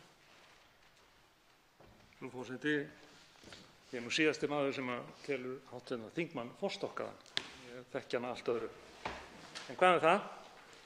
Það er ekki verið að innheimta vegagjöld í Reykjavík og skila fénu út á land. Herra þingmaður, það er ekki verið að innheimta veggjöld í Reykjavík og skila þeim út á land. Það er verið að innheimta veggjöld á 3 stofnleiðum. Þeir sem aka Borgarnes Reykjavík, hvort sem eru Reykvíkingar á leiðinni eða Borgnesingar á leiðinni, þeir greiða veggjöld ef af verður og það eru þeir peningar sem að fara út á land. Félagslegt réttlæti felst nefnilega líka í því að menn fái eitthvað aðeins meira fyrir sinn snúð, sitt framlag í, við skulum segja, þjóðarbúið heldur en það sem að hausafjöldinn segir til um. Þannig að þetta er fullkomlega eðlilegt og ég vil líka benda á annað, að samkvæmt þeirri kynningu sem við fengum á svokölluðum Oslóarpakka, þá eru 2/3 í Akershus og Osló sáttir við veggjöld á því stóra svæði í Noregi. Svarar hv. 7. þingmaður Norðvesturkjördæmis Guðjón S. Brandsson andsvari síðara sinni. Virðulegur forseti, ég þakka hv. þingmanni andsvarið öðru sinni. Þetta eru áhugaverð málefni og þau fara ekki frá okkur. Við þurfum að taka afstöðu til þeirra og við þurfum að reyna leitast við að ná raunhæfri sátt. Það verður sjálfsagt aldrei 100%.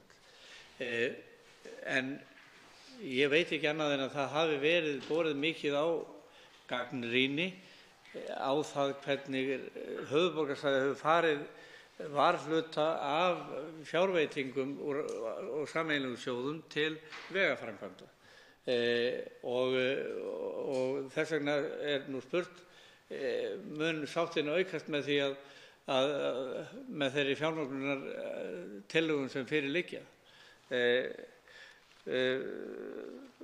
Það er álitamál.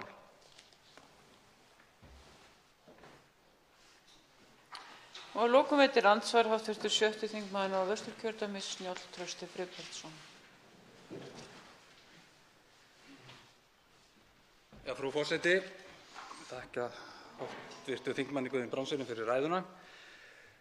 Mig langar að spyrja út í hvernig hv. þingmanni líst á hugmyndina um Skálskuleiðina. Nú var henni landsbyggðarkjördæmi og hvernig það er verið að fljúga á nokkra staði í kjördæminu. Við erum með Bíldudalsflugvöll, Ísafjörð, Gjögur og síðan er, eins og hv. þingmaður bendir á, Alexandersflugvöllur er í grunnnetti og Skálska leiðin gæti náttúrulega ýtt undir mögulega að það er þetta hefja flug á betri forsendum heldur en hefur verið reynt hérna eins og fyrir ári síðast. Þannig að það væri áhugavert að sjá og heyra hvaða hugan hefur til Skálskuleiðina og þeirra hugmynda. Síðan aftur fjármögnun flugvallana og hvaða hugmyndir liggja fyrir í meirihlutaáliti umhverfis- og samgöngunefndar sem snúa að flugvallarstarfsemi landsins. Það voru teknar ákaflega slæmar ákvarðanir sem ég benti á í ræðu minni hér fyrr í dag 2009-10 og endanlega duttu út varaflugvallagjöld sem að fjármögnuðu flugvallakerfi landsins að miklu leyti út 2011 og útreikningar mínir bara í dag og fann gögn í gær sýna að það var raunlega milljarður tekinn út úr kerfinu sem að var nýttur til þess að verja flugvelli og viðhald og nýframkvæmdir á flugvöllum. Þannig að ástandið er líka hvort að hv. þingmaður hafi kynnt sér umsögn Isavia við samgönguáætlunina frá 29. nóvember sem snýr að hvers konar ástand er á flugvöllum eins og Bíldudalsflugvelli og Ísafjarðarflugvelli sérstaklega, og það má benda á að til dæmis á Bíldudal, það segir slitlag flugbrautar og flughlaðs, ég vitna umsögnum frá Isavia, slitlag flugbrautar og flughlaðs er mjög illa farið eins og við var að búast að fyrir skoðunum flugbrautarinnar og fyrra mati á að klæða hefði þurft flugbrautina þessu ári. Og það hefur verið að tala um það að vítt og breitt þarf að loka flugvöllum bara þessu og næsta ári vegna þess hvernig viðhaldi flugvallana hefur verið veitt. Þannig að mig langar að spyrja út í þessi atriði. Það svarar hv. 7. þingmaður Norðvesturkjördæmis Guðjón S. Brjánsson, andsvari. Frú forseti, þakka hv. þingmanni fyrir ansvarið. Skoska leiðin, áhugaverð, mér.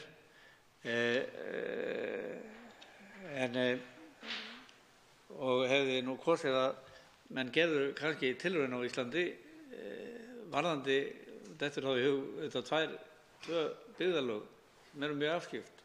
Annars vegar Grímsey sem að vísu er stutt að þessu leyti með einhverjum hætti og Árneshreppur á Ströndum eða flugi til Gjögur. Það kann að vera þessi stutt að einhverju leyti líka en það er svona bara áhugavert að vita hvernig það virkaði í þessu samhengi. Við áttum nú í Vestnorræna ráðinu fund með skoska ferðamála og menntamálaráðherranum og ráðherranum sem fer með erlend málefni nú í vor og það gafst nú mjög lítið svigrúm til þess að ræða skosku leiðina og það var nú að segja þess að hún stóð ekki alveg klár á þessu með skosku leiðina eða þennan stuðning. En þannig að ég hef svo sem ekki ítarlegar upplýsingar umfram það sem við höfum fengið hér frá þingi sem hér var haldið fyrir nokkrum misserum. En þetta er áhugavert efni og það er spurning hvort að hægt verður að ramma þetta inn með nægilega sanngjörnum hætti. Það er markmiðið auðvitað. Þá veitir andsvar öðru sinni hv. 7. þingmaður Norðausturkjördæmis Njáll Trausti Friðbertsson. Já, frú forseti, ég þakka svarið. Landshlutasamtökin og atvinnuþróunarfélög vítt og breitt á landi héldu ráðstefnu fyrir verða 1,5 ári síðan hér í Reykjavík þessi mál og fengum meðal annars þá mannesku sem sér þessi mál og sem fyrirlesara í Skotlandi og þar var ákaflega jákvætt hvernig þetta hefur verið tekið í Skotlandi og pólitíkin einróma í skoska þinginu á bakvið hugmyndina, bara svo að það sé sagt, það sem kom fram að þeim fundi. Síðan langar mig kannski að spyrja þetta, ég er nú væntanlega eins og margir hér mikil áhugamaður Sundabraut og hefðum viljað sjá veg hennar koma hratt og vel inn í samgöngukerfi okkar. Eru það ekki vonbrigði núna varðandi Sundabrautina þegar það er búið að setja blóðir og vera að byggja í það vegstæði sem var hagstæðast fyrir þá framkvæmd, það sem á að setja pálmatrén í vegstæði í staðinn. Er þetta ekki vonbrigði fyrir Vesturland og Norðurland hvernig Sundabrautin hefur verið höndluð hérna á höfuðborgarsvæðinu í skipulagsmálum? Svarar hv. 7. þingmaður Norðvesturkjördæmis Guðjón S. Brjánsson, andsvari síðara sinni. Frú forseti, þakka hv. þingmanni fyrir andsvari síðara sinni. Vonbrigði, það er vegir liggja til allra átta. Það er ekki búið að byggja Sundabrautina og það má teikna eitthvað upp á nýtt og velja henni annað vegstæði, hugsanlega með einhverjum afbrigðum og ég held að það sé ekki 100 í hettunni og ekki orðum það meir svo sem en varðandi, ég glemdi nú að nefna þetta með ástandi á flugbrautum. Það er auðvitað áhyggjuefni. Við vitum að ástandið fyrir vestan er eins og það er. Ísafjarðarflugvöllur hentar bara minni farþegaflugvélum og því verður ekki breytt. Bíldudalsflugvöllur, það er einhverjir peningar í samgönguáætlun til endurbóta en það er auðvitað þetta atriði sem við verðum að taka afstöðu til, held ég, er grundvöllur fyrir því að byggja einn nýjan góðan flugvöll á svæðinu sem svarar kalli tímann. Þá er andsvarinu lokið og næstu tekur til máls hv. 8. þingmaður Suðvesturkjördæmis Jón Þór Ólafsson. Frú forseti, samgöngumál eru náttúrulega í molum og ástæðan er bara vanræksla. En það voru einkunnarorðin fyrir síðustu kosningar innviðuppbygging. Og þegar það kemur að því að fjármagna þá þessar vegaframkvæmdir sem þarf að fara í, það snýst rifrildi í þessu máli. Það er allir sammála að þurfa að fara í þessar vegaframkvæmdir og þjóðin í skoðanakönnun sem að Gallup gerir fyrir þingflokk Pírata árlega er klárlega með það mjög ofarlega í sínum forgangi.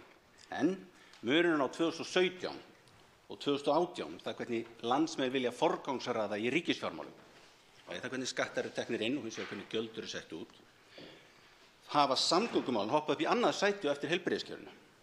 Farið úr 29,6 í forgangseinkunn upp í tæplega 39. Úr 29 upp í 39 í forgangseinkunn. Fram yfir mennta- og fræðslumál, almannatryggingar og velferðarmál, löggæslu, öryggismál og svo framvegis.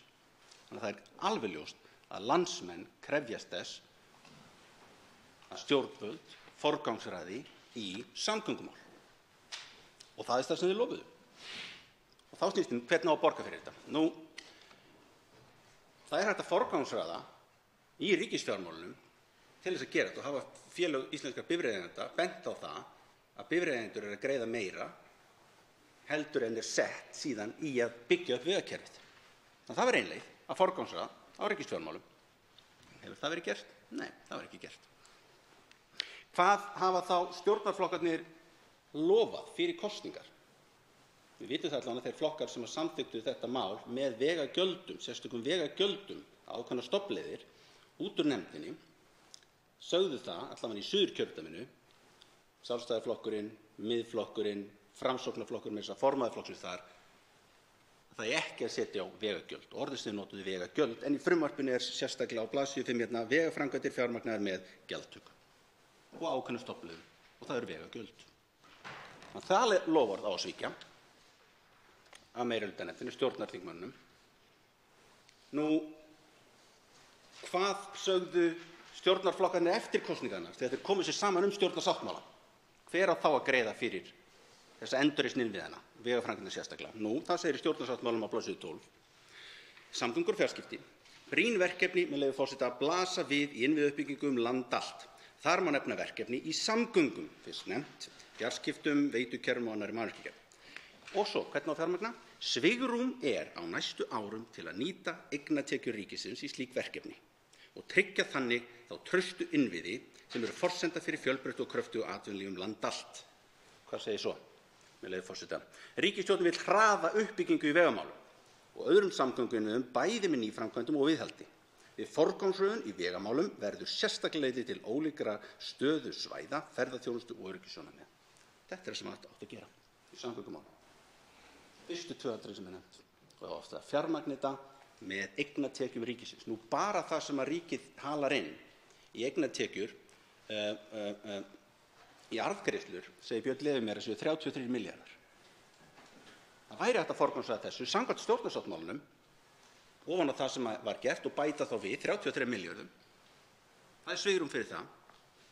Ef það er ekki greiða niður skuldir og var hægt að minnka greiða niður skuldir, það eru 30 milljarðar sem eru settir í að greiða niður skuldir. En hvað segja landsmenn um forgangsröðun í ríkisfjármálum? Hver er munurinn á samgöngumálum og niðurgreiðslu skulda? Nú, samgöngumál, niðurgreiðslu skulda bara hérna svo neðarlega, ég verð að fara einhvers staðar annars staðar að skoða. Niðurgreiðslu skulda, nei, ég bara finna það ekki hérna. Jú.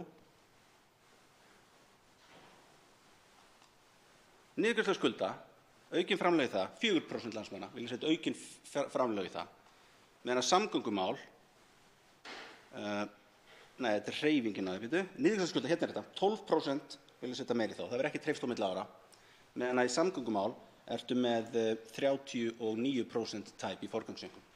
Landsmenn vilja setja í 4 sinnum meiri forgang að setja í samgöngunar heldur en að greiða niður skuldir.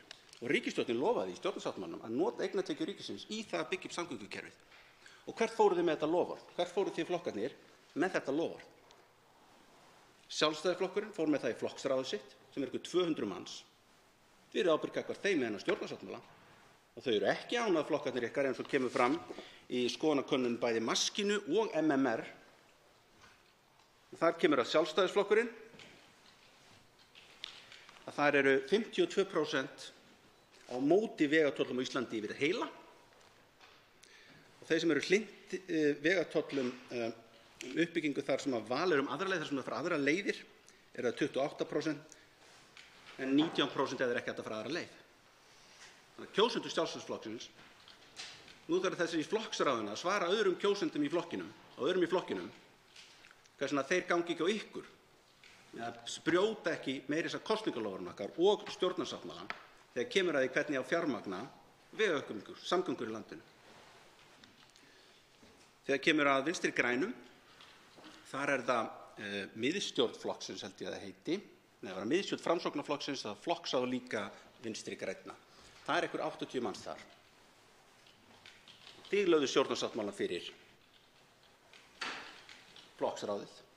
Og hvað segir flokksráðið ykkur við þessu?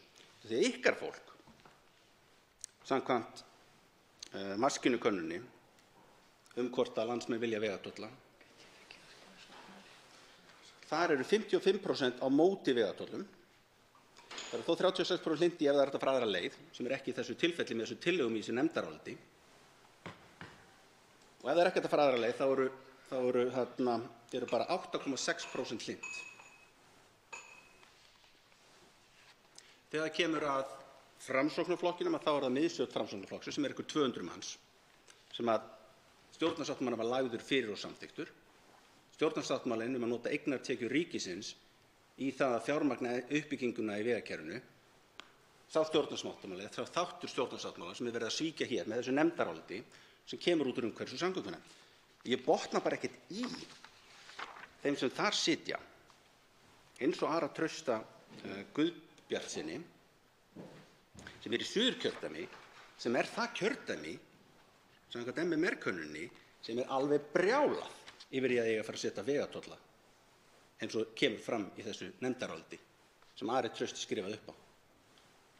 En þar segir, Ari Trausti Guðbjartsson, hv. þingmaður, Guðmundsson, en þar segir að fólk á Suðurlandi og Reykjanesi er 73% á móti vegatollum, vegagjöldum, eins og orð hér. Ekki nema 22% hlynnt ef að það er önnur leið framhjá, sem er ekki í þessu tilfelli fyrir fólkið, og þetta er svæðisbundin gjöld sem er verið að setja á.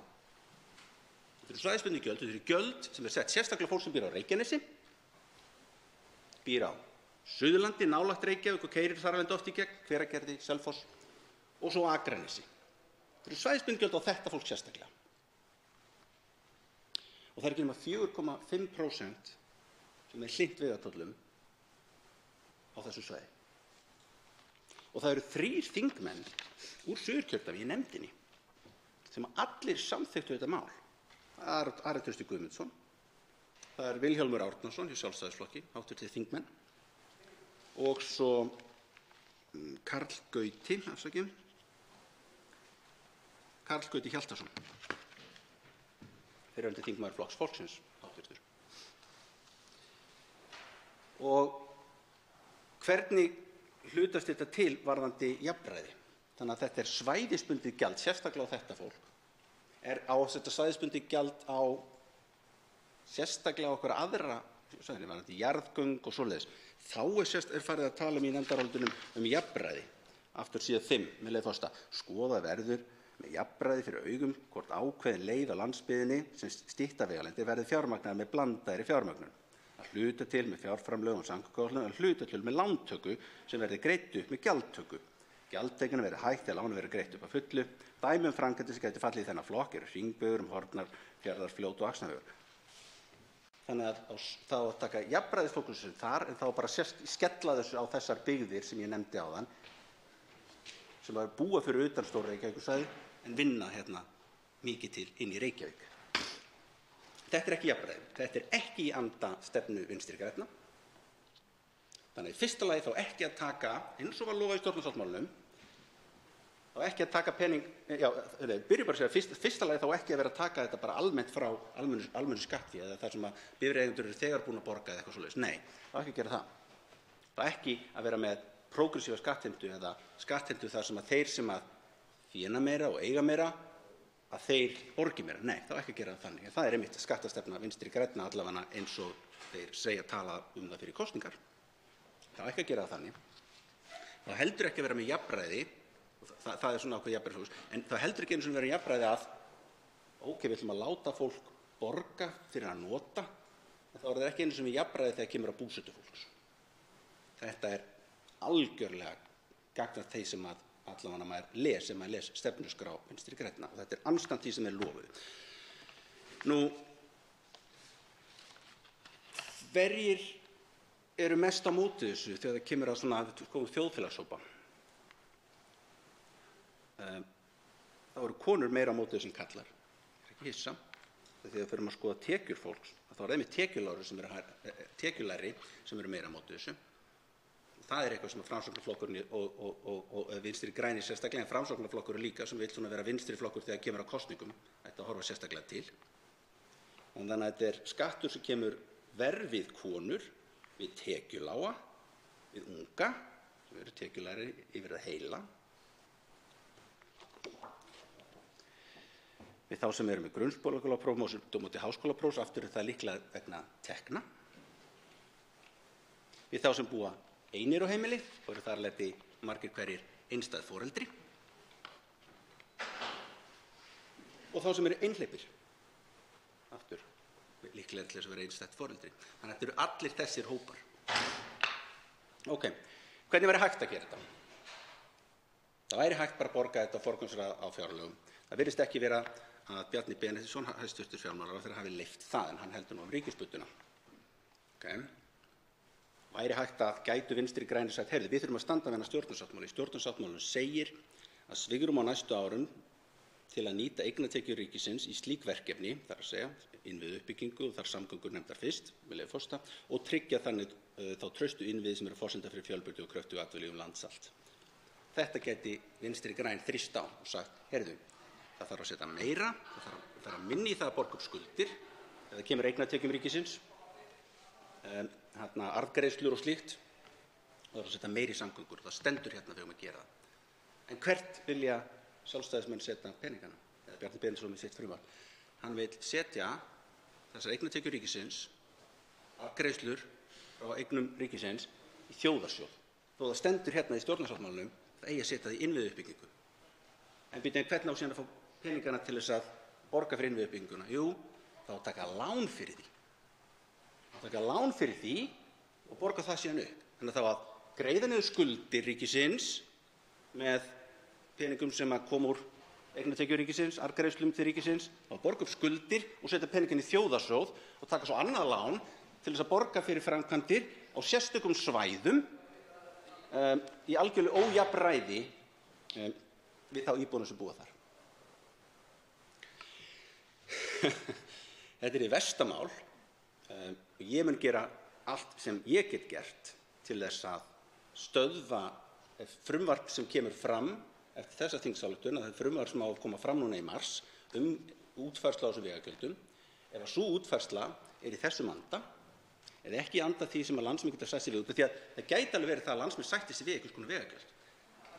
Það gæti líka verið það að þetta fara í miklu skilvirkari og betri útfærslu sem heitir bara það, eins og þú borgar fyrir heita vatnið þitt, þú þarft að lesa á mælinum þú borgar svo sem notar, þá er þetta að gera það þannig að það sé lesið á mælinu hvað þú er búin að keyra á hann og þú borgar þannig.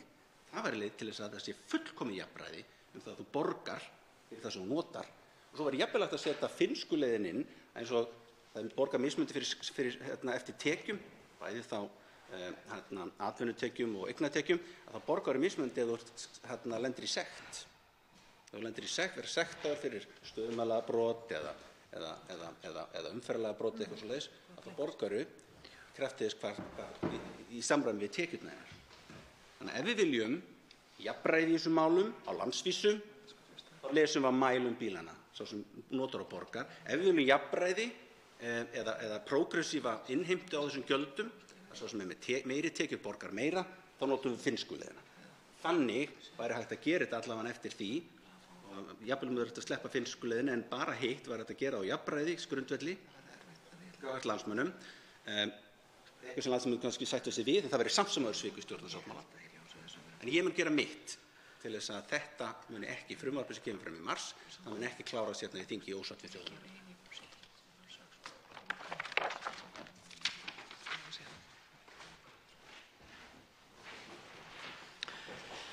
Næstur tekur til máls hv. 6. þingmaður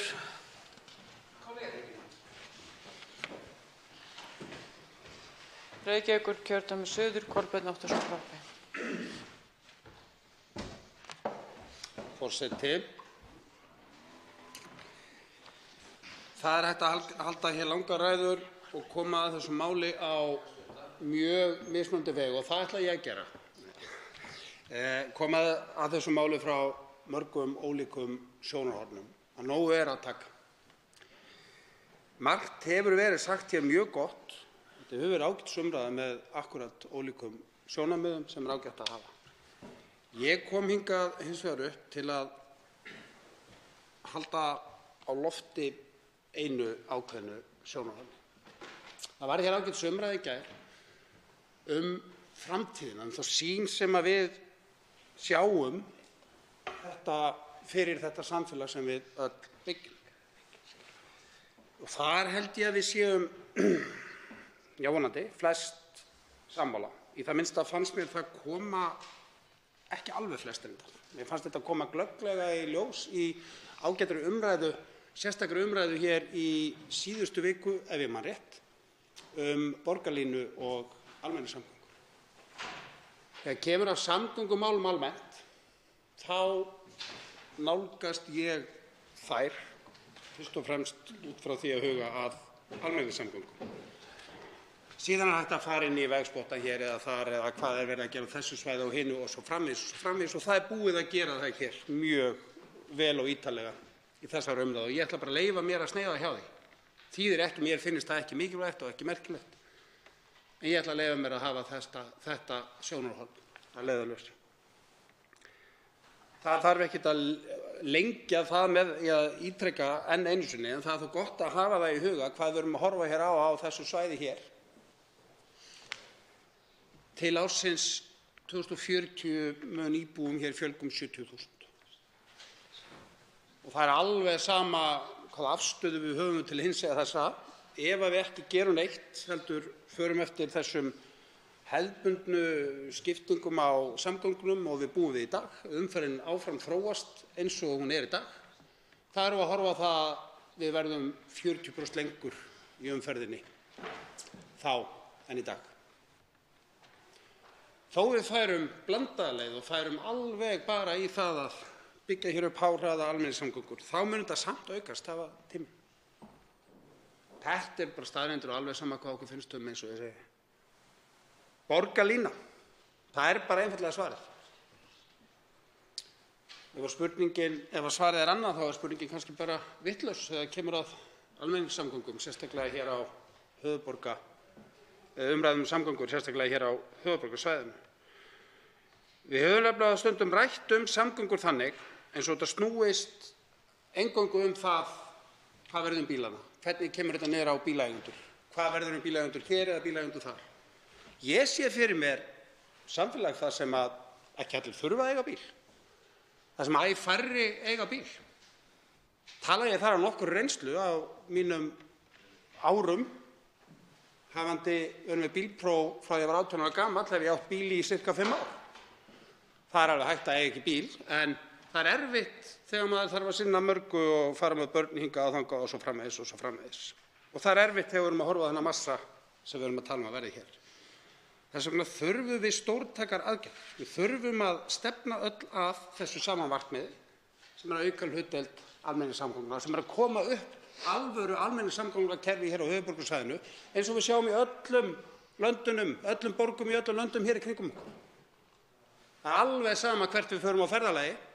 Mér er alltaf þótt þetta dálítið merkilegt þegar Íslendingar fara í ferðalag og koma til útlanda og þá stökkva þeir upp í lestir eða neðanjarðarlestir eða strætó eða hvað það er, ekkert mál, fljúga svo heim og þarf að láta sækja sig á Keflavíkurflugvöll. Ekki af því að það sé ekki boðað að fara aðra leið, það er bara eins og það gerist eitthvað í hugarfarinu. Hér förum við á einkabíl. Það er að breyta þessu hugarfari, en það breytist ekki, held ég, nema við komum upp valkostinu, almenningssamgöngulega kerfinu. Og hvernig gerum við það?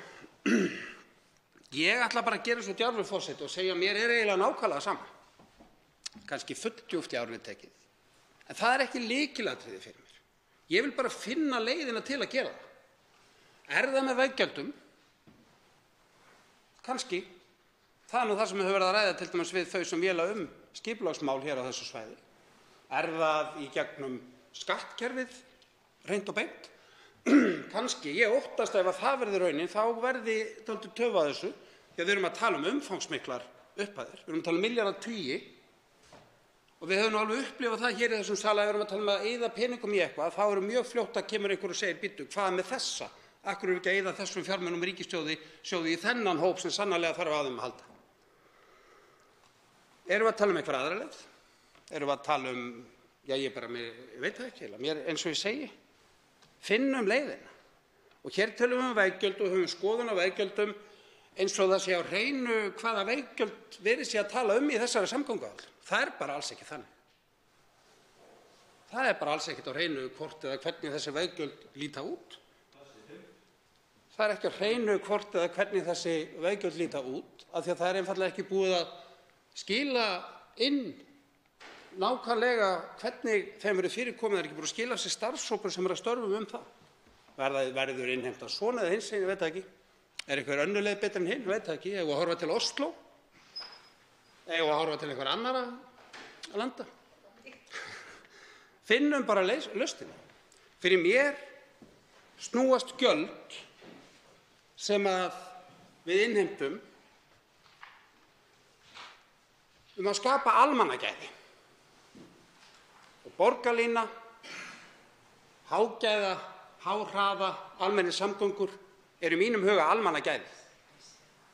Finnum leiðina til að koma þeim á, þó við gerum ekkert annað, við sem stöndum hérna inni á okkar pólitíska ferli, en að stuðla því að borgarlína verða veruleika, þá getum við hætt á þingi hvenær sem það verður stolt.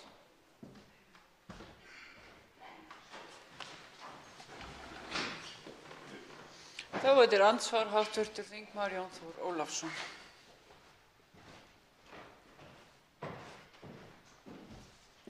Frú forseti, mig langar að spyrja hv. þingmann hvort hann gerir sér grein fyrir því að meirihluti nefndarinnar, það eru undir það rita 2 þingmenn í hans eigin flokki, meirihlutin leggur áherslu á, þetta er á síðu 5 í nefndarálitinu. Með leyfi forseta, meirihlutin leggur áherslu á að gjaldtöku verði háttað með eftirfarandi hætti. 1. Á 3 meginstofnæðum, það er Reykjanesbraut að Keflavíkurflugvelli, Suðurlandsvegi og Vesturlandsvegi út frá höfuðborgarsvæðinu.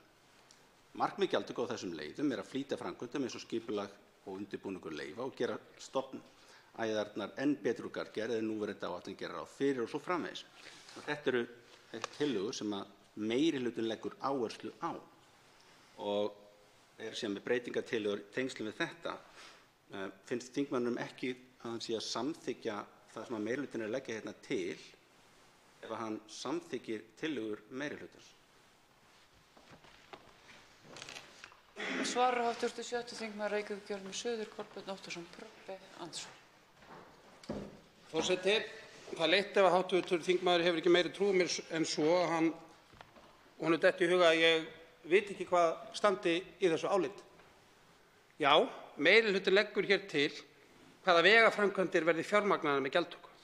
Ég var ekki að tala um það og það er þá mín sök að það hefur komið óskýrt út úr mér. Ég er að tala um nákvæmlega hvernig gjaldtökunni verður háttað. Verður tollið, verður GPS eða hvaða er og svo framvegis sem stór hluti umræðunnar hér hefur snúist um. Töluvert á undan því sem að eðlilegt er að mínum mati. Það er það sem ég á við. Tökum þá umræðu þegar þú komnir eitthvað tillögur með það. Eins og ég segi, hvernig nákvæmlega við förum að því að fjármagna það sem ég vona að hv. þingmaður sé sammála mér að sé nauðsynlegt fyrir höfuðborgarsvæðið, borgarlínuna. Það í mínum huga úrvinnsluatriði, hvernig nákvæmlega innheimt er. En ég óttast að ef þetta verði ekki gert með þessum hætti að fara á með einhvers konar gjaldtöku sérstaka, þá óttast ég að það verði töf og gæti orðið allan einhver bið á því við sæjum borgarlínu. Og ég ítreka það að fyrir mér það alfa og omega í samgöngum á höfuðborgarsvæðinu. Ég biðst forláts á þessari slettu, forseti. Síðan hér, meirihlutinn leggur áherslu á hvernig gjaldtöku verði háttað og hvaða vegaframkvæmdir verði fjármagnaðar. Síðan það önnur umræða sem við þurfum að fara í, sem gjaldtaka til framtíðar af umferðinni. Og það tökum við allt á réttum tíma. Í mínum huga nauðsynlegt að það komi, og það alveg skýrt að að koma fram endurskoðun samgönguáætlun í haust. Það nauðsynlegt í mínum huga að þar verði gríðarlega mikil áhersla á almenningssamgöngur og hvernig þær munu hagnast eða verður að byggja þær upp verði þessar tillögur að veruleika. Þá veitir hv. 8. þingmaður Suðvesturkjördæmis Jón Þór Ólafsson andsvar öðru sinni. Frú forseti, í þessum tillögum, og aftur spyr ég þingmanninn hvort að hann líti ekki svo á að ef hann samþykki breytingartillögurnar, þá sé hann að samþykkja þessar tillögur meirihluta nefndarinnar. Í þessum tillögum segir að á þessum 3 meginstofnæðum, Reykjanesbraut, Keflavíkurflugvelli, Suðurlandsvegi og Vesturlandsvegi, ef þetta eru tillögurnar sem meirihlutinn leggur áherslu á, og ef að þetta samþykkt, þá þetta tillögurnar sem hans atkvæði og meirihlutinn í þinginu sendir til umhverfis- og samgönguráðherra. Og þá eru tillögurnar að það sé ákveðin byggðarlög í þessu landi, sé Reykjanes, það sé Suðurland, sér í lagi Hveragerði og Selfoss, sem sé keyra inn í borgina, og Akranes, að þeir séu sérstaklega skattlagðir fyrir þetta. Sérstaklega, skattur, menn að vera að tala skatt og gjöld og svo framvegis, við skulum ekkert endilega festa okkur í því, en það sé allan þá vegagjöld, aukin gjöld, sem þeir greiða sem að keyra þennan veg, þá helst þeir sem að keyra meira. Þannig að það innbyggt í þessar tillögur. Þessir aðilar sem keyra þarna hvað mest, að þeir eru að greiða þetta. Það sé nefna, og finnst þá þingmannunum ekki að hann sé að samþykkja það sem segir meirihlutinn leggur áherslu á að gjaldtöku verði háttað með eftirfarandi hætti. Þetta kemur svolítið frá meirihlutanum og verður lagt hérna fyrir þingið. Hann ekki upplifað eins og ég? Ef ekki, þá þetta bara ágætt. En ég held að þetta sé þannig að það eru skilaboð sem verið að senda til umhverfis- og samgönguráðherra. Þannig að þegar hann kemur með sína tillögu frumvarpi gjaldtöku, það mun að taka mið af þessu. Því að Alþingi sagði að gera, og þá hann komið skjól fyrir að segja, heyrðu, þetta bara, þingið var bara búin að samþykkja þetta, nú þetta bara svona og þetta þess að við höfum það. Og þá eru miklu erfiðari í þinginu að snúa því tilbaka. Þetta hættan sem ég sér þingmaðurinn ekki þessa hættu. Þá svarar andsvari síðar sinni hv. 7. þingmaður Reykjavíkurkjördæmis suður, Kolbeinn Óttarsson Proppé. Forseti, hættu. Ég sé þá hættu að við þorum ekki fyrirgefðu forseti, ég ætla að byrja aftur. Það fer í taugarnar á mér þegar stjórnmálamenn brigsla öðrum að skorta kjark ef þeir vilja ekki fylgja þeim. Ég biðst forláts. Ef við erum ekki tilbúin í að endurskoða frá grunni okkar samgöngumál, þá munum við lenda í gríðarlega miklu vandræðum. Ég sé glugga til að koma borgarlínu. Ég fór yfir það í máli mínu hér áðan að fyrir mér þetta tækifærið á okkar pólitíska ferli. Mínu viti skiptir hún svo miklu máli að það eru trauðalega önnur mál sem að komast nálægt því. Hvað við getum bætt líf og hag fólks ef okkur tekst að koma á borgarlínuna. Hvernig nákvæmlega, ég bið hv. þingmann að virða það að ég að reyna að tala núna. Hann forseti Alþingis og að vita að frammígrip ekki sérstaklega til að auka og hjálpa umræðuna eins og sýnist hér, þar sem ég algjörlega missti þráðinn við þetta frammíkall hv. þingmanns. Já, mist hann svo mikið að ég ekki viss að ég finna hann aftur, forseti. Ég ætla bara að ítreka það, já.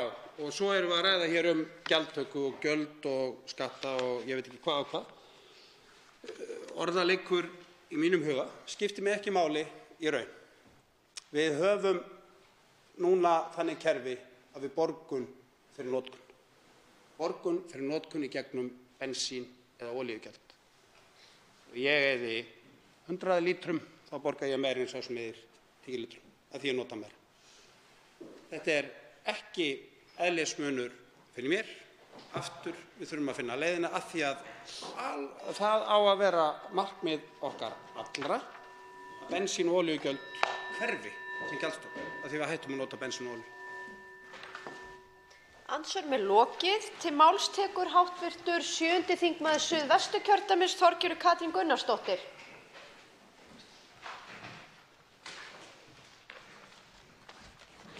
Virðulegi forseti, já, þetta áhugaverð umræða og það hefur verið forvitnilegt að fylgjast með þingmönnum úr ólíkum flokkum.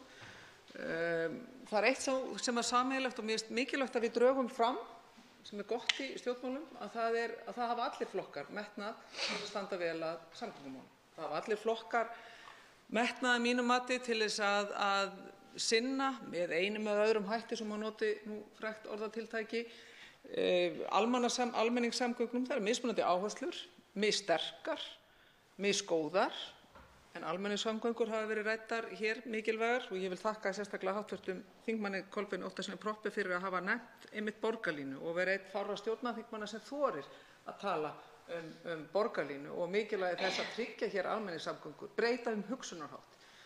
Og ég vissi upp á mig sökina þegar hv. þingmaður talaði að þegar við komum síðan hingað heim eftir að hafa notað allar neðanjarðarlestir í öllum löndum og almenningssamgöngur og koma síðan heim og fara bara í meðal annars ágæta Prius, en það eins og það er. Þannig að það hefur verið bæði áhugavert, ákveðnu leyti notalegt, en líka umhugsunarefni að sitja hér í þingsalnum og fylgjast með ýmsum ræðum. Og það kannski það sorglega sem að mér finnst í þessu að við erum að fara inn í framtíð sem við viljum öll móta. Við viljum öll taka þátt í það og reynda kosningabaráttan fyrir kosningarnar 2017 og reynda líka 2016, en áberandi 2017 að það voru allir flokkar, og ég held að allir flokkar hefðu getað sameinast það í ríkisstjórn að efna til stór átaks í samgöngumálum. En síðan kemur að við komum mishreint fram gagnvart kjósendum þegar síðan að hólminn var komið. Tveir stjórnarflokkanna, Framsókn og Vinstri græn, sögðu það ekkert nokkuð skýrt, þau sögðu bara mjög skýrt.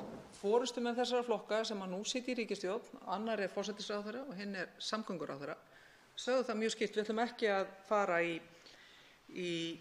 veggjöld, bara alls ekki. Og ég man að í síðustu ríkisstjórn, einu frjálslyndu ríkisstjórninni á síðari árum, sem að starfaði í nokkra mánuði, að þá voru við í Viðreisn meðal annars talin sem fylgitungl stærsta flokksins, að því við leyfðum okkur að hafa skoðun á því að hafa ekki bara veggjöld, heldur líka að við vildum huga framtíðar skipulagi varðandi gjaldtöku í samgöngumálum.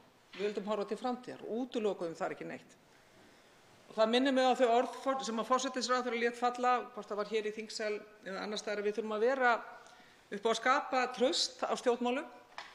Þá þurfum við að skoða svolítið hvað við erum að segja fyrir kosningar og hvað við síðan gerum eftir kosningar.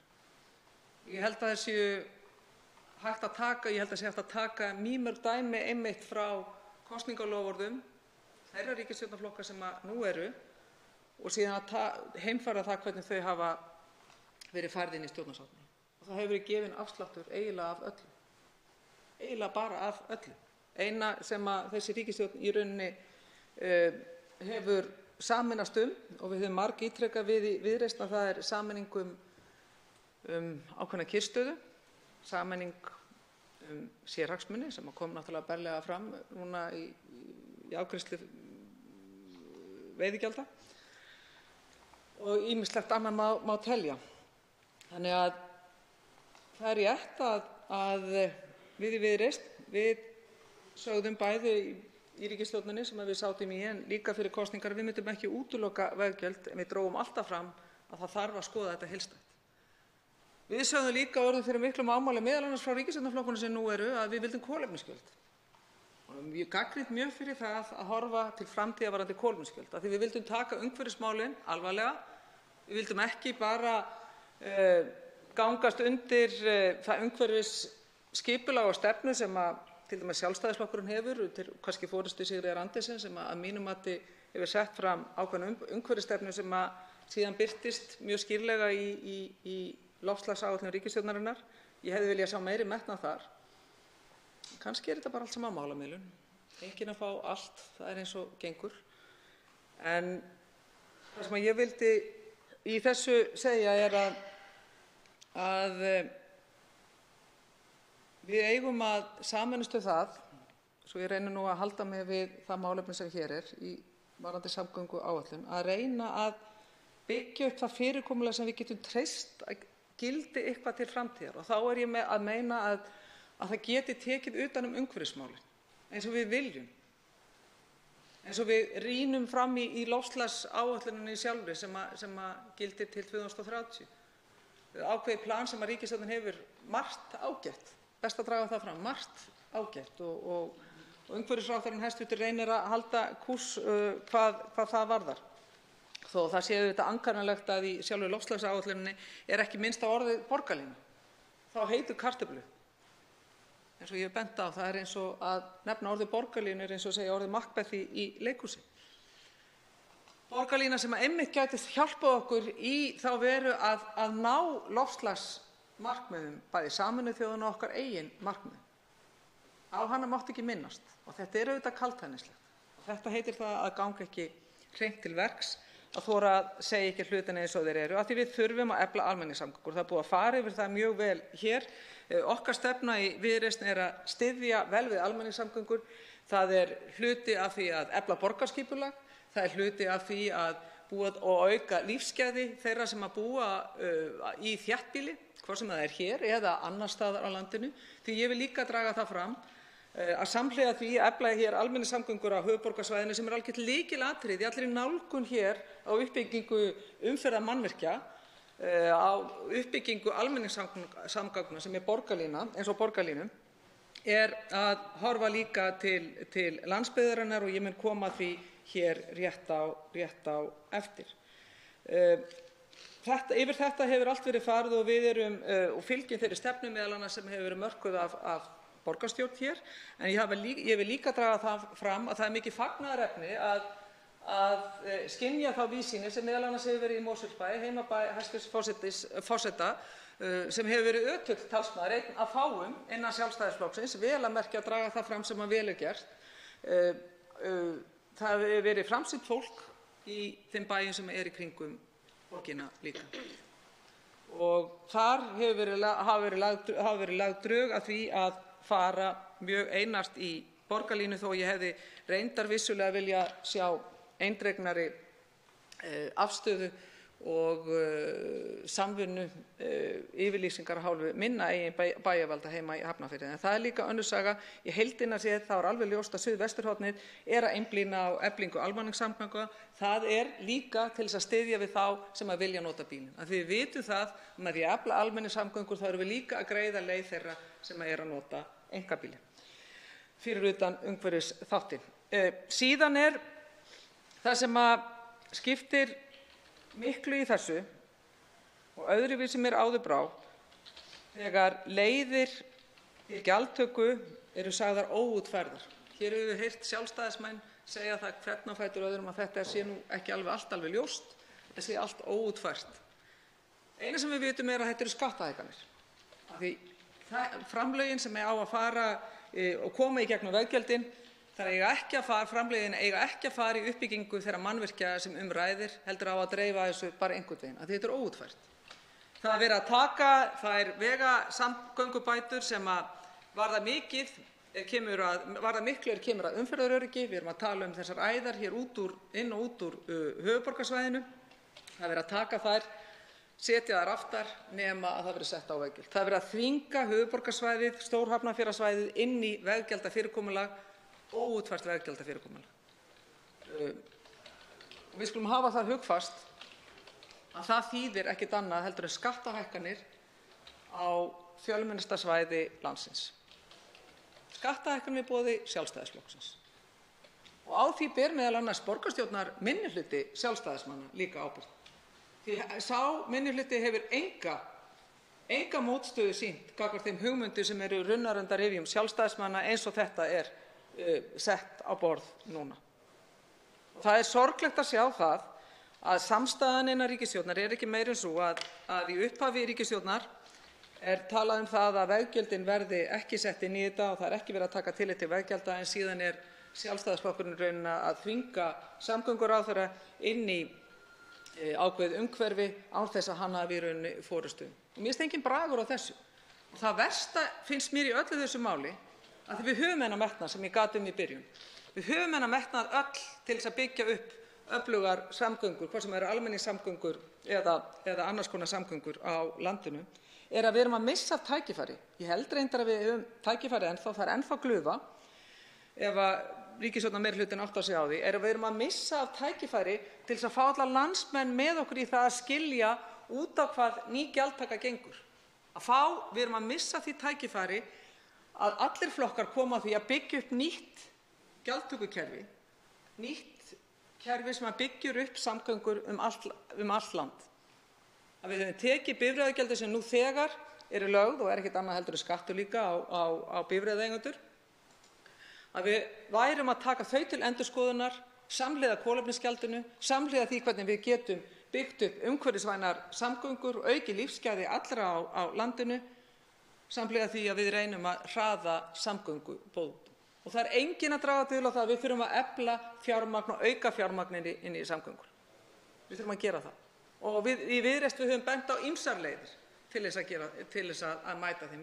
Það er auðvitað verið hægt og það er alveg óþarfi að nefna það enn og aftur varðandi veiðigjöldin. En við þurfum líka að benda á aðra leiðir og við höfum sagt að það er hægt að taka hluta af þeim hlutabréfum sem íslenska ríkið á í bönkunum, eins og til dæmis í Íslandsbanka, og breyta hlutabréfunum í innviðauppbyggingarfjármagn, fjárfestingu í innviðum. Og þá erum við komin langleiðina með þetta.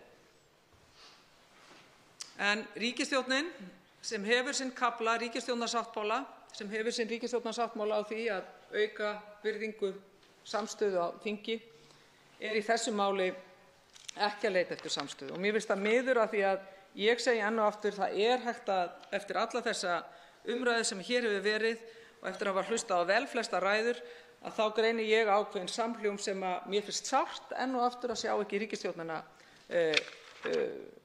myndast við að nýta sér. Það er líka sorglegt að horfa upp á þessi átök á milli samgönguráðherra B og samgönguráðherra D sem við vitum alveg hverjir eru, og það hefur bara verið til þess að torvelda málið allt, flækja málið. Og það má kannski segja að það hefur verið óskandi í þessu máli eins og svo mörgum öðrum máli sem við erum að sjá núna á liðnum dögum og vikum, að forsætisráðherra er að taka til sín. Ef að ráðherrar eru ekki að standa sig, að þá sjáum við það að málaflokkar eins og jafnréttismál, þau eru tekin inn í forsætisráðuneytið af því að forsætisráðherra til þess að geta gert þetta kannski betur, sem er ágætt. Við erum að sjá húsnæðismálin tekin af húsnæðismálaráðherra, þeim ráðherra sem er í kjarasamningum og hefur með gerð kjarasamninga meðal annars að gera, og þau eru tekin inn í forsætisráðuneytið. Við erum að sjá núna nýlega umræðu matvælastefnu sem að forsætisráðherra hefur frumkvæðið að eiga fund með þeim sem eru að framleiða matvæli hér á landi, og það er í mýmörg önnur dæmi sem að hægt er að nefna sem að forsætisráðherra er að taka til sín. Það má gagnrýna það. Ég hef gagnrýnt það að mér finnst engin sérstakur bragur á því að það fari eftir því að við skipuleggja Stjórnarráðið eftir því hvaða áhugamál forsætisráðherra hefur hverju sinni. Við hugsanlega fáum forsætisráðherra sem hefur áhuga á hafrannsóknum, ætlar hann þá að taka til sín Hafrannsóknastofnun þegar þar að kemur. Þannig að mér finnst ekki bragur á þessu, en ég skil hæstv. Forsætisráðherra að vilja hafa puttann í þessu ef aðrir ráðherrar eru ekki að standa sig í stykkinu. Þess vegna hefði ég gjarnan viljað sjá hana sýna meira frumkvæði því að hafa skoðun á þeirri samgönguáætlun sem við erum að ræða og stíga svolítið inn á svið og segja: gott og vel, elsku strákar mínir, nú skulum við bara anda rólega og við ætlum að virkja allan þingheim. af því ég að finna það að við getum náð meiri samstöðu með því að virkja alla flokka í þessa veru. Förum í það sem að meðal annars stjórnarandstöðuflokkarnir hafa lagt til, bíðum með helstu breytingar fram á haust, af því það verið að boða breytingar í haust. Það verið að boða nýja áætlun í haust. Af hverju þá ekki, hæstv. Forseti, hægt að bíða þá með þessar breytingar fram á haustið, koma núna á þessu þingi fram með tillögu sem að snerti það að við heldum 2019 öruggu, 2020 framkvæmdunum og síðan reynum við að sameinast nýtt og betra heildstæðara fyrirkomulag í haust sem felur ekki sjálfkrafa í sér skattahækkunar hugmyndir eins og Sjálfstæðisflokkurinn að tala fyrir hér í þessu þingi í dag. Og auðvitað hefur það aldrei verið þannig að Vinstri grænir hafi verið í einhverju andspyrnu þegar skattahækkunum kemur. Það flokkur sem í eðli sínu vill skattahækkanir. Þannig að það ekkert óeðlilegt að það komi ekki mótstaða af hálfu Vinstri grænna þegar Sjálfstæðismenn réttu út þennan fína skattahækkunarpakka á Suðvesturhorninu. Og það ennþá meira miður að mínu mati að sjá hvernig þessar tillögur fela í sér að mínu mati enn eina tilraunina til þess að etja fleyg á milli landsbyggðar og höfuðborgarsvæðis. Af hverju ósköpunum verið að fara þá leið? Af hverju ekki hægt að hugsa þetta heildstætt? Af hverju þarf að etja landsbyggðinni upp eða Suðvesturhorninu upp á móti landsbyggðinni? Af hverju það þannig? Af hverju gátum við ekki farið einfaldlega í forgangsröðun á þeim helstu framkvæmdum sem eru umferðaröryggismál, sem eru brýnar framkvæmdir líka fyrir landsbyggðina sem Suðvesturhornið sem að tengist umferðaröryggismálum eða flugmálum, af því að það eru margir áhugamenn flugmál hér á svæðinu. Ég hefði líka viljað sjá í samgönguáætlunum miklu meiri áherslu á það að skoða leiðir til þess að ná fram hagkvæmni í rekstri innanlandsflugvalla, til þess meðal annars að styrkja bæði almenningssamgöngur við landsbyggðina en líka til þess að byggja upp flugvelli sem við erum með til þess að dreifa meðal annars álaginu á ferðaþjónustunni, reyna það að ýta þeim stabba sem hingað kemur og dvelur skemur, þar af leiðandi hefur hann minni tíma til þess að fara landið.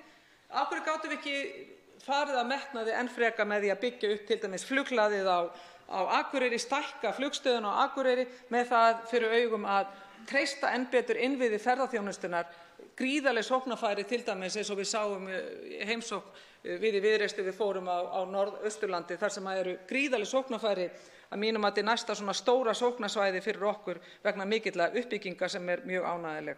Og ég ítreka það að við fólk að fara þessa leið, ekki síst þegar Dettifossvegurinn alveg kominn, þá myndast þar gríðarleg tækifæri. Það nefnilega svo gaman þegar við sem erum þingmenn, hvort sem við erum Suðvesturhornsins eða komum annars staðar frá, að við fáum tækifæri til þess að hafa skoðun og styðja og efla byggðir landsins, hvort sem hér á Suðvesturhorninu eða allt land. Af því það til hagsbóta fyrir alla að tala heildstætt samgöngumál, að tala heildstætt vegamál, tala heildstætt uppbyggingu í flugi. Af því að til hagsbóta, jafnt fyrir okkur sem búum hér á Suðvesturhorninu eins og fyrir landsbyggðina alla, að við reynum að sameinast í þessu. Og þess vegna finnst mér svo sorglegt að sjá þessa uppskiptingu á milli landsbyggðar og þéttbýlis, milli Suðvesturhorns og landsbyggðar sem hér í boði ríkisstjórnarinnar. Og ég harma það sérstaklega að þetta skuli vera gert með þessum hætti af því að við hefðum getað náð miklu betra og almennilega samkomulagi. Ég hefði líka viljað sjá í þessu varðandi flugið það að við ávörpum líka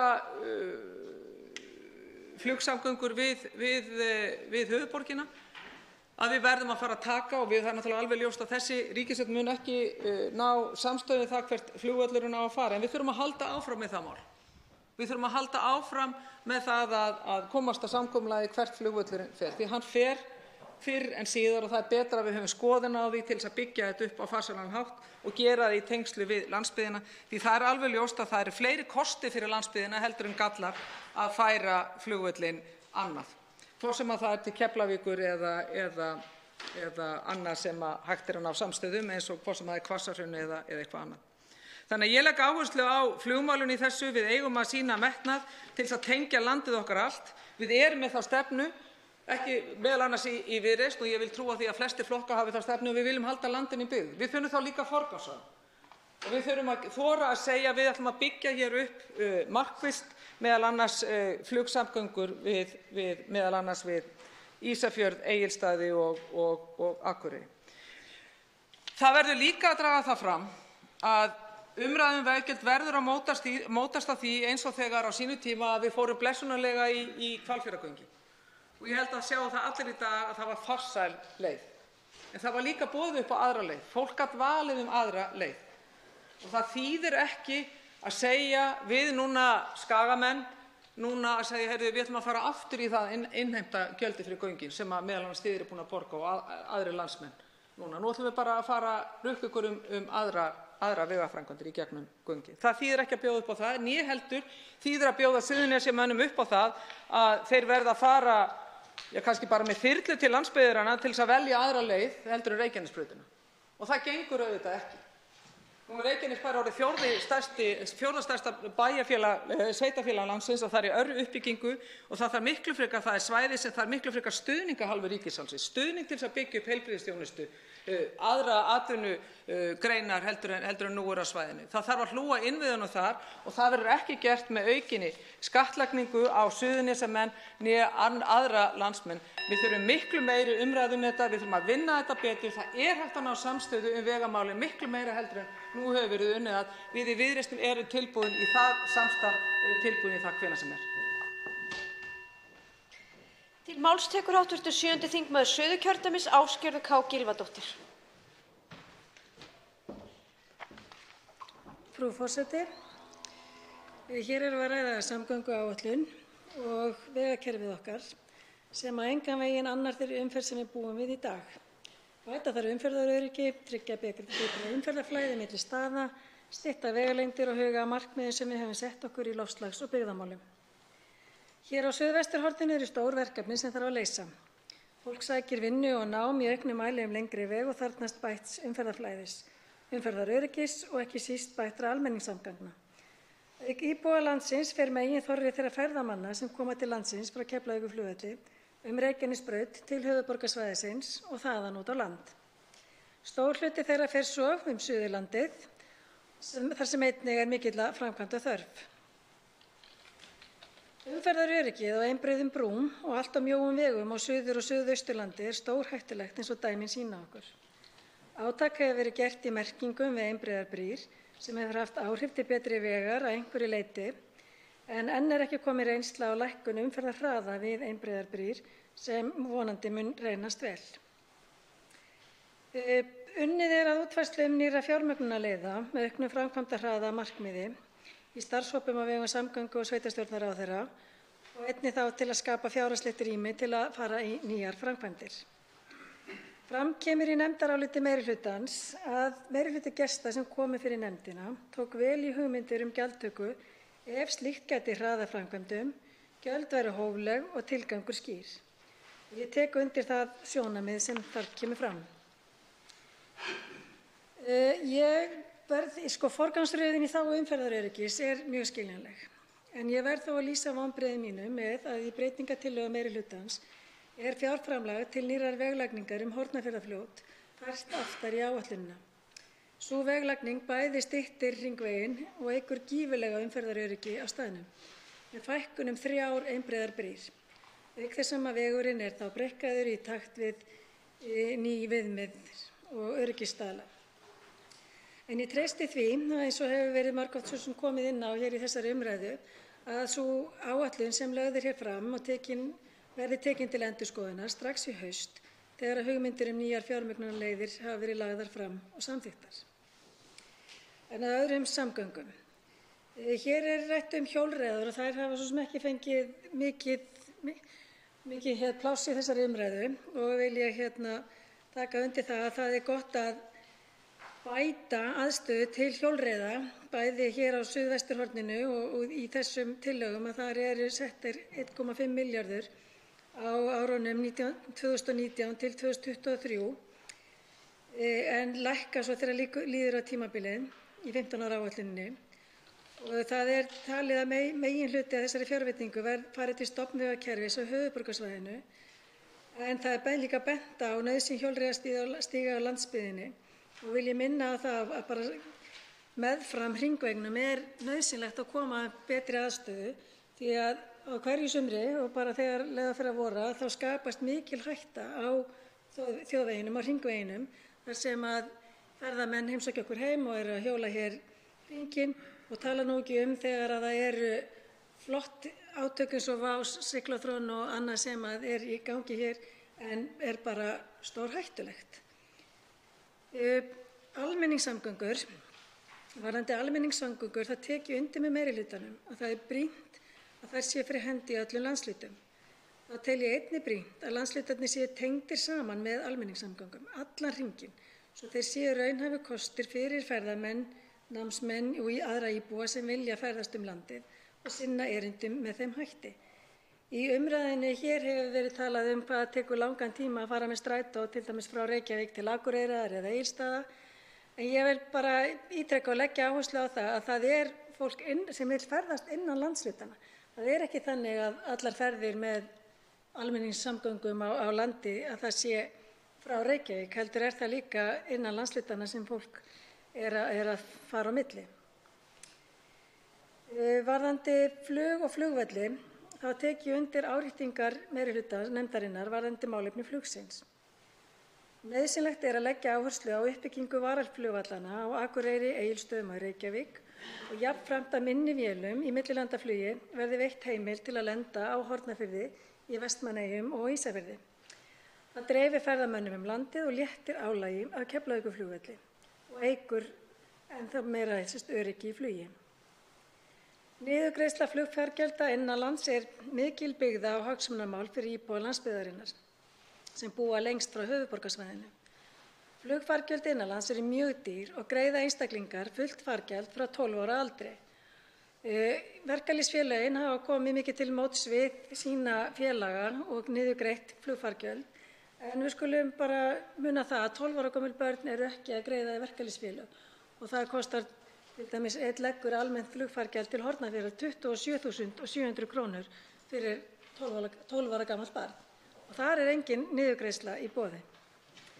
Það er því fagnaðarefni að unnið sé að því að innleiða hér niðurgreiðslukerfi flugfarþega af landsbyggðinni að skoskri fyrirmynd. En varðandi hafnarframkvæmdir, þá er í áætluninni eitt atriði sem ég vil koma inn á. Það er sandfangari við Einholtskletta fyrir utan Hornafjarðarás.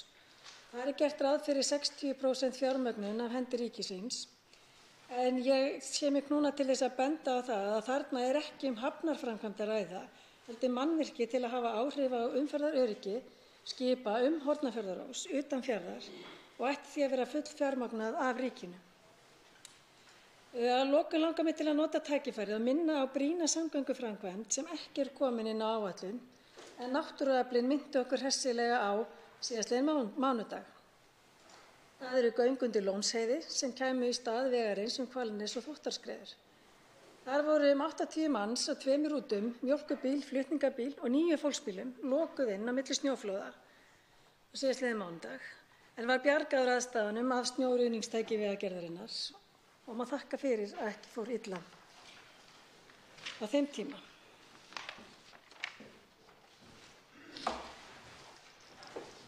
Til máls tekur hv. 3. þingmaður Reykjavíkurkjördæmis norður, Sara Elísa Þórðardóttir.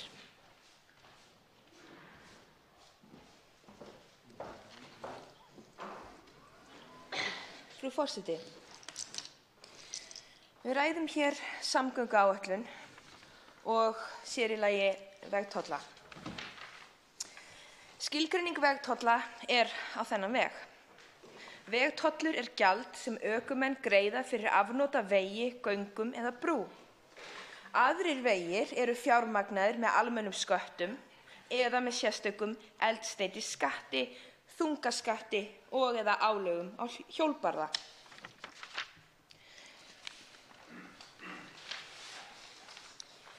Þó að, frú forseti, við séum ekki að ræða hér beina skatta per se, þá er þessi leyftur aðgerð meirihlutans frekar undirföruleið til þess að svína peninga út úr almenningi landsins. Og aukinheldur einmitt vegna þess að hvergi í stjórnarsáttmála ríkisstjórnarinnar kemur fram að íþyngja eigi þjóðinni með slíkum vegtollum, heldur kemur þar fram að eignartekjur ríkisins verði hægt að nýta í þeim tilgangi. Eins og bent hefur verið ítrekað á í þessum ræðustól síðustu 2 sólarhringa, þá mun þessi gjaldtaka bitna einna helst á þeim sem minnst eiga. Þessi aðgerð meirihlutans vinnur því beint gegn auknum jöfnuði í samfélaginu og það í boði meirihluta sem leiddur af ríkisstjórn Katrínar Jakobsdóttur. Vegtollar mismuna vegfarendum eftir búsetu og atvinnu og þetta þvert á vilja þjóðarinnar eins og fram hefur komið í skoðanakönnunum sem og í öllum þeim ógrynni fjölda umsagna sem bárust umhverfis- og samgöngunefnd við umfjöllun málsins þar. En alls bárust 1500 umsagnir og lýstu 95% þeirra andstöðu við áform ríkisstjórnarinnar að leggja á veggjöld. Eins hafa skoðanakannanir sýnt fram á að 54% landsmanna andvígur þeim og einungis 32% styðja aðgerðina. En hvers vegna? Hvers vegna hefur ríkisstjórnin ákveðið að fara þessa leið núna í skjóli myrkurs fyrst fyrir áramót, þar sem að stjórnarandstaðan þurfti að leggja kapp við að fresta málinu til þess að hægt væri að vinna það betur hér sem þinglegt, vinna það betur innan þings. Það virðist þeirri sem hér stendur að gæluverkefni ríkisstjórnarinnar á borð við þjóðarsjóð, sem ég get algjörlega tekið undir, mikilvægt mál að ráðast í, það virðist hafa verið sett í forgang fram yfir það að fjármagna uppbyggingu vegakerfisins sem að nauðsynlega þarf að ráðast í fyrir líf og heilsu þessarar þjóðar. Þjóðarsjóður að mínu mati ekki jafn akút mál og það að byggja upp vegi landsins þannig að þeir séu öruggir þeim farþegum sem þá þurfa að fara. Ég vil vísa hér til orða hæstvirts fjármála- og efnahagsráðherra hér í þingsal fyrir örfáum dögum þar sem hann fullyrti að hann hefði engar teljandi áhyggjur af því að eitthvert yfirvofandi fjármálahrun væri í kortunum.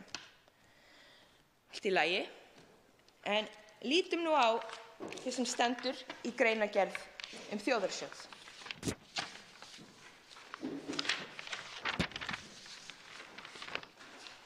Markmið þessara laga að treysta fjárhagslegan styrk ríkissjóðs til að mæta afleiðingum af meiri háttar ófyrirséðum áföllum sem þjóðarbúið verður fyrir. Ég fæ illa séð hvers vegna ríkisstjórnin ákveður að forgangsraða ófyrirséðum þjóðáföllum fram yfir þeim sem raunverulega fyrirséð. Það fyrirséð að vegir landsins munu valda í núverandi ástandi valda alvarlegum slysum og alvarlegum áföllum landi og þjóð og fólksins sem hér býr.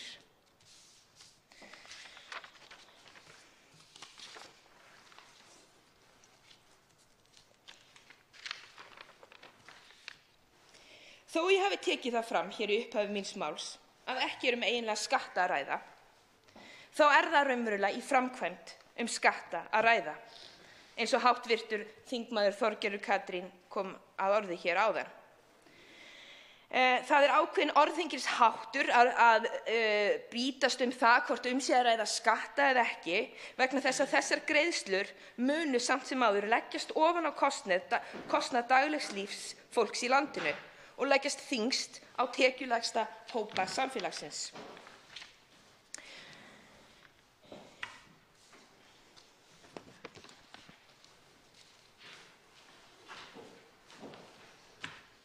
Það hefur verið rætt hér í ræðustól síðustu daga og eins kom það fram í orðum hæstvirts samgönguráðherra og með leyfi forseta þá ætla ég að vitna hér til viðtals við hæstvirtan samgönguráðherra í fjölmiðlum hér í síðastliðinn desember, Það meðal annars vegna þess að í aðgerðamálum ríkisstjórnarinnar, í loftslagsmálum, í orkuskiptum, þá hefum við orðin þess fullviss að tekjur ríkisins af bensín- og dísilgjöldum munu fara hratt lækkandi næstu ár og þær tekjur munu þá ekki duga fyrir þeim vegaframkvæmdum sem við almennt sættum okkur við. Hins vegar kom það fram hér í ræðustól í gærkvöldi hjá hv. þingmanni Rósu Björk að orkuskiptin eru ekki að eiga sér stað nærri eins hratt og búist var við og vonast var til. Í ræðu þingmannsins kom fram að einungis 1% bílaflotans væri nú þegar rafbílar eða raf-tvinnbílar, tengiltvinnbílar, og þegar skoðuð er saga rafbílavæðingar og orkuskipta hér á landi kemur í ljós að síðan árið 2014 höfum við þá aðeins náð að rafbílavæða flotann upp í þessa 1%. Því miður er það þá erfitt að sjá hvernig rök hæstv. Samgönguráðherra haldi. Hann komst að orði að þau væru orðin þess fullviss að tekjur ríkisins af bensín- og dísilgjöldum munu fara hratt lækkandi næstu ár. Ég leyfi mér, virðulegi forseti, að efast þá fullyrðingu hæstv. Ráðherra í ljósi þessarar lúshægu þróunar sem orkuskiptin eru því miður að taka. Það virðist vera eitthvað að klukkunni. Er það ekki? Nei, ok, kannski ekki. Nei, í lokin ætla að enda þetta aðeins á svona jákvæðri nótum en ég hóf mitt mál. Það var mjög ánægjulegt samt sem áður að heyra hér í gærkvöldi stjórnarliða tala fyrir auknu hjólavæðingu hér innanlands. Þá talaði háttvirtur þingmaður Bryndís Haraldsdóttir það hversu mikilvægt væri að horfa til þess fyrir okkur og eflaust er það sannarlega eins og háttvirtur þingmaður benti á flóknara út fyrir borgarmörkin en inn fyrir borgarmörkin þetta alveg rakið og eitthvað sem við þurfum að ráðast í og stórt og mikilvægt skref hvað varðar loftslagsmál hér á Íslandi og við þurfum ekkert að ferðast langt til þess að sjá snilldina, algjöra snilldina í þeirri þróun og slíku samgöngu fyrirkomulagi. Við þurfum ekki annað en að fara til Kaupmannahafnar og þar veðráttan oft ekkert mikið skárri heldur en hér og þar heil menning í kringum hjólreiðar og hjólastíga og þar notar fólk þetta bara til daglegra nota og það ekkert endilega notað sem afsökun að þurfa að eiga börn. Það fólk bara með svona hjólakerrur aftar í hjólunum þar sem að hægt að flytja börnin á milli staða. En aftur, ég sagðist að það endaði á jákvæðum nótum, ég laug því, ég ætla aftur að býsnast á þessum vegtollum og hversu hratt þetta hefur verið ýtt í gegnum þingið eða reynt að ýta í gegnum þingið. Það hefur skort þá nauðsynlegu greiningarvinnu sem hefði átt að eiga sér stað eins og hv. þingmaður Þorsteinn Víglundsson benti á daginn að það hefði tekið önnur lönd mörg ár að ráðast í svona gríðarstóra breytingu og það mjög bagalegt að horfa upp á þessa stjórnarhætti og þetta óþægilegt fyrir þingið og þetta óþægilegt fyrir þjóðina. Þetta minnir pínulítið á þegar stytting framhaldsskólanámsins þegar það var þrýst í gegn án þess að nauðsynleg greiningarvinna fari í gang og hvaða áhrif þetta geti haft á til dæmis nemendur og við erum að sjá það, við erum að sjá að nemendur þeim að hraka hvað varðar andlega líðan.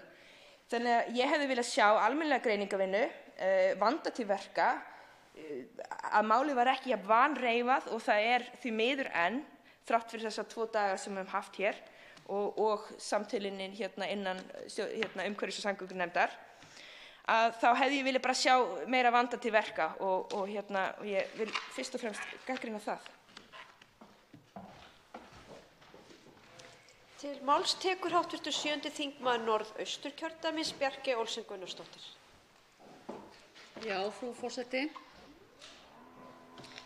Við erum hér að fjalla samgönguáætlun og þegar það gert í þinginu þá er það það bil 70–80% þingheims sem vill tjá sig það mál sem segir okkur í rauninni hversu mikilvæg þetta okkur öllum, samgöngur og með hvaða hætti þær eru útbúnar okkur til handa. Ég ætla nú svo sem bara að fara hratt í gegnum þetta. Við erum hér að reyna að ljúka umræðunni og svona stytta tímann. Það eru líklega svona allflestar skoðanir komnar fram og við margir farnir svona að segja það sama, en auðvitað viljum við hvert og eitt líklega koma okkar sjónarmiðum á framfæri. Það er auðvitað ljóst að í samgönguáætlun eru afmarkaðir fjármunir.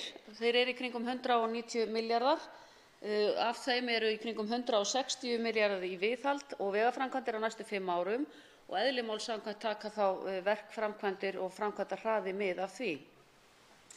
Og það er auðvitað búið að fara mikil orka og mikil tími hér í það að ræða aðrar fjármögnunarleiðir hér í þessu sambandi og ég ætla svo sem ekki að ræða það neitt sérstaklega mikið, heldur láta kannski þá umræðu bara liggja á milli hluta þangað til að við tökum það fyrir hér. Ég hefði sjálf viljað að við tækjum það í haust samhliða samgönguáætlun þannig að fólk sjái ávinninginn af því sem það á af sér að leiða. Það er alltaf svolítið flóknara að taka mál í sundur þegar það í rauninni á að tengjast beinlínis einhverju öðru. En ég ætlaði samt að minnast hér á vegaframkvæmdir sem gætu fallið undir aðrar fjármögnunarleiðir heldur en þessar hefðbundnu, sem eru Öxi og Fjarðarheiðargöng og þaðan höfum við fengið beinlínis óskir að slíkt verði gert. Og ég held að það sé eitt af því sem við þurfum líka að hlusta á, og það er það fólk sem býr í hinum dreifðari byggðum þarf hraðari uppbyggingu samgönguframkvæmda heldur en að við getum gert með því fé sem við höfum. Og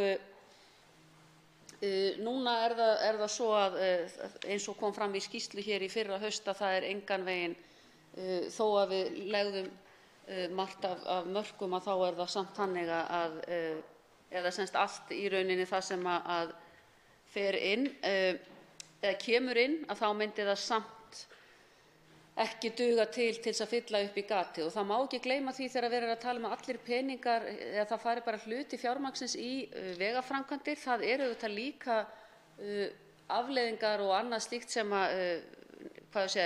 nýtur þeirra fjármuna. Það er að segja fjármuni fara til heilbrigðisþjónustu, þeir fara til Samgöngustofu, þeir fara til ýmissa eftirlitsaðila og annað slíkt sem að ekki óeðlilegt að þessir fjármunir fari í.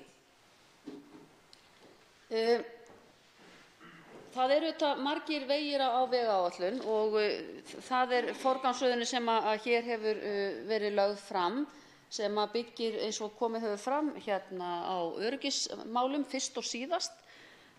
Og það hefur líka, það sem að mér þótti ágætt og verið að tala varðandi tengivegi og styrkvegi, þar sem verið að færa til fjármagn, þar sem að lagt til við vegagerðina að þeir fjármunir verði og svigrúmið verði nýtt í leiðir þar sem að íbúar og þar með talin börn eiga daglega leið til vinnu og skóla og svo ferðamannaleiðir inn á hálendið. Og það er líka talað að leggja áherslu á talningu, þannig við höfum nánari upplýsingar fólk sem er að fara á hina ýmsu vegi sem er ekki daglega í umræðunni endilega, og talað að það þurfi að bæta þessa talningu í ljósi þessara breyttu hegðunar ferðamanna. Af því við þekkjum það að umferðarþunginn hefur aukist mjög mikið. Og ég ánægð með að meirihlutinn leggi til að það verði flýtt framkvæmdum í þágu tveggja jaðarsvæða, Árneshrepps á Ströndum og svo Langanesbyggðar á norðausturhorninu, með vegi Veiðileysuháls og svo endurbætur á vegi Langanesströnd ásamt uppbyggingu Brekknaheiði. Það er eitt af því sem hefur verið kallað á mjög lengi og er gríðarleg þörf á þegar við erum að færa til alls konar þjónustu og þjappa henni, og líka þegar við erum að reyna að gera íbúum kleift að búa þar sem þeir þá eru. Og þetta kannski tengist að hluta til því að eins og kemur fram í áliti meirihlutans að ríkisstjórnin samþykkti í nóvember síðastliðnum tillögu eflingu byggðar við Bakkaflóa, þar sem að nefnd hafði fjallað þessi mál og komið með tillögur þess eðlis.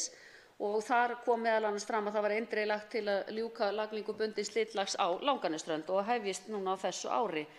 Og það í framhaldinu verður svo farið í Brekknaheiði. Þetta bara getur skipt sköpum það að íbúar eða byggð haldist á þessu svæði. Ég ætla líka að tala það sem hér talað stofnstíga, eins og hér hefur náttúrulega svolítið verið talað og síðasti ræðumaður líka hjóla- og göngustíga. Við erum að sjá gríðarlega breytingu í því og fjölda fólks sem farin að nýta sér hjólið í vinnu og bara til sports líka. Og ég man ekki hvort það kom fram að það eru mun fleiri til dæmis sem að hjóla hér til vinnu heldur en nýta sér strætó, sem mér fannst minnsta kosti athyglisvert. Og þess vegna, og ég hef kannski bara séð dæmi þess að nú verið að gera slíkan stíg frá Akureyri og inn í Eyjafjörð, og það svæði þar sem hafa orðið banaslys. Og mjög mikilvægt að koma hjólreiðafólkinu af þjóðveginum eða veginum þarna fram eftir. Þannig að þetta klárlega eitt af því sem ýtir undir heilbrigðari lífsstíl, ýtir undir vistvænni samgöngur og hjálpar okkur í þessum loftslagsmálum.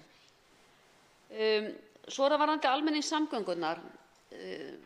Það aðeins búið að reifa þær hér og ég hef miklar áhyggjur almennt af almenningssamgöngum. Ég var nú í Finnlandi á dögunum og af því að var talað borgarlínu þá hugsaði ég með mér þegar þeirra borgarlína var nú að keyra í snjónum að fyrst að Finnar geta gert þetta þá getum við líklega gert þetta svo vel sé.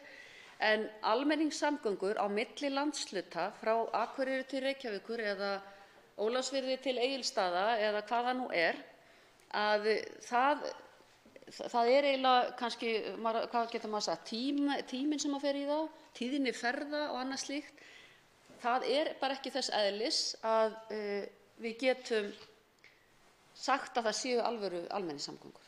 Það ekki eðlilegt að vera 10-12 tíma á leið sem á að taka 6 eða 7, og sért nánast helmingi lengur. Og ég held að ég tel að við séum flest sammála það. Og úr þessu þurfum við að leysa því að ég tel að það sé mjög mikilvægt að við höfum almenningssamgöngur og ég held að fólk nýti þær þegar þær verða raunverulega þess eðlis að það verður hagkvæmara fyrir mann að fara með almenningssamgöngum heldur en að fara á einkabílum einn og ferðatíminn svona sambærilegur.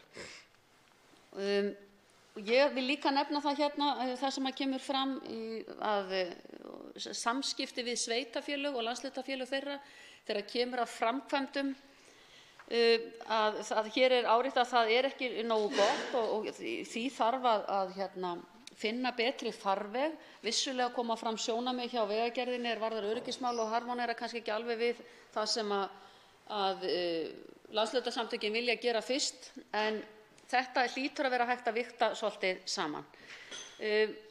Umferðaröryggi, eins og ég kom hér aðeins inn á áðan, og það þetta með umferðaröryggi ungmenna og á þessum vegum og unga fólksins sem að taka sín fyrstu skref, en líka bara út allar sveitir þar sem nemendur eru á ferðalagi í skólabílum mjög svo mismunandi góða vegi, að þetta eitthvað sem við eigum að taka til skoðunar og setja í forgang. Og sama vil ég segja með vetrarþjónustuna að því maður býr nú á svæði þar sem að slíkt afar mikilvægt, að þá það svo að það getur skipt máli og við fundum það þegar það átti að skera niður vetrarþjónustuna hér á norðaustursvæðinu, hittifyrraminni með eitthvað slíkt, að þá reis fólk upp og gat ekki sætti við þetta. En auðvitað vitum við að Vegagerðin hefur bara ákveðið fjármagn úr að moða En þetta þurfum við líka að hugsa þegar við erum að leggja til fjármunina. Síðan það flugið. Hér hefur félagi minn Njáll Trausti Friðbertsson farið afskaplega vel yfir flugmálin. Ég ætla bara rétt að segja að ég tel að við eigum að huga vel að þessum flugvöllum, byggja upp flugvöllina, innanlandsflugið, og eigendastefna Isavia eitt af því mikilvægasta sem við þurfum að taka á í því samhengi, þannig að við getum komið þessum málum í viðunandi farveg, þannig að vel sé. Og það var ágætt líka að minna á þessa varaflugvelli, þessa sjúkraflugið og allt þetta sem við þurfum að hafa hér í lagi, og þá þurfum við að hafa Reykjavíkurflugvöll hér líka í lagi á meðan ekki annar kostur í boði. Og ég ánægð að sjá að meirihlutinn leggur áherslu á að honum verði viðhaldið og byggður upp þangað til að annað kemur í ljós. Ég verð að tala niðurgreiðslu flugfargjalda innanlands og kolefnissporið í kringum það sem hefur aðeins verið rætt hérna. Það hefur ekki verið rakið það sem fram kemur hér, og talað að það þurfi ríflega 2,7 farþega í meðalfólksbíl. Auðvitað ekki endilega skilgreindir hvers konar bílar eða eitthvað slíkt. Hér var talað að það væri bara 1% af metan eða tvinn eða rafmagnsbílum. Þannig að það alveg ljóst að það ennþá verið að miða við bílaflotann eins og hann í dag. Og þetta líka eitthvað sem ekki endilega komið til með að vera aldur og ævi, heldur þetta eitthvað sem við erum að gera tilraun með til þess að leiðrétta stöðu þeirra sem fjærst búa, og gríðarlega mikilvægt. Og ég hvet alla þá sem hafa efasemdir það að kíkja inn á dýrt innanlandsflug á Facebook og sjá hvað fólk þar að segja. Hér bara verið að tala 4 ferðir á ári, það nú allur oppinn, og þetta ekki slíkur fjöldi að það setji allt á hliðina. Við eigum að gera þetta ásamt því að byggja upp betri innviði varðar allt annað, hvort sem það í heilbrigðisþjónustunni eða einhverju slíku. En virðulegi forseti, við vorum búin að semja það að tala ekki lengi, og ég ætla ekki að fara lengra fram úr því sem mér var ætlað, en ég vil bara lýsa ánægju minni með að þessi samgönguáætlun hér fram komin. Hún fullfjármögnuð eins og hún var lögð fram í haust og lítur út, og með þó þeim tilfæringum sem hér hafa verið gerðar. Það breytir því ekki að betur má duga skal, og á því finnum við vonandi lausn þegar að vorar eða haustar. Útbýtt á fundinum. Þingskjali 898, fjárframlög sveitarfélaga til stjórnmálasamtaka, skriflegt svar dómsmálaráðherra. Þingskjal 910, fjöldi starfsmanna sem vinna við gerð lagafrumvarpa, skriflegt svar dómsmálaráðherra. Þingskjali 912, áhrif aukinna fjárveitinga til löggæslu, skriflegt svar dómsmálaráðherra.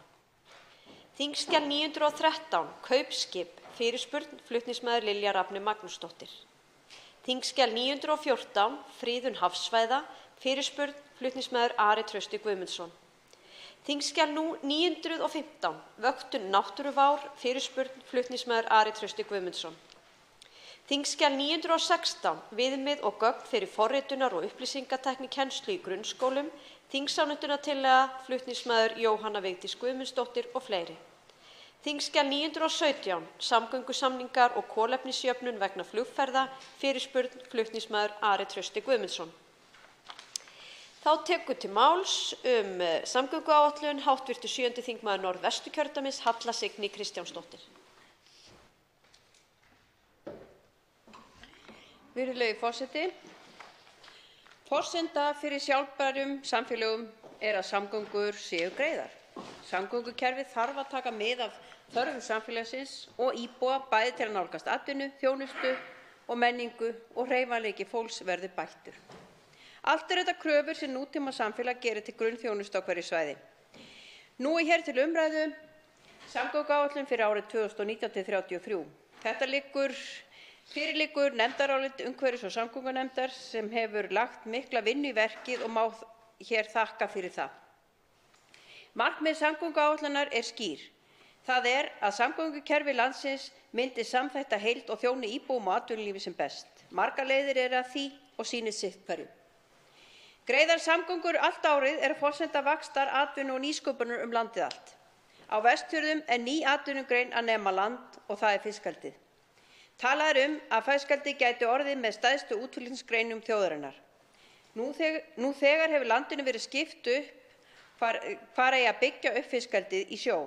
Það á Vestfjörðum, Austfjörðum og við Eyjafjörð. Ljóst að stærri hlutinn áætlaður við Vestfirði. Það því ljóst að framundan mikil uppbygging þessa atvinnugreinar þar sem á eftir að skila þjóðarbúinu mikinn ávinning og eru greiðar samgöngur forsenda þess að til takist. Í framlagðri samgönguáætlun gert fyrir að nú skuli koma Vestfjarðavegi til annarra kynslóða og koma þar með Suðurfjörðum Vestfjarða til nútíma samgönguhátta. Sú leið fjármögnuð á fjárlögum og í samgönguáætlun. Það hefst með Dýrafjarðargöngum, uppbyggingu vegar Dynjandisheiði og nýrri veglagningu Gufudalssveit. Þarna samgönguáætlun að styðja við þann efnahagslega vöxt sem þar á sér stað á Vestfjörðum og tryggja örugga grunnþjónustu til þess að svo megi verða. Með uppbyggingu stofnvega eru búsetugæði aukin og bæta skal samgöngur milli skilgreinda vinnusóknarsvæða og stækka þar sem hægt er. Þetta stuðlar að eflingu atvinnulífs innan og milli landshluta. Það líka ég tek undir orð hv. þingmanns Bjarkey Olsen Gunnarsdóttur þegar hún nefndi að í meirihlutaáliti nefndarálitinu þá leggur meirihlutinn til að flýtt verði sérstaklega framkvæmdum í þágu tveggja jaðarsvæða, það Árneshrepp á Ströndum og Langanesbyggðar á norðausturhorninu, með vegi Veiðileysuháls annars vegar og endurbætur á vegi Langanesströnd. Þetta skiptir líka máli fyrir nýsköpun og atvinnuuppbyggingu á þessum svæðum þar sem fólk býr í veikri byggð. Samgöngur skipta alla máli. Við erum að horfa fram á mikla breytingar. Álagið á samgöngukerfi landsins hefur margfaldast, vöruflutningar hafa færst á land, fjöldi ferðamanna á vegum landsins hefur stóraukist og samþjöppun í þjónustu og breytingar í atvinnumálum staðreynd sem breytir flæði umferðar töluvert. Þá skiptir öryggið meginmáli. Gert ráð fyrir að hraða framkvæmdum á stofnbrautum sem þola ekki bið, meðal annars vegna ósættilegs umferðaröryggis. Umferð hefur breyst og hraðar en gert hefur verið ráð fyrir í fyrri samgönguáætlun. Þess vegna þessi samgönguáætlun með þeim flýtiaðgerðum sem þær boða. Það ánægjulegt að sjá þær meginstoðir sem samgönguáætlun byggir á að leggja áherslu á stofnbrautir út úr höfuðborginni og nú skal líka klára grunnnet vegakerfisins á Vestfjörðum. Í heild má segja að meginþráður áætlunar sé að tryggja öryggi vegfarenda jafnframt að byggja og tryggja bætt samgöngukerfi.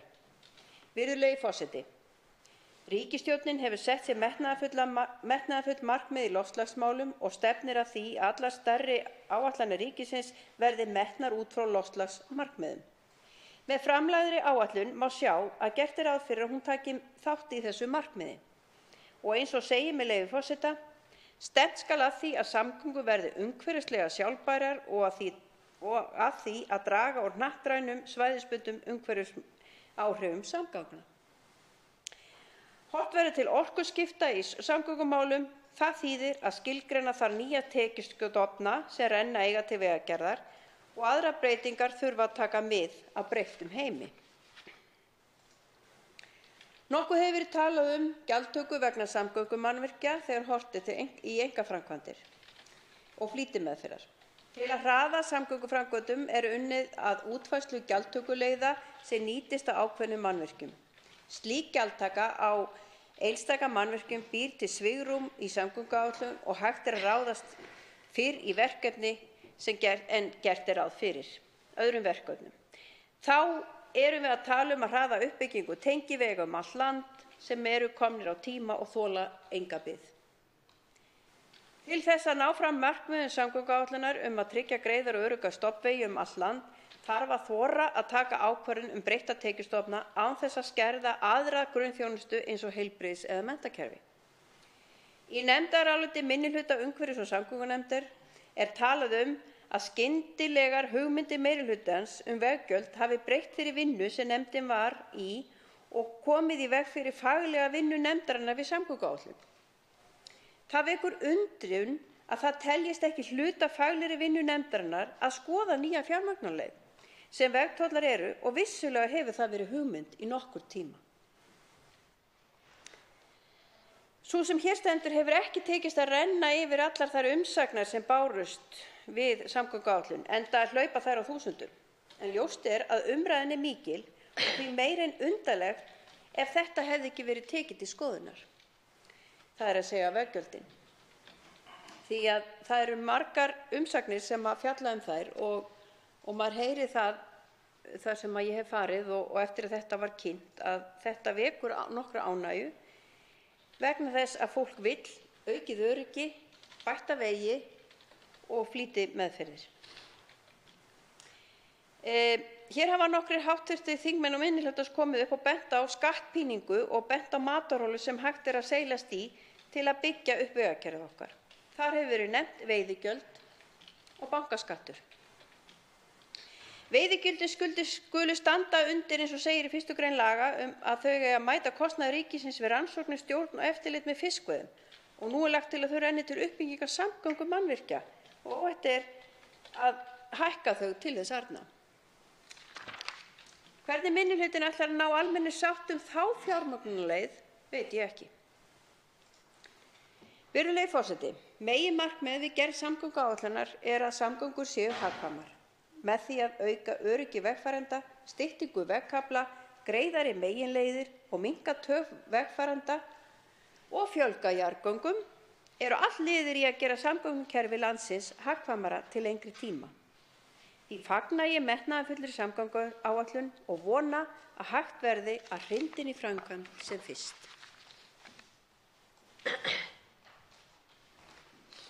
Til máls tekur hv. 10. þingmaður Suðurkjördæmis, Smári McCarthy.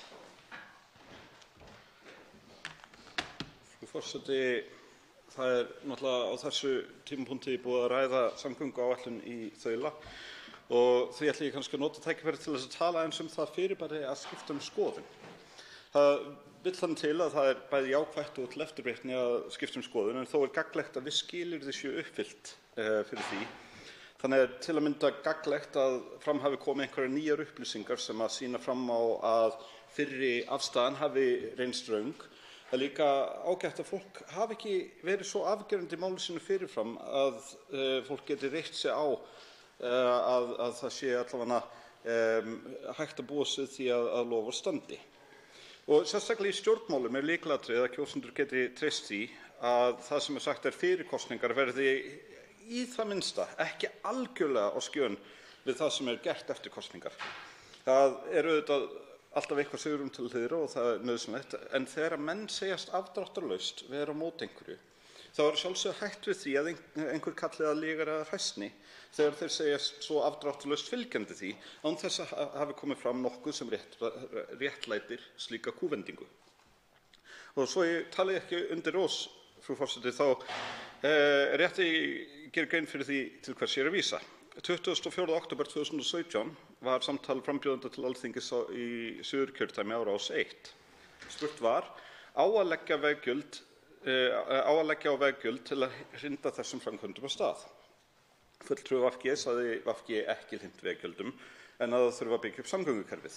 Það var sagt að til væri áætlun hvar ætti að ná í peningana. Þáttastjórnin spurði þá ef einhver með veggjöldum þá rétt upp hendi og ekki nóg með það að enginn rétt upp hendi af þeim fulltrúum 10 flokkar sem voru þarna samankomnir. Heldur benti ég á að það væri undarlegt að fulltrúar Sjálfstæðisflokksins rétt ekki upp hendi í ljósi þess sem hafði verið rætt meðal annars af hv. þingmanni Jóni Gunnarssyni fram að því. Og þá greip hv. þingmaður Páll Magnússon orðið og sagði að Sjálfstæðisflokkurinn hafi ekki talað fyrir veggjöldum. Hann sagði með leyfi forseta: það ekki stefna Sjálfstæðisflokksins að leggja á veggjöld. Allir þingmenn Sjálfstæðisflokksins í þessu kjördæmi eru á móti því að lögð verði á veggjöld. Samgönguráðherra sjálfur hefur ekki talað fyrir veggjöldum. Og hæstv. þingmaður og hæstv. ráðherra Sigurður Ingi Jóhannesson sagði með leyfi forseta: við erum á móti veggjöldum. Við ætlum að nota ríkulegan afgang af ríkisfjármálunum. Við ætlum að setja 10 milljarða í samgöngumálin. Og hann talaði að það væri til nægir peningar í þessar framkvæmdir, sem reyndar rétt. Almennt þá talaði fólk gegn þessu þá og sumir tala með þessu nú. Og því ástæða til þess að kjósendur í Suðurkjördæmi spyrji hv. þingmenn sína í meirihlutanum, Pál Magnússon, Sigurð Inga Jóhannsson, Ásmund Friðriksson, Ara Trausta Guðmundsson, Ásgerði K. Gylfadóttur og Vilhjálm Árnason, hvort að þetta sé í samræmi við þau loforð sem voru gefin fyrir kosningar, meðal annars í áðurnefndum þætti. Það má líka spyrja sig hvort að eitthvað hafi gerst í millitíðinni sem varð til þess að þau skipta skoðun, vegna þess að það er mjög gott að skipta skoðun ef það kemur í ljós að einhverjar nýjar upplýsingar berast sem að sýna að maður hafði kannski rangt fyrir sér. Og ég hef leitað, frú forseti, að einhverjum nýjum upplýsingum sem gætu réttlætt þessa kúvendingu í afstöðu. Ég er búinn að leita, ég er búinn að hlusta á ræður og ég hef bara ekki heyrt ennþá neinar nýjar upplýsingar sem voru ekki til staðar árið 2017 og jafnvel miklu lengur sem að gætu réttlætt þessa kúvendingu. Það er rétt að það þarf að fjármagna margar framkvæmdir sem hafa setið á hakanum.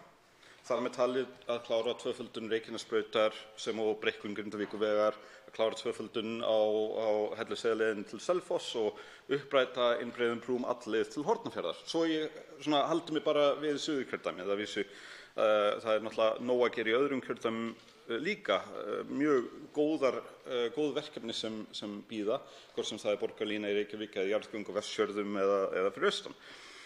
Svo ekki sé talað mikilvægi þess að byggja upp aðstöðu fyrir flugið í þá almannaöryggis fyrst og síðast en líka til þess að þjónusta betur landsbyggðina.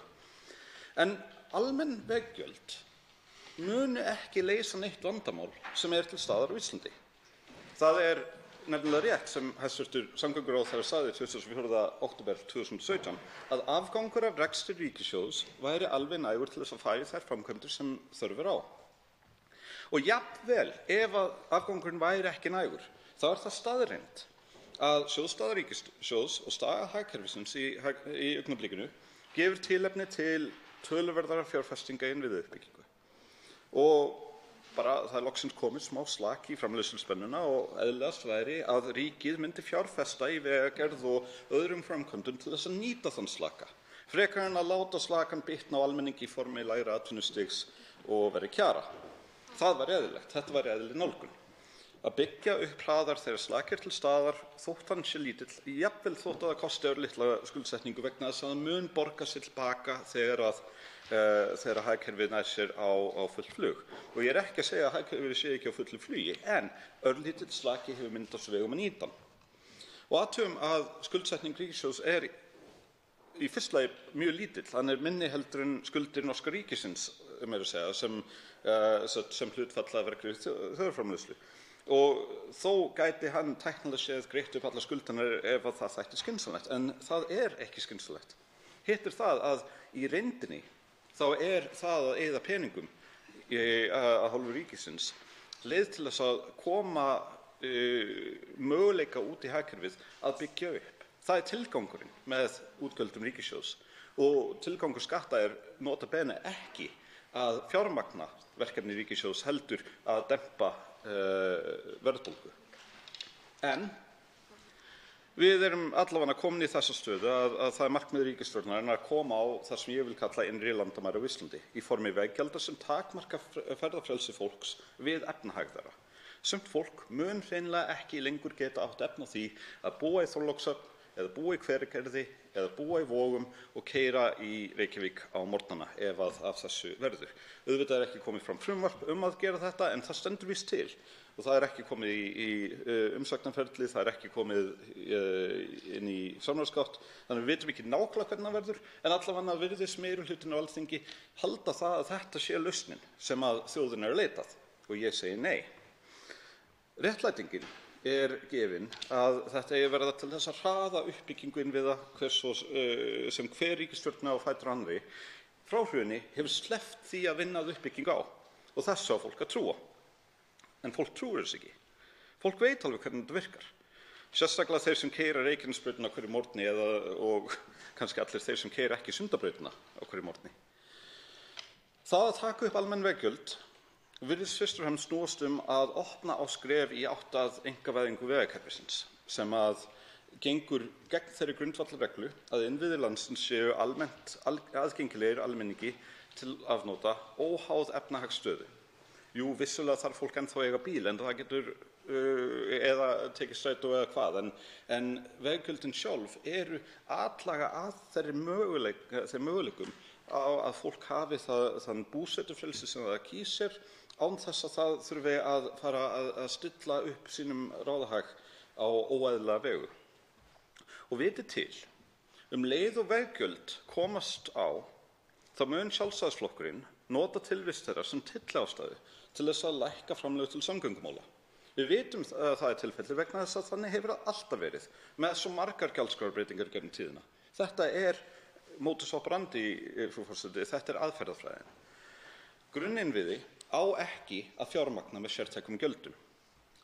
Hugmyndin með samfélagslegum innviðum er að allir geti nýtt sér þá til gagns fyrir sig og fyrir samfélagið. Almenn veggjöld á þjóðvegum landsins eru ígildi innri landamæra og þeir letja fólk frá ferðum, þeir setja efnahagsleg takmörk á ferðafrelsi fólks og þau grafa undan samfélögum. Þetta eru landfræðileg vistubönd og ég mótmæli þeim.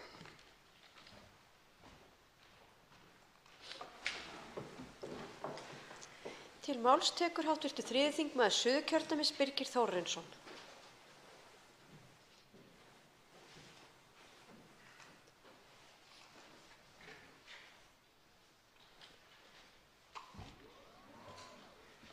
Frú forseti, við ræðum hér tillögu til þingsályktunar 5 ára samgönguáætlun 2019–2023 og ég vil byrja á því að þakka formanni nefndarinnar og varaformanni fyrir þeirra ágæta starf í þessu. Það hafa fjölmargir komið á fund nefndarinnar eins og kemur fram í nefndarálitinu og það liggur mikil vinna að baki þessu sem er vel unnin að mínum dómi og ítarleg, þannig að það er ánægjulegt að lesa í gegnum þetta nefndarálit hvað það varðar, að það er ítarlegt og gott að mínu mati. Það kemur fram og eins og við þekkjum að þá er uppsafnaður vandi mikill og ég vil einnig þakka nefndinni fyrir það að hafa náð þó sátt það að ráðast í þær miklu endurbætur sem er svo sannarlega þörf á. Og ég vil þakka formanni nefndarinnar fyrir það að taka af skarið með það að upphaflega áætlanir ríkisstjórnarinnar gengu út á það að fara mun hægar í sakirnar eins og til dæmis hvað Reykjanesbrautina varðar og Suðurlandsveginn. Það stóð ekki til að fara að ljúka þessum framkvæmdum fyrr en eftir 20 ár. Það er búið að breyta því og sama á við brýnar vegaframkvæmdir á Vestfjörðum sem stóð til að yrðu gerðar á mun lengri tíma. Þannig að ég fagna frumkvæði formannsins í því að taka af skarið og breyta þessum áætlunum og það er vel að mínu mati. Við þekkjum það að álagið á þjóðvegum landsins er ekki síst mikið vegna þess mikla og aukna ferðamannastrauma sem við höfum búið við hér undanfarin ár og því það náttúrulega að álag á þessum vegum hefur margfaldast og slit á vegum. Þannig að við sjáum það hérna núna í lok 2017 að þá eru 2,2 milljónir ferðamanna sem koma til landsins og mjög stór hluti af þessum hópi ferðast á bílaleigubílum og svo náttúrulega eru það langferðabifreiðarnar og allt sem fylgir þessum ferðamannastraumi landið og hefur sjálfsagt mikil áhrif á samgöngukerfið. Síðan er hér á blaðsíðu 3 rætt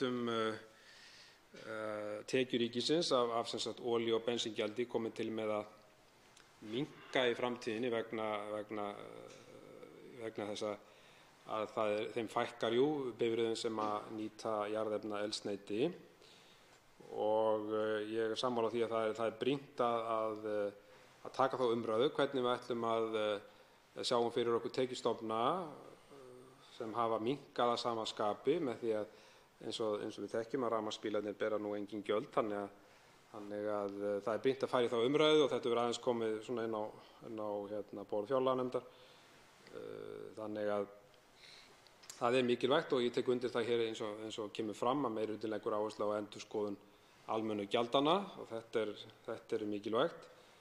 Og síðan kemur fram að það þarf að tryggja sértæk gjaldtaka eins og veggjöld auki ekki álögur á bifreiðaeigendur.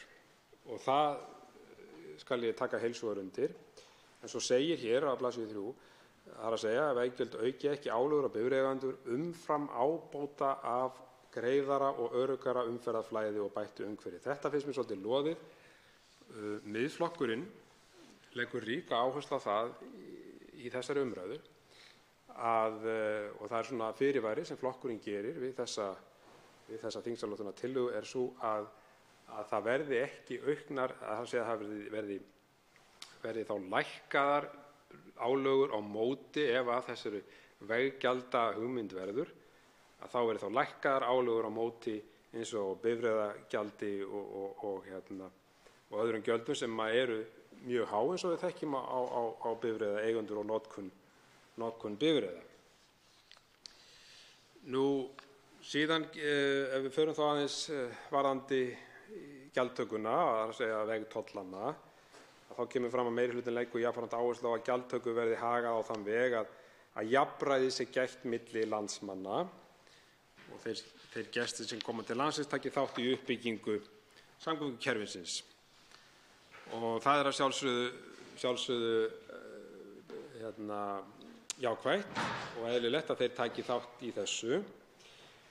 Nú síðan er vikið að því að það sé góð reynsla af Hvalfjarðargöngunum í þessu sambandi þegar rætt um gjaldtökuna. Ég held að það verði nú aðeins að taka það með smá fyrirvara vegna þess að það er ekki alveg réttur samanburður að mínum viti. Við þekkjum það svo sem að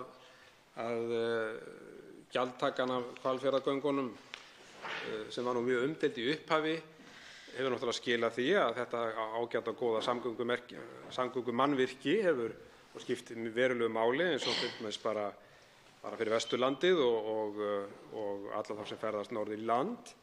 Þannig að en engu að síður að þá er þetta ekki alveg sambærilegt að mínu mati vegna þess að þar hafa menn val á því að fara þá Hvalfjörðinn og sem þýðir þá að í samanburði við þessa fyrirhuguðu gjaldtöku á helstu stofnbrautir hér út frá höfuðborgarsvæðinu, til dæmis nefnir Reykjanesbrautin sem dæmi, að þar er ekkert val.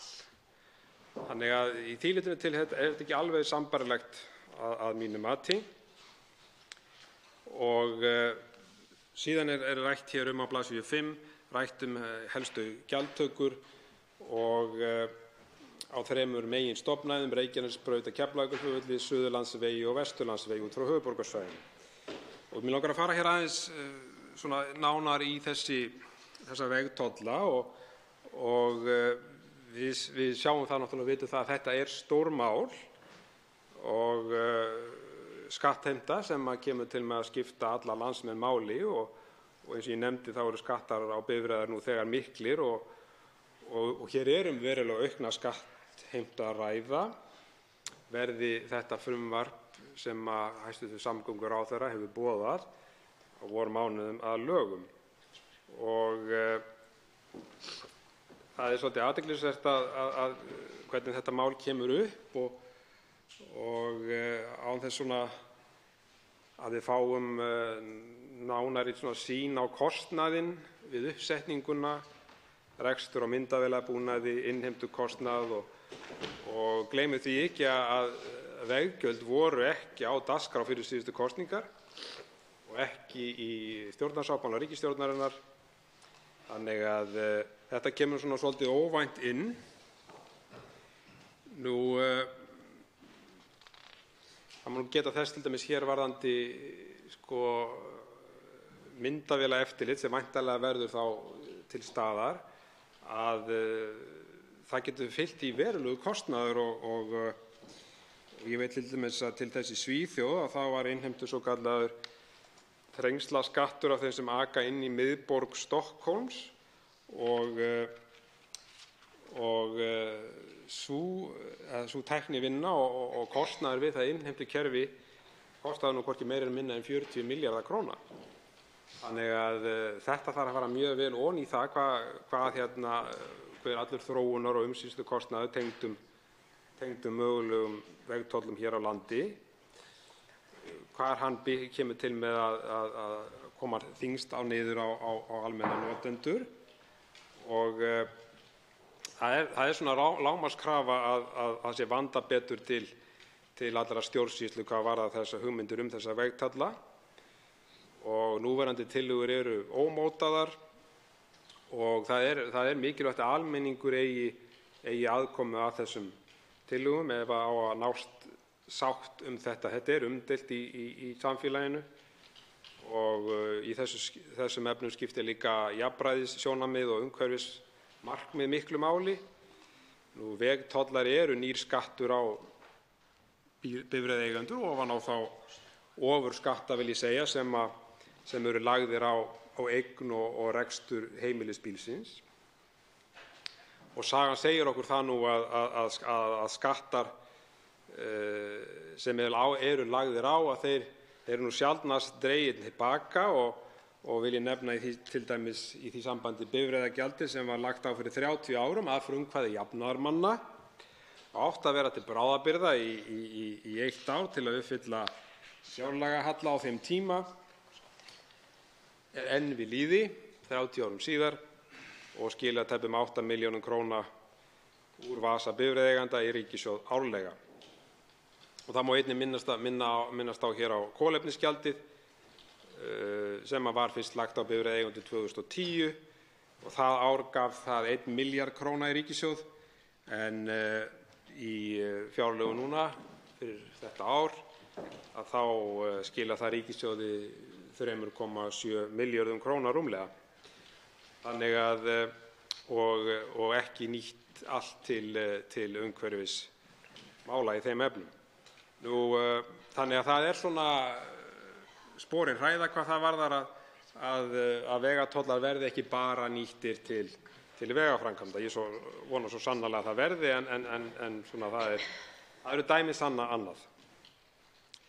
Og það sem er líka athyglisvert við þetta er náttúrulega sinnaskipti Framsóknarflokksins hvað varðar veggjöld og flokkurinn gekk fyrir síðustu kosningar hvað harðast fram gegn veggjöldum og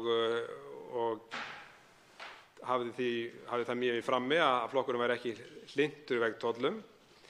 Þannig að það er svolítið athyglisvert að sjá þessa kúvendingu hjá hæstv. Samgönguráðherra í þessu máli. Félag íslenskra bifreiðaeigenda hefur gagnrýnt þessar hugmyndir og ekki síst í ljósi þess að það vanti kostnaðargreiningu á því hvað kostar að setja upp, innleiða og reka þetta innheimtukerfi. Þar þurfum við að líta til þátta eins og virðisaukaskatts og innheimtuþóknunar og annan rekstrarkostnaðar. Og það er alls kostar óvíst hvað veggjöld muni gefa af sér í tekjur og hversu mikil innheimtan muni kosta neytendur. Þetta þarf allt að ræða og fara vandlega yfir.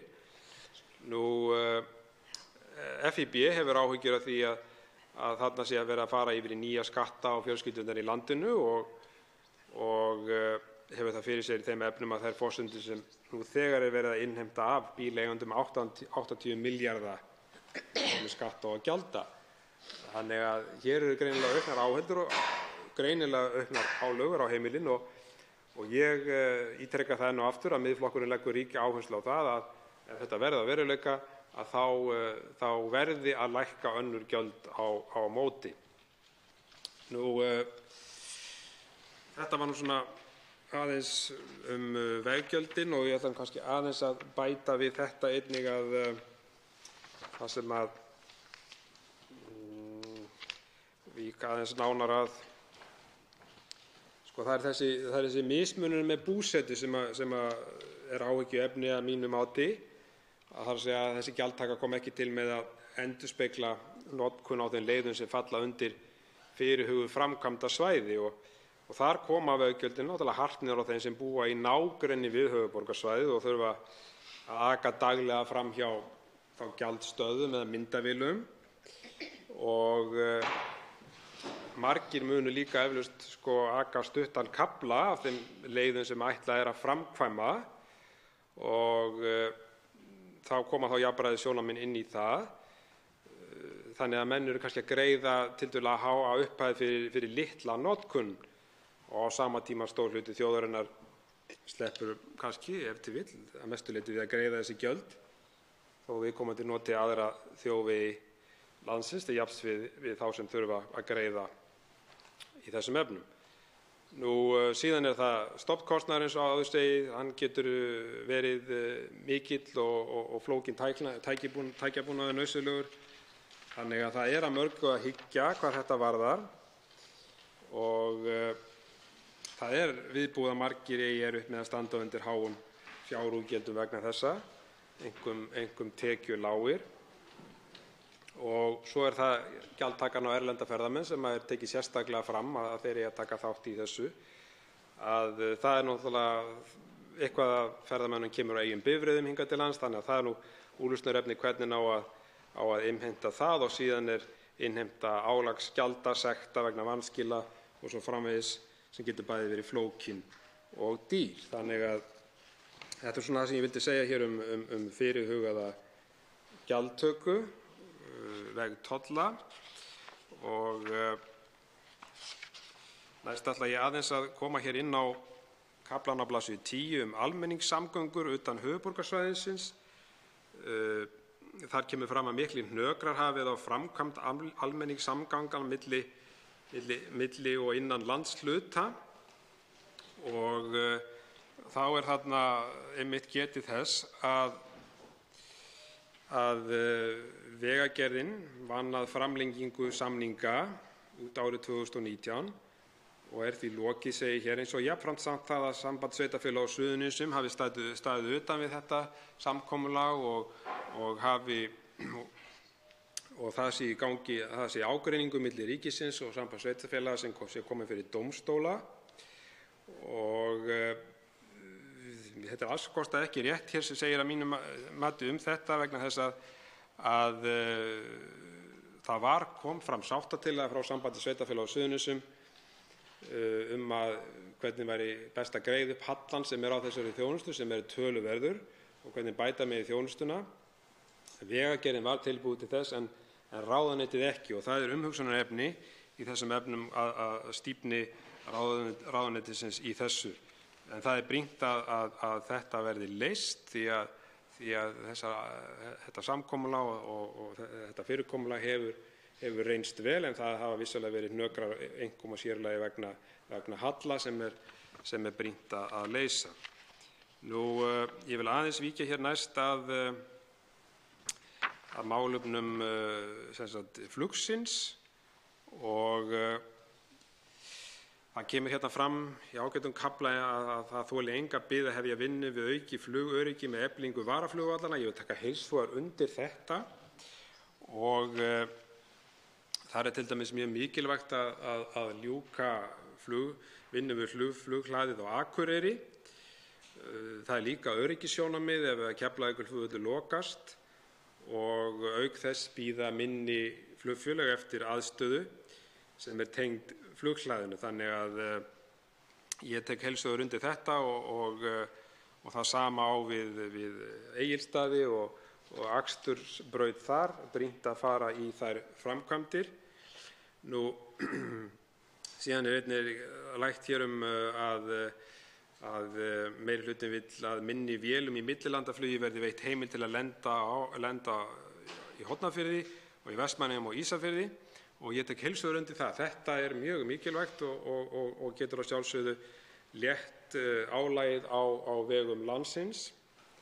Síðan er hér einnig rætt mikilvægi þess að sé tekið mið af þörfum flugkennslu sem er mikilvægur þáttur í uppbyggingu flugsins og ég tek heils hugar undir það. Nú hefur það komið fram að nú er nánast öll flugkennsla að flytjast yfir til Keilis á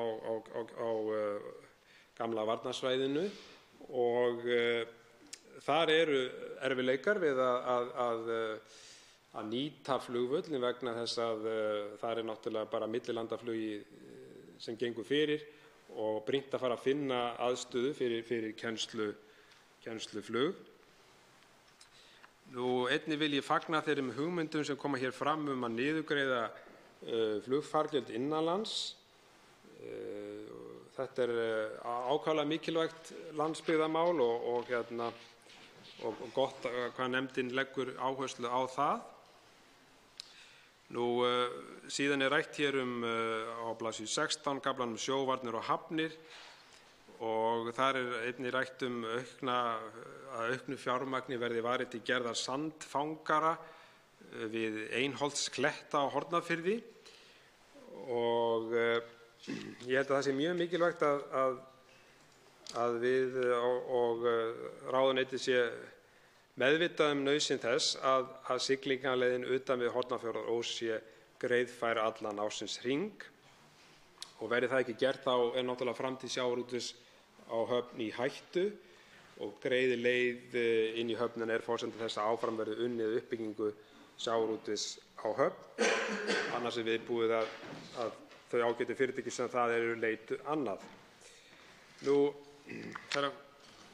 Frú forseti, ég sé að tímanum er að ljúka. Ég hef nú svona náð að fara yfir það helsta en þakka hér góðar umræður og í þessu mikilvæga máli. Til máls tekur hv. 9. þingmaður Suðvesturkjördæmis Willum Þór Þórsson. Já, hæstv. Forseti, við erum hér að ræða samgönguáætlun og síðar umræðu. Annars vegar 5 ára samgönguáætlun og svo þingsályktunartillögu samgönguáætlun fyrir 15 ára samgönguáætlun 2019 til 33. En það hefur mikil umræða skapast í þjóðfélaginu samgöngur, samgönguáætlun og aðallega hugmyndir gjaldtöku og hvernig við sjáum fyrir okkur breyttar forsendur fjármögnunar samgangna inn í framtíðina. Ég vil segja oft á tíðum finnst mér umræðan komin ansi langt frá því sem hér er rætt, það er að segja þá samgönguáætlun sem við erum að taka fyrir og reyndar í áliti meirihluta umhverfis- og samgöngunefndar hv. Þar sem að gjaldtökuhugmyndir vissulega eru ávarpaðar og í tengslum við verkefni, mikilvæg verkefni sem ákallar að flýta en gjaldtökuhugmyndir eru í raun og veru bara á hugmyndastigi.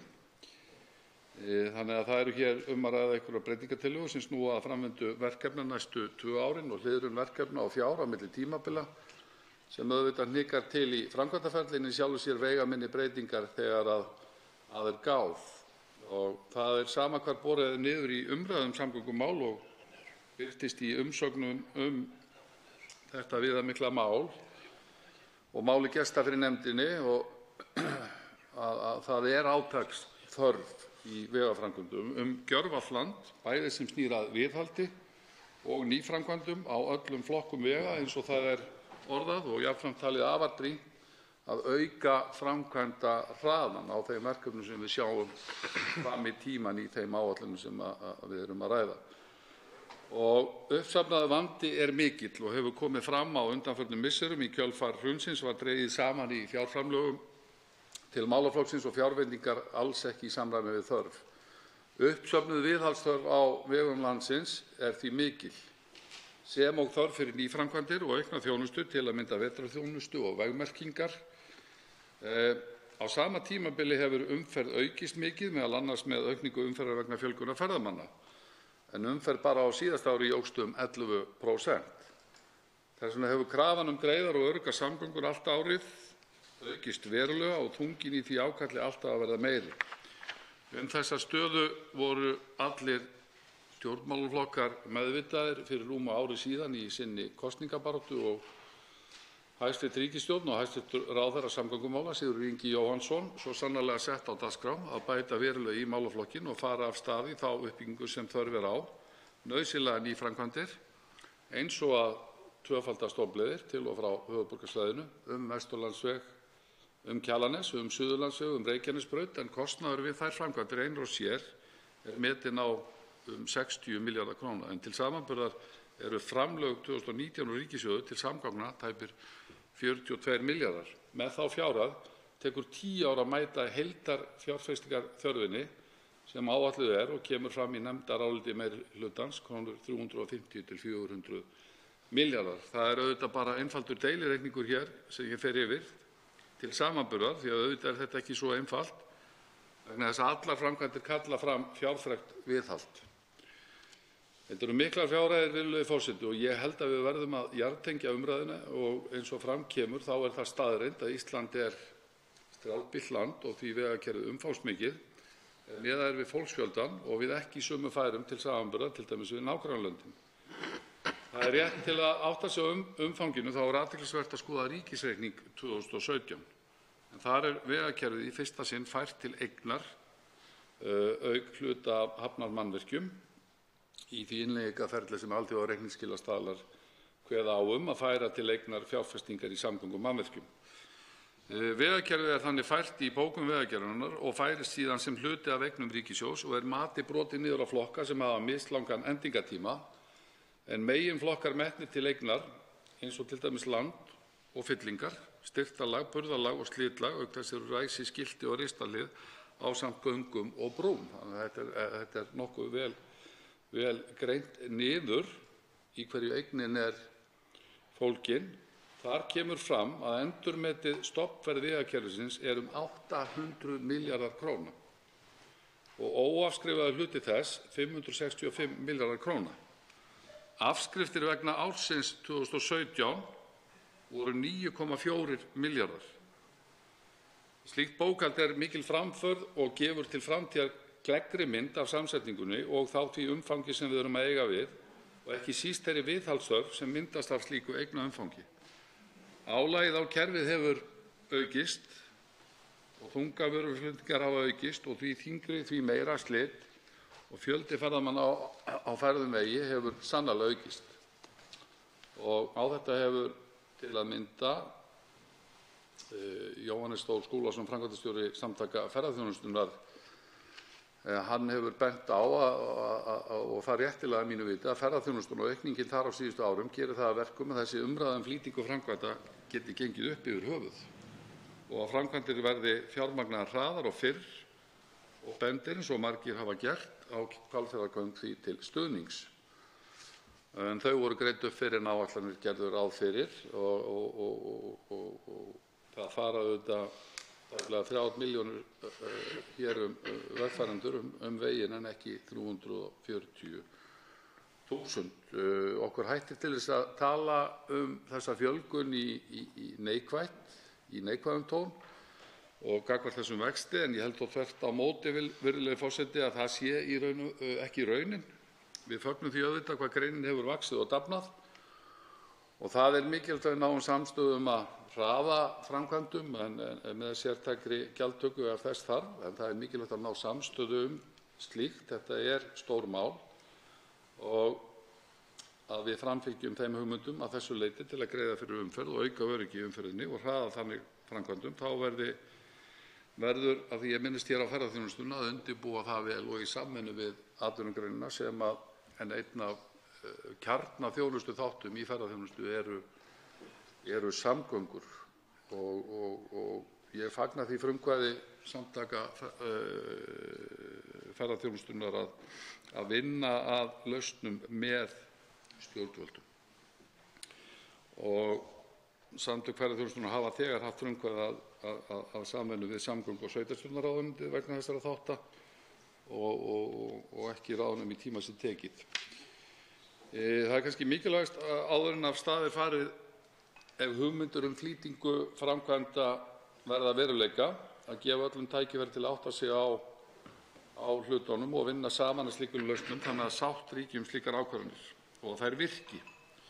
Mér finnst reyndar eins og umræðan veggjöld, aukna gjaldheimtu og auka skattlagningu á bifreiðaeigendur hafi farið langt fram úr þeim tillögum sem við erum að ræða akkúrat núna í þessari samgönguáætlun, en leið að þá hér í nefndaráliti meirihlutans þannig tekið á málum að geti grundvallað þessar hugmyndir áður en að nákvæm útfærsla í sérstöku frumvarpi frá hæstv. Samgönguráðherra kemur hér fyrir þingið. Varðandi síðan fjármögnun á samgöngum þá þarf auðvitað að líta til orkuskipta og þróunar inn í framtíðina og taka tillit til þeirra þátta og það verður auðvitað að gerast svo við verðum ekki eftir á með slík umskipti þegar tekjur af bensín- og olíugjaldi dragast óhjákvæmilega saman og tekjusamdrátturinn komi þá niður á því átaki sem þarf að eiga sér stað því að þá gerist það sem við höfum horft framan í undanfarin áratug að vandinn eykst til framtíðar og við munum ná seint í skottið á okkur með uppsafnaða viðhaldsþörf, hvað þá að komast í þarfar og brýnar nýframkvæmdir innan þess tímaramma sem kallað er eftir. Það hlýtur því að vera hægt að taka undir þá áréttingu sem fram kemur hér í nefndaráliti meirihlutans og þar segir, með leyfi forseti: Hæstv. forseti, meirihlutinn telur brýnt að brugðist verði hratt við þeim vanda sem safnast hefur upp síðustu ár og unnið verði markvisst að því að bæta vegakerfið og samgöngur eins hratt og kostur er með tilliti til hagkvæmni, markmiða í loftslagsmálum, jafnræðis og öryggissjónarmiða. Mikilvægt er að leita leiða til að flýta brýnustu samgöngubótum sem mest. Lengra er nú ekki gengið hér en að árétta það sem allir eru sammála að þurfi að gerast og þá samgönguáætlun sem liggur fyrir þinginu. Þá er einnig á það bent að út frá hagvaxtarþróun sé að myndast slaki í hagkerfinu sem skapa aðstæður til þess án þess að stöðugleika og kröfu jafnan hagvöxt verði raskað og þannig byggt undir hagvöxt og framfarir í samfélags- og efnahagsmálum í landinu. Undir þetta er hægt að taka, virðulegi forseti. Meirihlutinn hér í sínu nefndaráliti færir síðan mikilvæg og sannfærandi rök fyrir því að skynsamlegt geti verið að flýta ferlinu sem boðað er í samgönguáætlun og bendir meðal annars á tengslin við skuldbindingar Íslands í loftslagsmálum og mikilvægi orkuskipta og til þess fallið að draga úr losun gróðurhúsalofttegunda eins og þar stendur.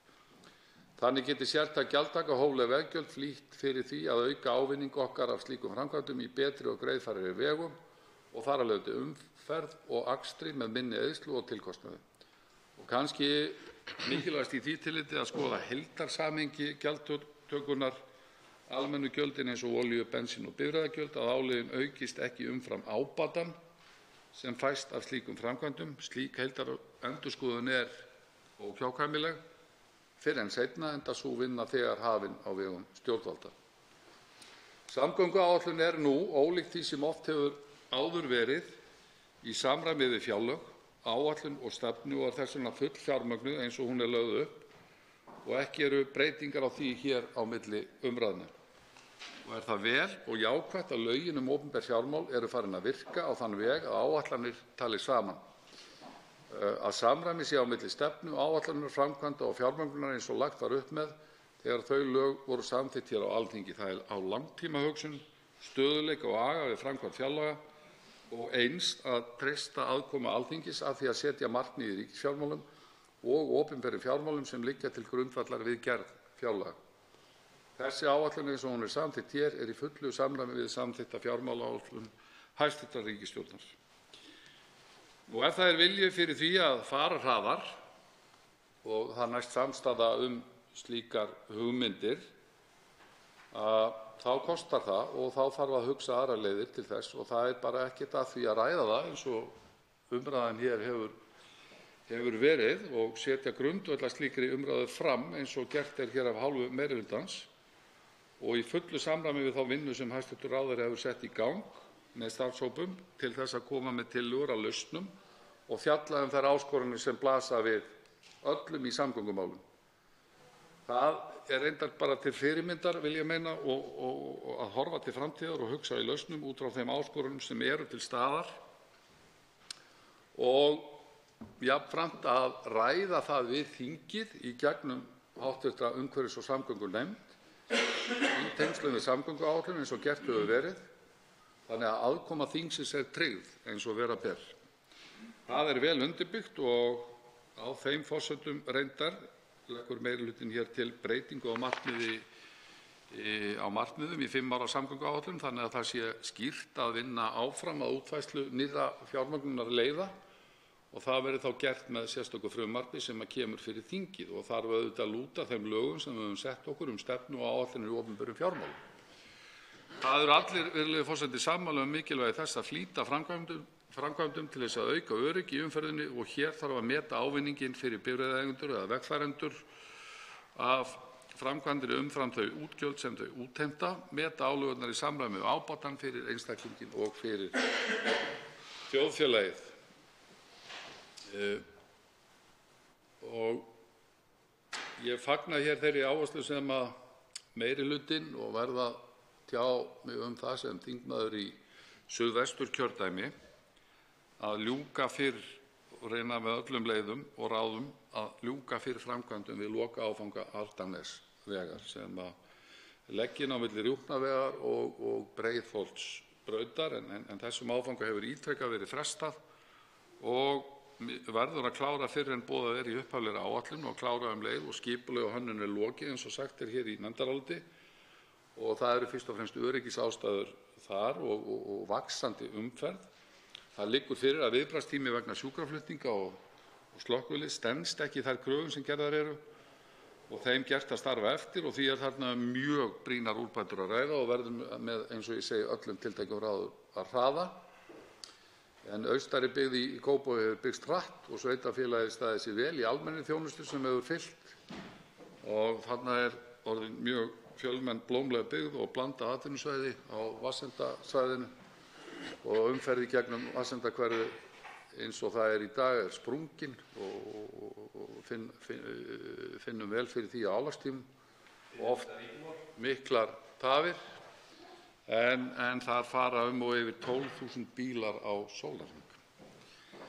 Meirihlutinn leggur hér áherslu á að efla almenningssamgöngur á landi, í lofti og sjó allt land og fer ágætlega yfir stöðuna og þróunina seinni ár og vitnar m.a. til vinnu sem unnin var á árinu 2018 í samgöngu- og sveitarstjórnarráðuneytinu mótun heildstæðrar stefnu í almenningssamgöngum. Ég fagna þeirri vinnu sem að hæstv. Ráðherra hefur lagt í varðandi borgarlínu sem hluti af almenningssamgöngum og mikilvægur áfangi í skipulagi samgangna innan höfuðborgarsvæðisins, kerfi sem að greint frá annarri umferð og mikilvægt að útfæra þá framtíðaruppbyggingu og viljayfirlýsingu og samráð sveitarfélaganna á höfuðborgarsvæðinu og ríkisins til að auka valkosti, draga úr fyrirsjáanlegri umferðaraukningu og tilheyrandi umhverfisáhrifum. En það liggur ágætisskýrsla að baki þessum áformum þróun umferðar og ef ekkert verður að gert þá mun ástandið versna til muna. Ég fagna jafnframt þeirri vinnu sem að hæstv. Ráðherra hefur með skipan starfshóps látið vinna varðandi flugsamgöngur og hv. þingmaður Njáll Trausti Friðbertsson farið fyrir og fór vel yfir flugþáttinn hér í ræðu fyrr í dag og sérstaklega að gera innanlandsflugið að hagkvæmum valkosti fyrir íbúa landsbyggðarinnar og oft nefnd skosska leiðin sem við Framsóknarmenn höfum talað fyrir og vonandi að verði að veruleika eins og boðað En það gengur hér hratt á tímann. Ég ætla reyndar ekkert að vera svona lengi, virðulegi forseti, en þetta stórt mál og margt að ræða. En ég vil hér í lokin benda á hið augljósa að baki umfjöllunar þessa mikilvæga máls og áætlunar og í allri umfjöllun og vinnu þá hefur hv. umhverfis- og samgöngunefnd unnið mjög gott starf og ég vil þakka fyrir þá vönduðu vinnu og grunninn að þeirri umræðu sem við höfum farið í gegnum hér, virðulegi forseti, og ætla hér að lokum að taka undir með hv. samflokksþingmanni mínum Líneik Önnu Sævarsdóttur sem sem á sæti í hv. umhverfis- og samgöngunefnd og hefur unnið vel og dyggilega að þessu nefndaráliti meiri hlutans en hv. þingmaður talar gjarnan að samgöngur snúast svo margt og snertir allt okkar samfélag.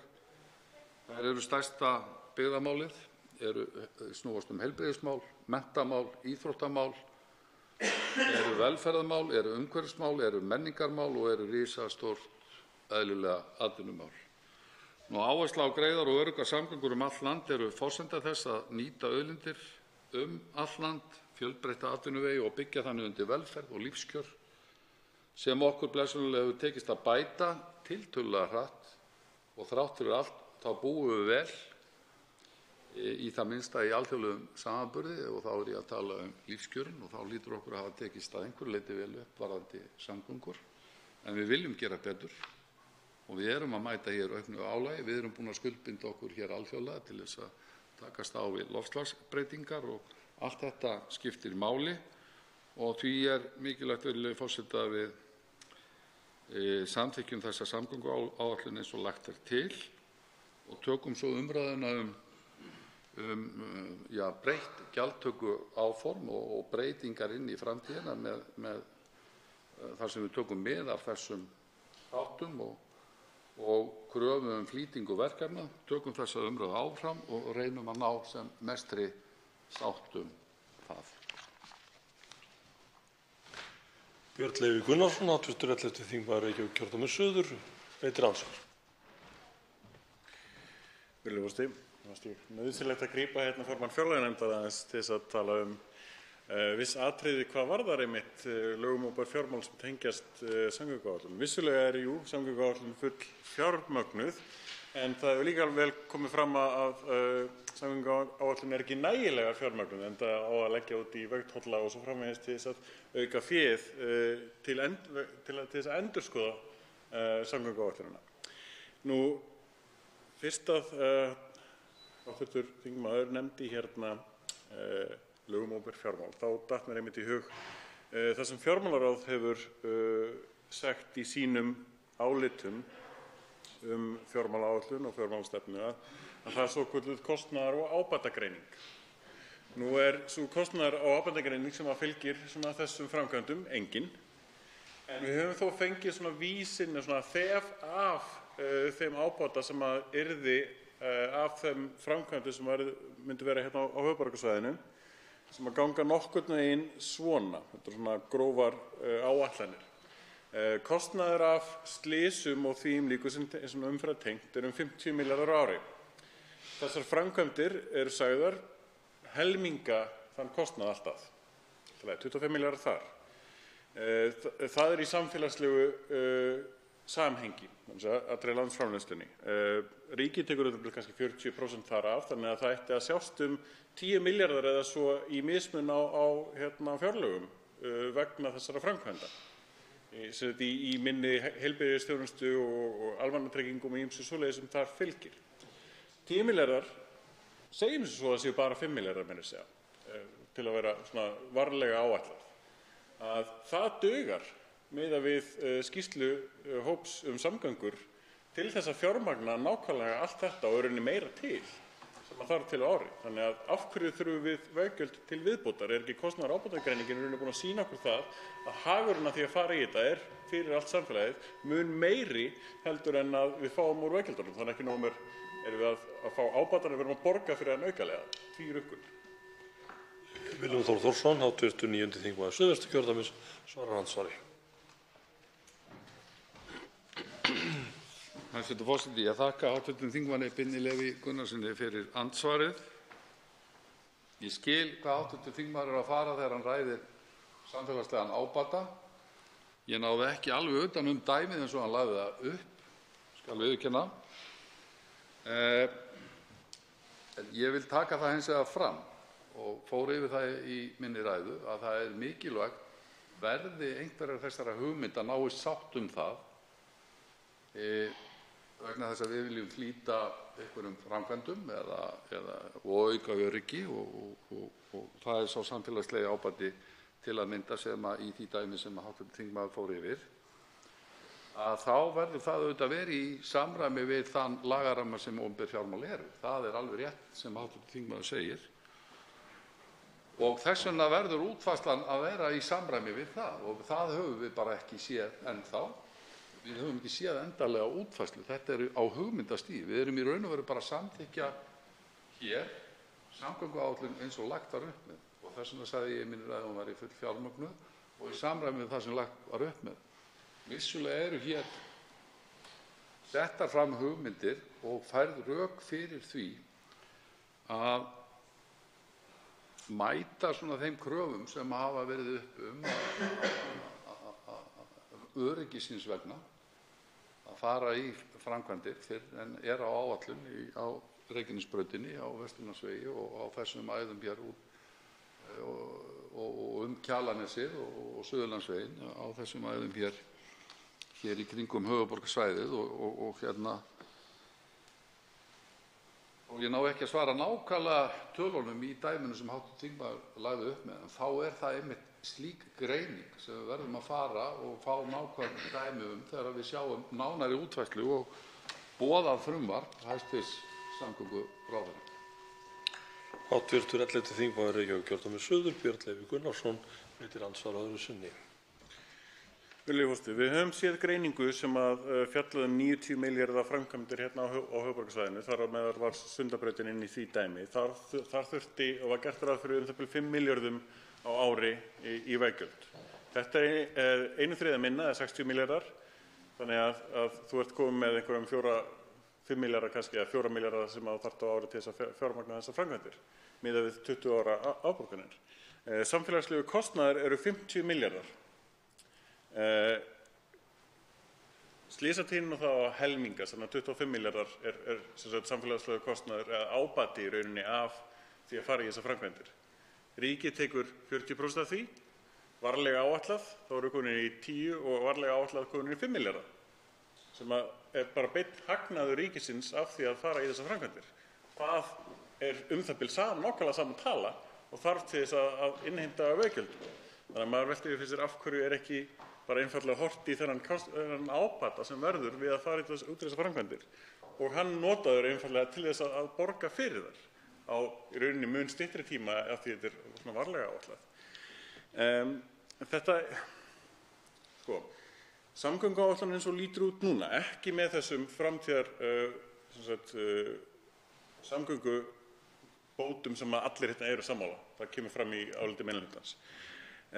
Hún er á þann hátt að allar framkvæmdir sem eru öryggisins vegna, umferðarþungalega séð og bara allra boxa sem nokkurn veginn hægt að tékka inn í, meira að segja byggða sjónarmiða þegar allt kemur til alls vegna ýmissa vandamála sem tengjast þessu öllu. Þær framkvæmdir eru skildar eftir og ekki teknar með í rauninni inn í þessa samgönguáætlun. Af því að, maður hefur heyrt það hérna í umræðinni, það eru mjög seint í áætluninni, af því að það eru veggjaldatækar eða svo. Það er einfaldlega bara skilið eftir það, taka veggjöld af þessum, sleppu þau þá í samgönguáætlun, tökum veggjöld fyrir það og fjármögnum þannig. Og það lendir allt á Suðvesturhorninu hérna. Svona lítur núverandi samgönguáætlun út, ef ég á að vera eins hreinskilinn get verið.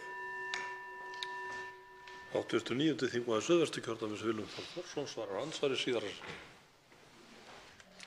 Hæstv. forseti, ég þakka hv. þingmanni Birni Leví Gunnarssyni fyrir andsvarið. Stundum þannig að maður þarf að heyra hlutina tvisvar og stundum þrisvar og stundum oftar.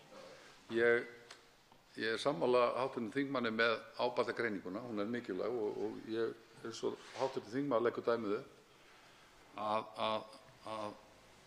þá á sá samfélagslegi ábati sem kemur til af framkvæmdunum að duga. Það er ekkert hægt að rengja það. Ég hef hins vegar meiri áhyggjur af því þegar ég horfi framan í það að fara í svona sértæka gjaldheimtu af hugtaki sem hv. þingmaður hefur oft notað og ég er hrifinn af. Það heitir innviðaskuld. Og ef maður horfir á athyglisverðar tölur í ríkisreikningi þar sem við erum farin að eignfæra vegakerfið og miðað við þá það svelti sem síðastliðinn áratugur þá hef ég áhyggjur af því að við ekki hugsum þetta í einhverjum öðrum lausnum, að sú innviðaskuld haldi áfram að hlaða utan á sig miðað við þá aukningu sem fram undan í umferð. Og það er í raun og veru mjög hærra dæmi heldur þetta ágætisdæmi ábatan sem vissulega er rétt, vegna þess að bara afskriftirnar af 800 milljarða vegakerfi í eignfærslu 2017 eru 9,4 milljarðar. Og við sjáum það þegar við vorum að setja hér lengi vel einhverja 3, og þá er á hverju ári 7. Ef við tökum 10 ár, þá er það nokkurn veginn talan sem við erum í skuld, sem hefur verið áætlað 70 milljarðar ef ég vitna til skýrslu til Samtaka iðnaðarins. Og ef við höldum áfram á þessari braut, þá verðum við í alvarlegum málum. Þess vegna held ég að við verðum að hugsa þetta í lausnum og ég lít bara svo á að við erum að horfa á full fjármagnaða samgönguáætlun, við erum að samþykkja hana og við erum opin fyrir því að skoða þessar hugmyndir áfram. Andsvörum lokið. Til máls tekur 86. þingmaður Suðvesturkjördæmis Gunnar Bragi Sveinsson.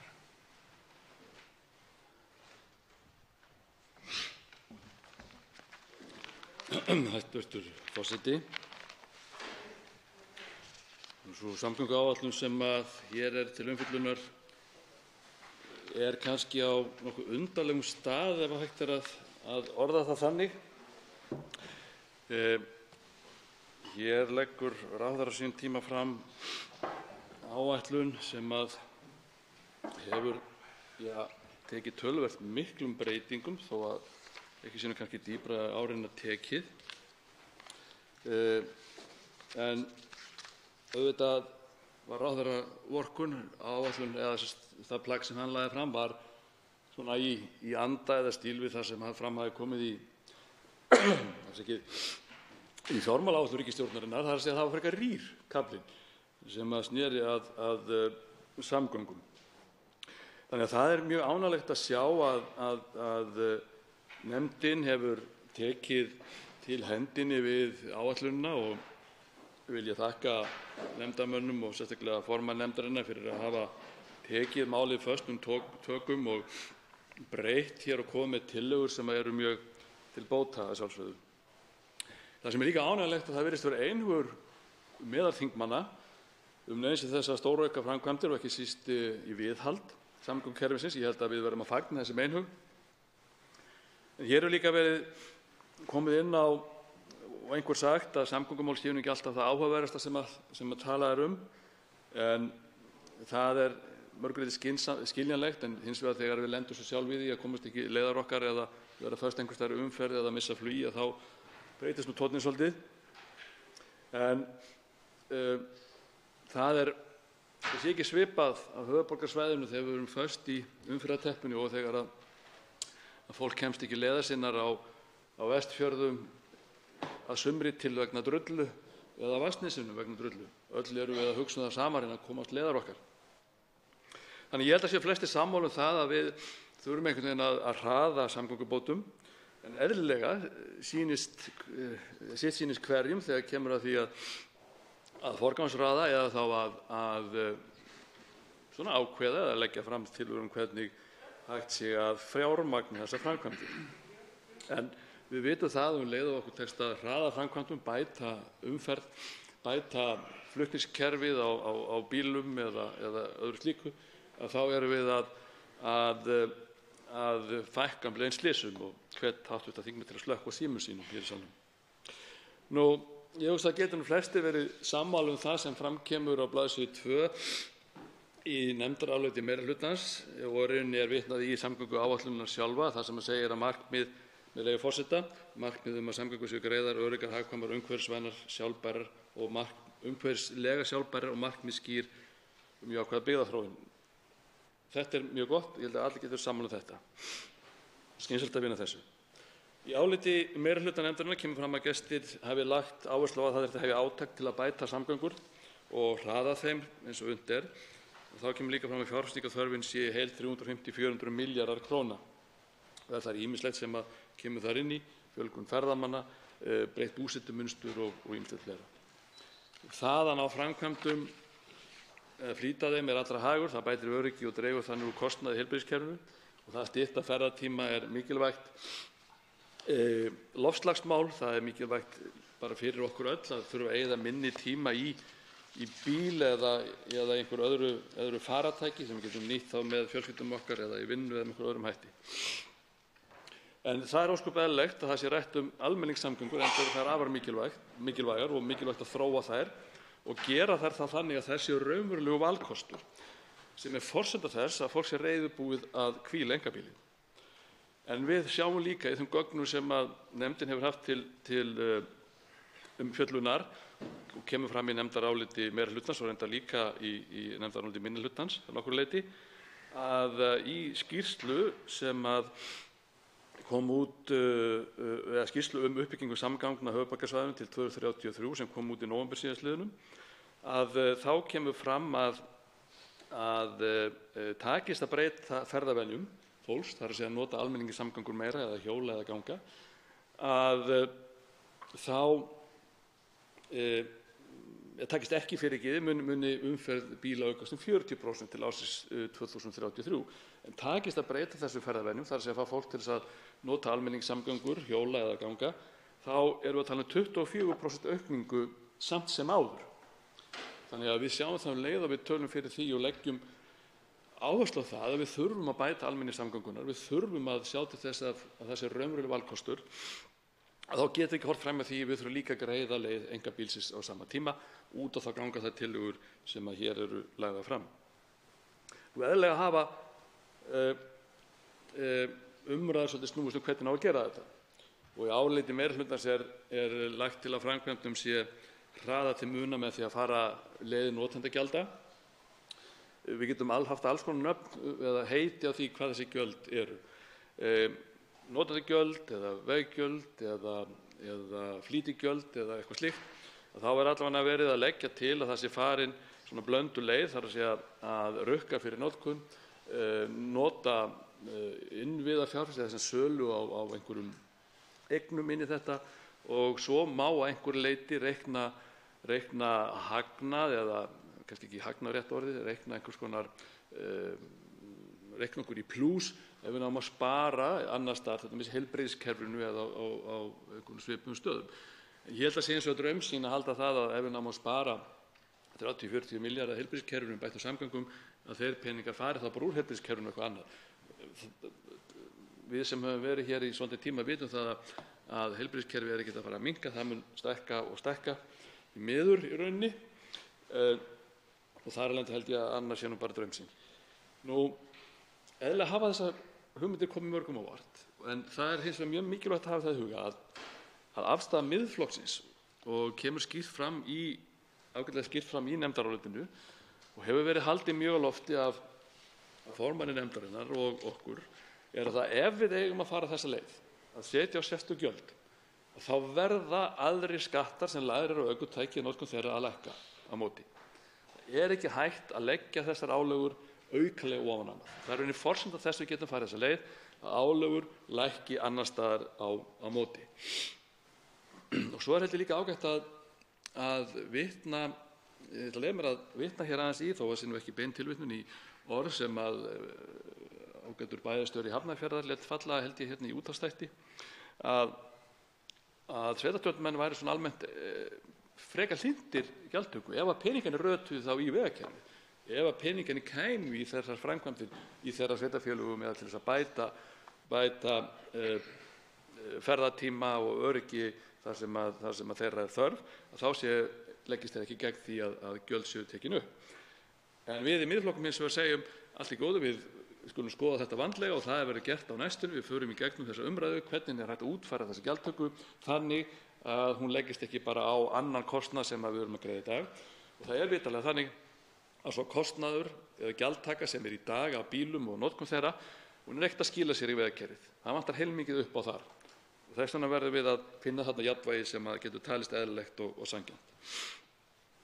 Nú, það hins vegar mjög jákvætt ef að það verður niðurstaðan að við getum farið í einhvers konar blandað leið að þessu, þar að segja að ríkið muni alltaf hafa yfirumsjón með þessum framkvæmdum ef ég hef skilið þetta sem var rétt, halda á því í gegnum vegagerðina eða einhvern félagsskap, hvernig það gert,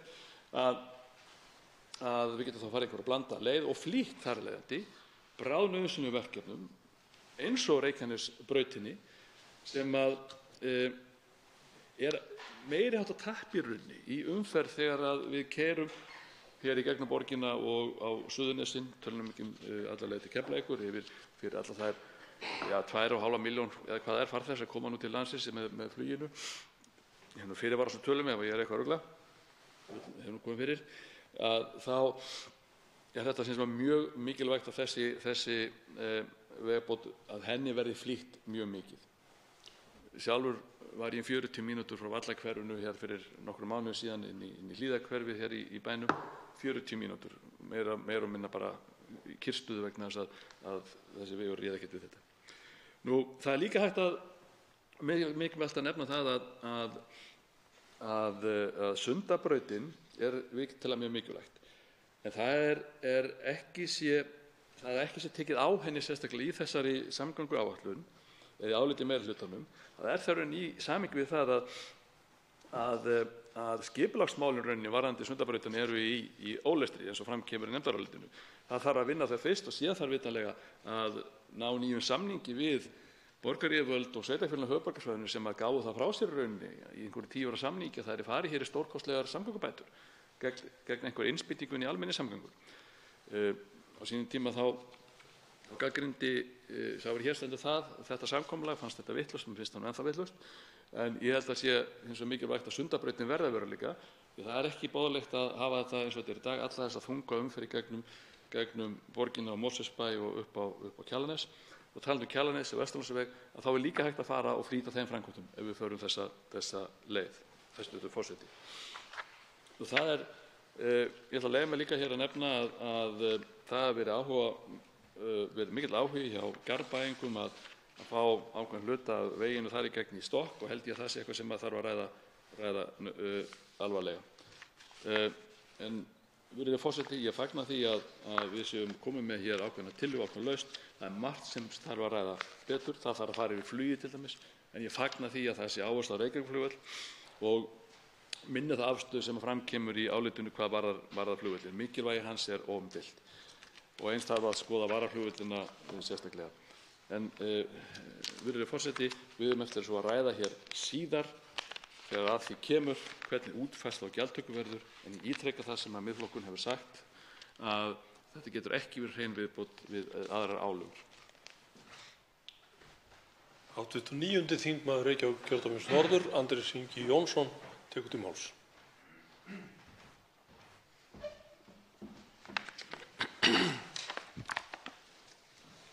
Virðulegur forseti, ég langar að byrja á því að líta aðeins yfir farinn veg. Hér árið 1907 í þessum sal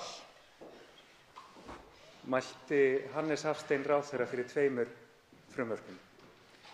Annars vegar frumvarpi til vegalaga sem voru þau fyrstu sem sett voru í þessum sal af Íslands hálfu en ekki Danakonungs og hins vegar fjárlögum fyrir árin 1908 til 9.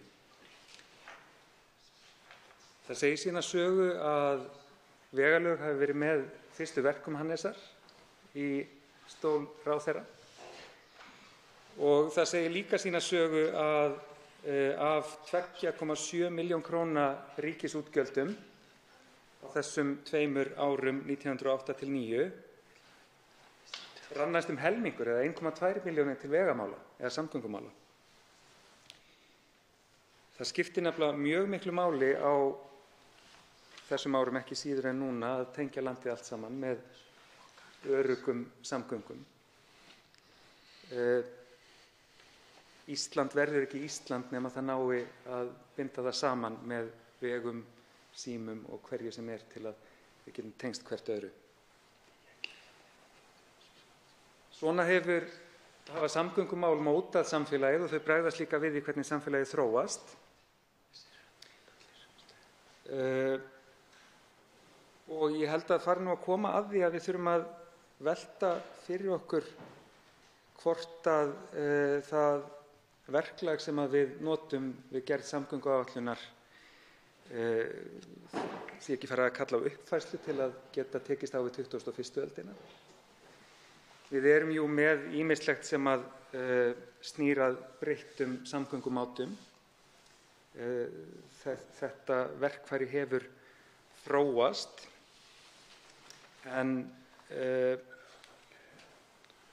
held við þurfum bráðum að ganga lengra til þess að samgöngukerfið þrói ekki bara þeim markmiðum að tryggja greiðar og öruggar samgöngur, heldur verði meginmarkmið að tryggja lífvænleika jarðar og lands til framtíðar. Því að samgöngur og loftslagsmál eru bundin órofa böndum og metnaðarfull markmið í loftslagsmálum mega síns lítils ef að þau sjást ekki í samgönguáætlun. Hér hefur ýmsum verið tíðrætt það hversu strjálbýlt Ísland og það rétt, en Ísland svo skemmtilega margslungið að það líka þéttbýlt. Staðreyndin sú að við erum eitt þéttbýlasta land í heimi ef litið til þess hluta þjóðarinnar sem býr á höfuðborgarsvæðinu og þéttbýlissvæðunum hér í kring. Hér innan klukkutíma bílferðar frá Alþingishúsinu búa 70% landsmanna og vinnusóknarsvæði höfuðborgarinnar nær suður með sjó til Reykjanesbæjar, austur til Selfoss og vestur á Borgarnes. Þannig að við höfum mikil sóknarfæri þarna. Það að ná almennilega utan samgöngur á þessu litla svæði sem að suðvesturhornið getur skilað gríðarlegum árangri í baráttunni gegn loftslagsvánni. En vegna þess að Ísland hvort tveggja, strjálbýlt og þéttbýlt, þá þurfum við að velta aðeins fyrir okkur hvort að ein og sömu markmið samgönguáætlunar eigi við í báðum aðstæðum. Greiðar, hagkvæmar, öruggar og umhverfislega sjálfbærar samgöngur eru markmið laga samgönguáætlun. En eru greiðar samgöngur endilega það sem þarf í þéttbýlinu hér í Reykjavík? Eru það hagsmunir sveitarfélaga sem eru oftast að einblína á öruggar samgöngur og örugga umferð gangandi og hjólandi borgarlandið, svo dæmi sé tekið? Hvernig ríma þau markmið við stefnu Vegagerðarinnar þjóðvegi í þéttbýli? Við getum litið hér rétt vestur í bæ á Hringbrautina þar sem nýlega varð slys á vegi þar sem hraðinn sennilega bara of hár fyrir þær aðstæður sem þar eru. Greiðar samgöngur í Vesturbæ Reykjavíkur eru farnar að hafa neikvæð áhrif á öryggið. Þannig að við þurfum kannski að fara að hugsa þetta á næstu árum, hvort þurfi ólíka nálgun við þessar ólíku aðstæður í meiri mæli. Sú áætlun sem við erum að ræða hér í dag mun geta sett af stað á þessu ári strax margar mikilvægar framkvæmdir, umbætur í samgöngumálum sem ýmsir kalla eftir og það ekki vanþörf á eins og aftur tíðrætt hefur verið hér í þessum sal, sú uppsafnaða þörf á uppbyggingu og viðhaldi sem í landinu gríðarleg. En við erum á sama tíma í mjög óvenjulegri stöðu af því að þegar hefur verið boðað að ný áætlun komi strax á haustdögum. Þannig að þetta ár komið nokkurn veginn á hreint en lengra sjáum við ekki með fullri vissu. Það eru ýmis mikilvæg mál í þessari áætlun sem eru aðeins handan við þennan eins árs sjóndeildarhring og vonandi náum við að lenda þeim í sátt núna í haust. Ég vil nefna kannski sérstaklega 3 þeirra. Í fyrsta lagi þá náðist að koma inn í þessa áætlun nokkuð skýrum texta uppbyggingu borgarlínu. sem er metnaðarfullt verkefni og mikilvægt fyrir framtíðina og væntanlega ein stærsta samgönguframkvæmd nokkurra áratuga skeið. Hins vegar náðist ekki áður en meirihluti umhverfis- og samgöngunefndar afgreiddi málið út að ljúka viðræðum við sveitarfélög á höfuðborgarsvæðinu, þannig að fjármögnun borgarlínu enn eftir.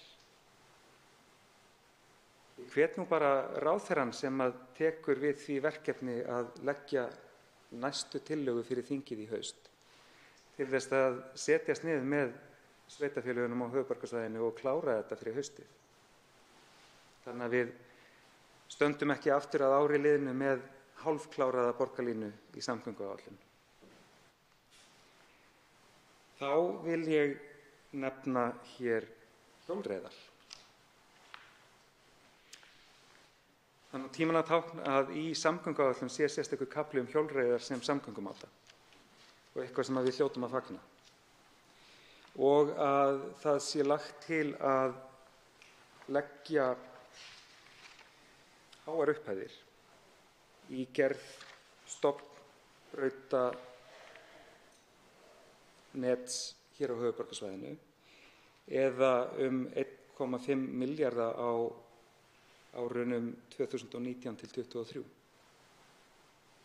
Ég staldra hins vegar við þá framsetningu meirihluta nefndarinnar að sú fjárveiting muni lækka á seinni 2 tímabilum 15 ára samgönguáætlunar og kannski sérstaklega vegna þess að við þurfum að líta aðeins víðar en bara hér á höfuðborgarsvæði þegar kemur að þessari uppbyggingu. Hér nefndi hv. þingmaður Ásgerður Flosadóttir hjólastíga við þrönga þjóðvegi á suðausturhorninu sem væru mjög mikið öryggisatriði. Og ég held við ættum bara bráðum að setja okkur það markmið að loka hringnum þannig að vera hægt að hjóla hringinn í kringum landið á öruggum hjólastígum. Við ættum að setja okkur þau markmið að binda saman með hjólastígum alla helstu byggðakjarna landsins og að skoða hvaða byggðakjarnar kalla á uppbyggingu sérstakra hjólastíga innan sinna sveitarfélagamarka. Þannig að hér má gera betur. Nú svo langar mig að nefna almenningssamgöngur utan höfuðborgarsvæðisins. Borgarlínan jú það sem mögulega skiptir mestu máli hér innan þess svæðis, en það verður að koma heildstæð stefna með metnaðarfullri fjármögnun til þess að binda saman landshluta, byggðakjarna og landið allt með almenningssamgöngum sem virka. Hér nefndi hv. þingmaður Njáll Trausti Friðbertsson að hversu langan tíma tæki að taka strætó frá Reykjavík til Akureyrar. Hann reyndar ofmat þann tíma 3 korter en það tekur engu að síður 6,5 klukkutíma samkvæmt áætlun strætó að fara héðan úr Mjódd og upp að Hofi og það kostar 10.000 krónur hvora leið. Þegar maður ber þetta saman við bílferð sem að tekur á 50 klukkustund og kostar á 4.000 krónur bensínið, þá eitthvað skakt. Þetta ekki kerfi sem að dregur til sín fólk sem að fara á milli Akureyrar og Reykjavíkur.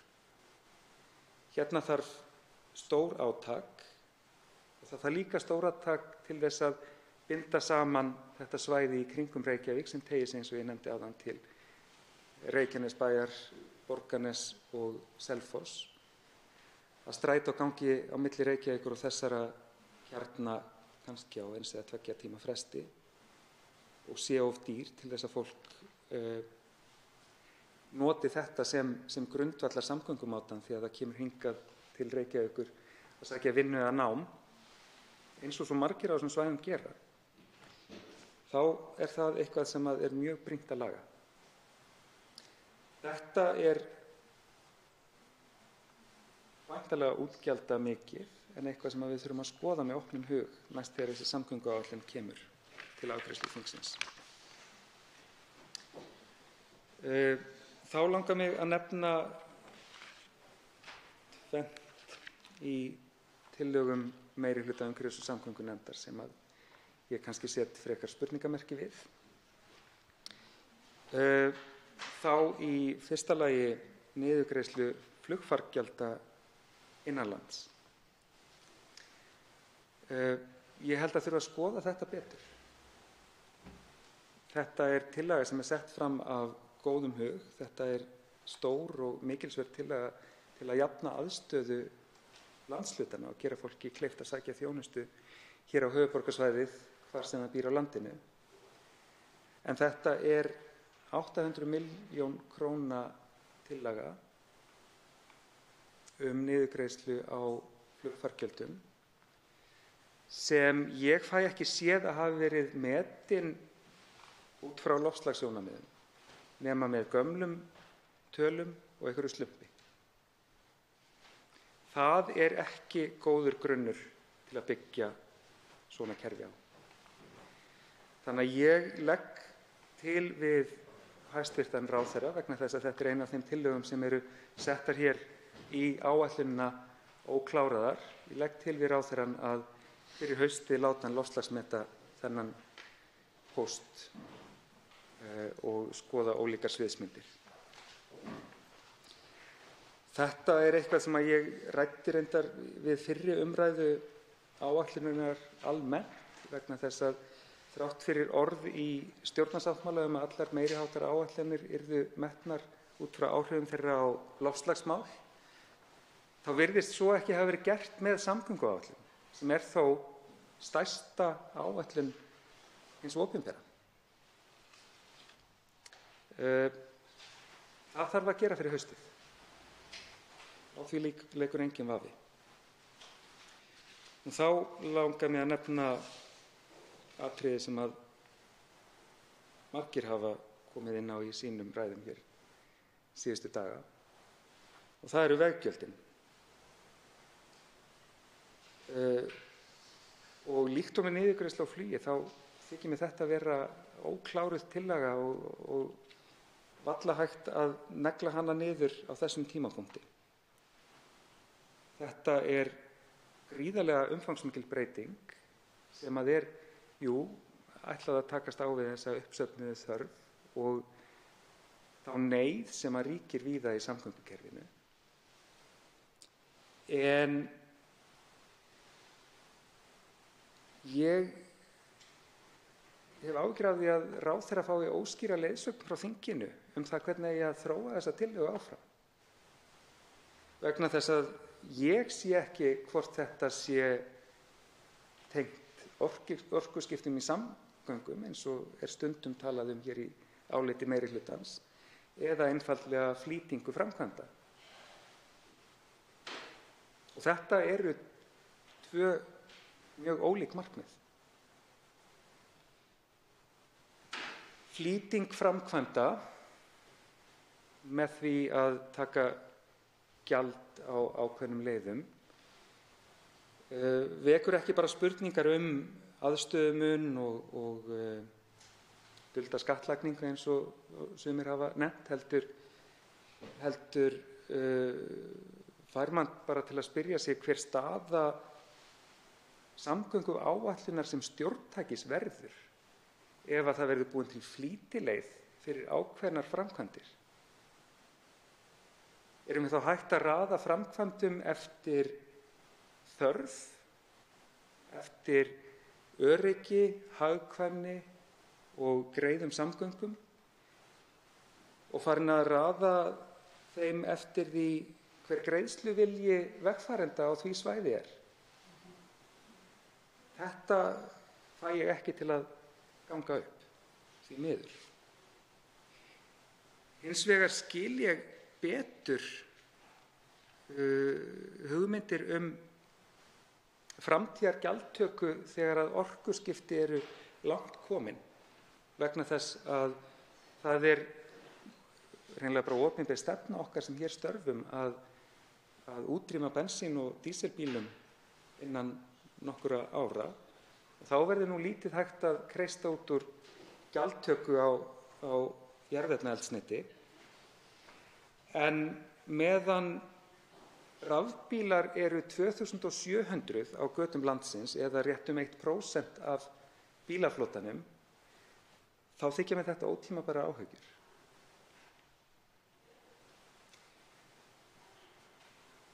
Framtíðargjaldtakan þarf líka að byggja á réttum grunnprinsippum.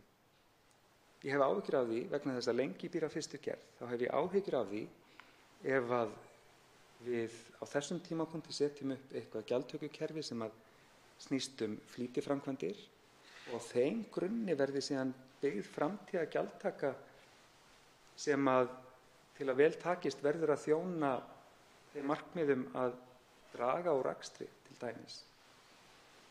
Það ekkert svoleiðis í hugmyndum flýtigjaldakerfi þegar við erum með fólk að tala fyrir því að stórnotendur fái stórafslátt. Við ættum frekar að tala fyrir því að stórnotendur og sérstaklega þeir sem eru á þungum bílum borgi bara talsvert meira. Það væntanlega framtíðargjaldtakan. Framtíðargjaldtaka, græn gjaldtaka af samgöngum, snýst það að greiðslur séu í takt við þá mengun sem af notkuninni hlýst. Þannig að ég velti jafnframt fyrir mig hvort að tími nægir hreinlega fram á haust til að ramma einhvern veginn inn þessa hugmynd framtíðargjaldtöku þegar orkuskipti eru garð gengin. Það allt í lagi, það liggur ekkert á. Við höfum alveg 2-3 ár hæglega til þess að móta þetta í samtali við alla sem hlut að eiga. Og kannski sérstaklega sveitarfélögin sem að hér í kringum Reykjavík líta á þessar hugmyndir viðbótar skattlagningu þeirra íbúa og eru hreint ekki ánægðir. Herra forseti, ég sé að tíminn er hér að renna frá mér, en ég má til með að nefna eitt af mínum uppáhaldsmálum rétt í lokin. Og það er Reykjavíkurflugvöllur. Í nefndarálitinu þykir mér fulllangt gengið, herra forseti, að tala eins og þingið geti slegið í föstu að flugvöllurinn verði hér í Vatnsmýri allavega 15-20 ár í viðbót. Ég fæ til dæmis ekki séð að það hafi verið rætt við Reykjavíkurborg þetta, en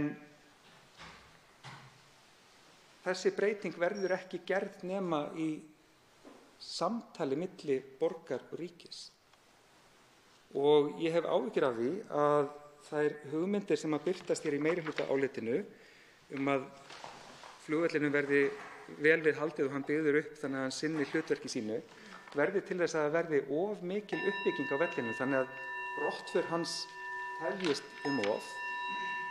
En það er staðreynd, herra forseti, að þessi völlur er á leiðinni burt og það er staðreynd sem skiptir miklu máli, ekki bara til þess að tryggja greiðar og öruggar samgöngur innan höfuðborgarsvæðisins, heldur líka til þess að tryggja sigur í baráttunni gegn loftslagsvánni og til þess að opna hér upp allt þetta byggingaland til að leysa húsnæðisvandann.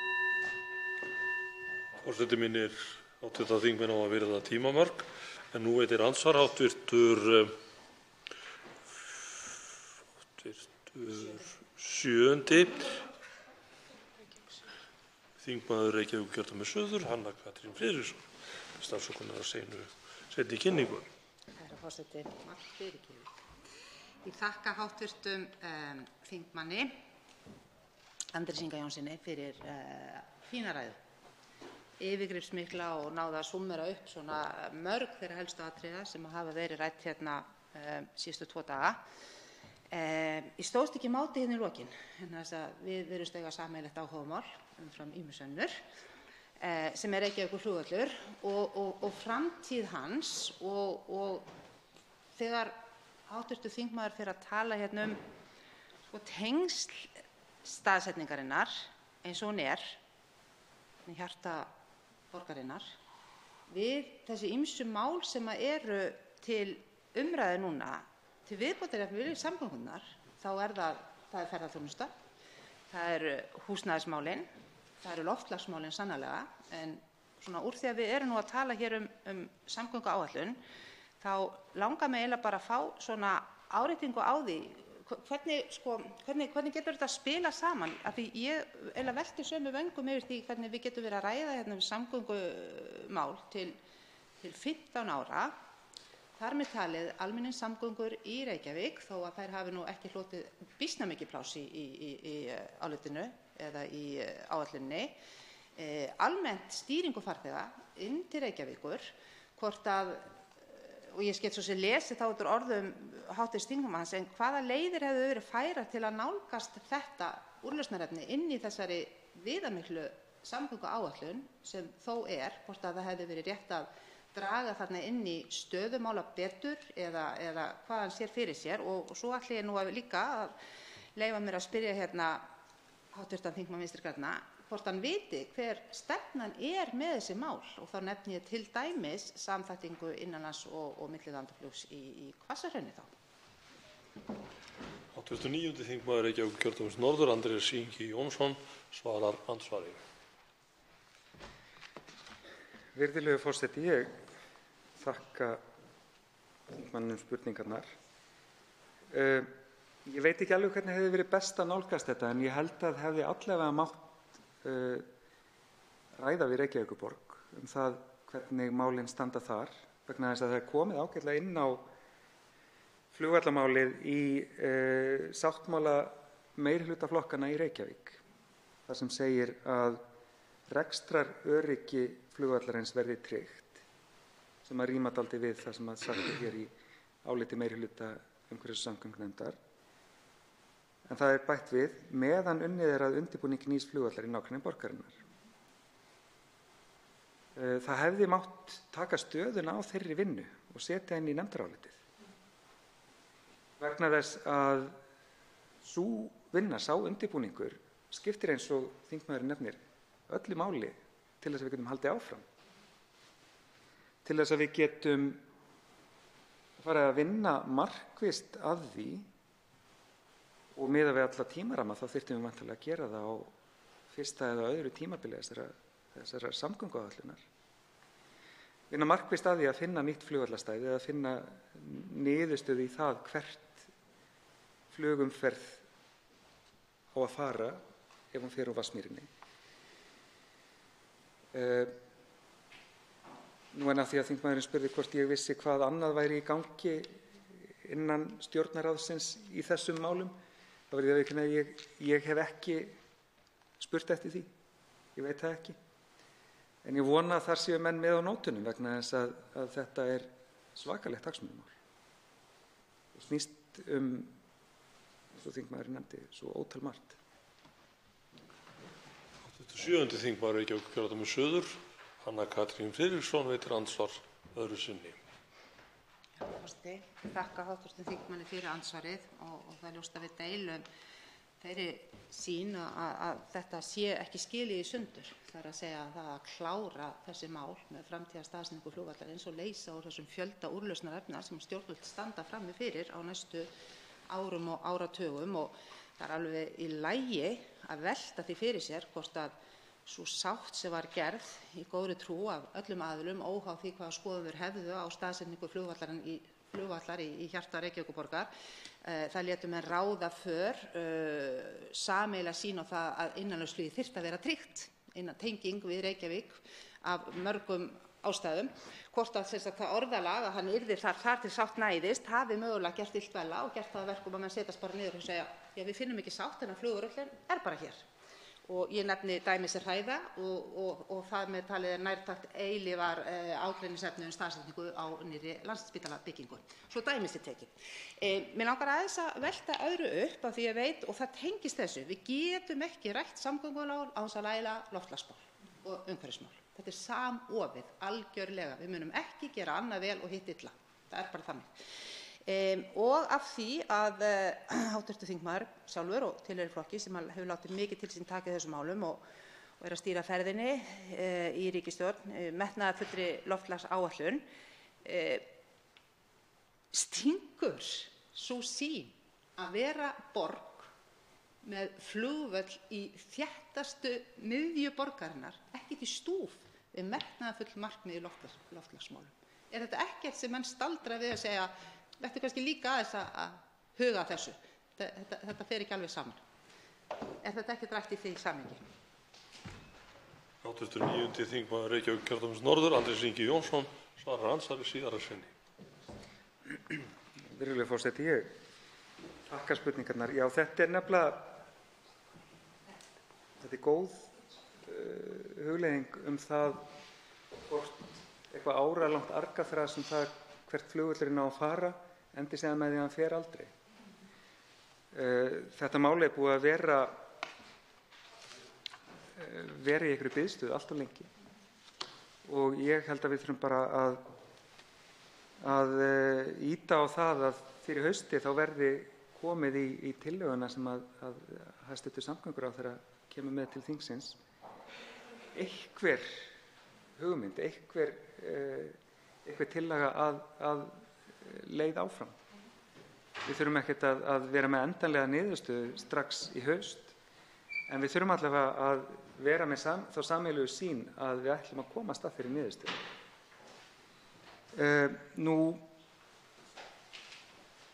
Samspilið við markmið í loftslagsmálum og bara hönnun samgöngukerfisins í heild sinni, hvort sem það er flugvöllur eða almenningssamgöngur milli landshluta eða hvað það nú heitir. Þetta samspil skiptir alveg gríðarlegu máli. Og þess vegna var svo leiðinlegt að upphafleg tillaga ráðherra skyldi ekki hafa verið metin með tilliti til áhrifa á loftslagsmál. Vegna þess að það mat er grunnurinn undir því að við getum sagt hvaða áhrif niðurgreiðsla á almenningssamgöngum milli landshluta hefur, hvaða áhrif niðurgreiðsla á flugsamgöngum hefur, hvaða áhrif uppbygging betri vega sem mögulega leiða til hærri hraða hefur. Við þurfum að hafa þetta allt fyrir framan okkur til þess að þessar grundvallaráætlanir tali saman. Umræðu um 2. og 3. dagskrármálið er nú frestað. Af dagskrá þessa þingfundar eru tekin 2. til 8. dagskrármálið. Fleiri leikjur ekki fyrir á þessum fundi. Boðað verður til næsta fundar með dagskrá. Fundi er slitið.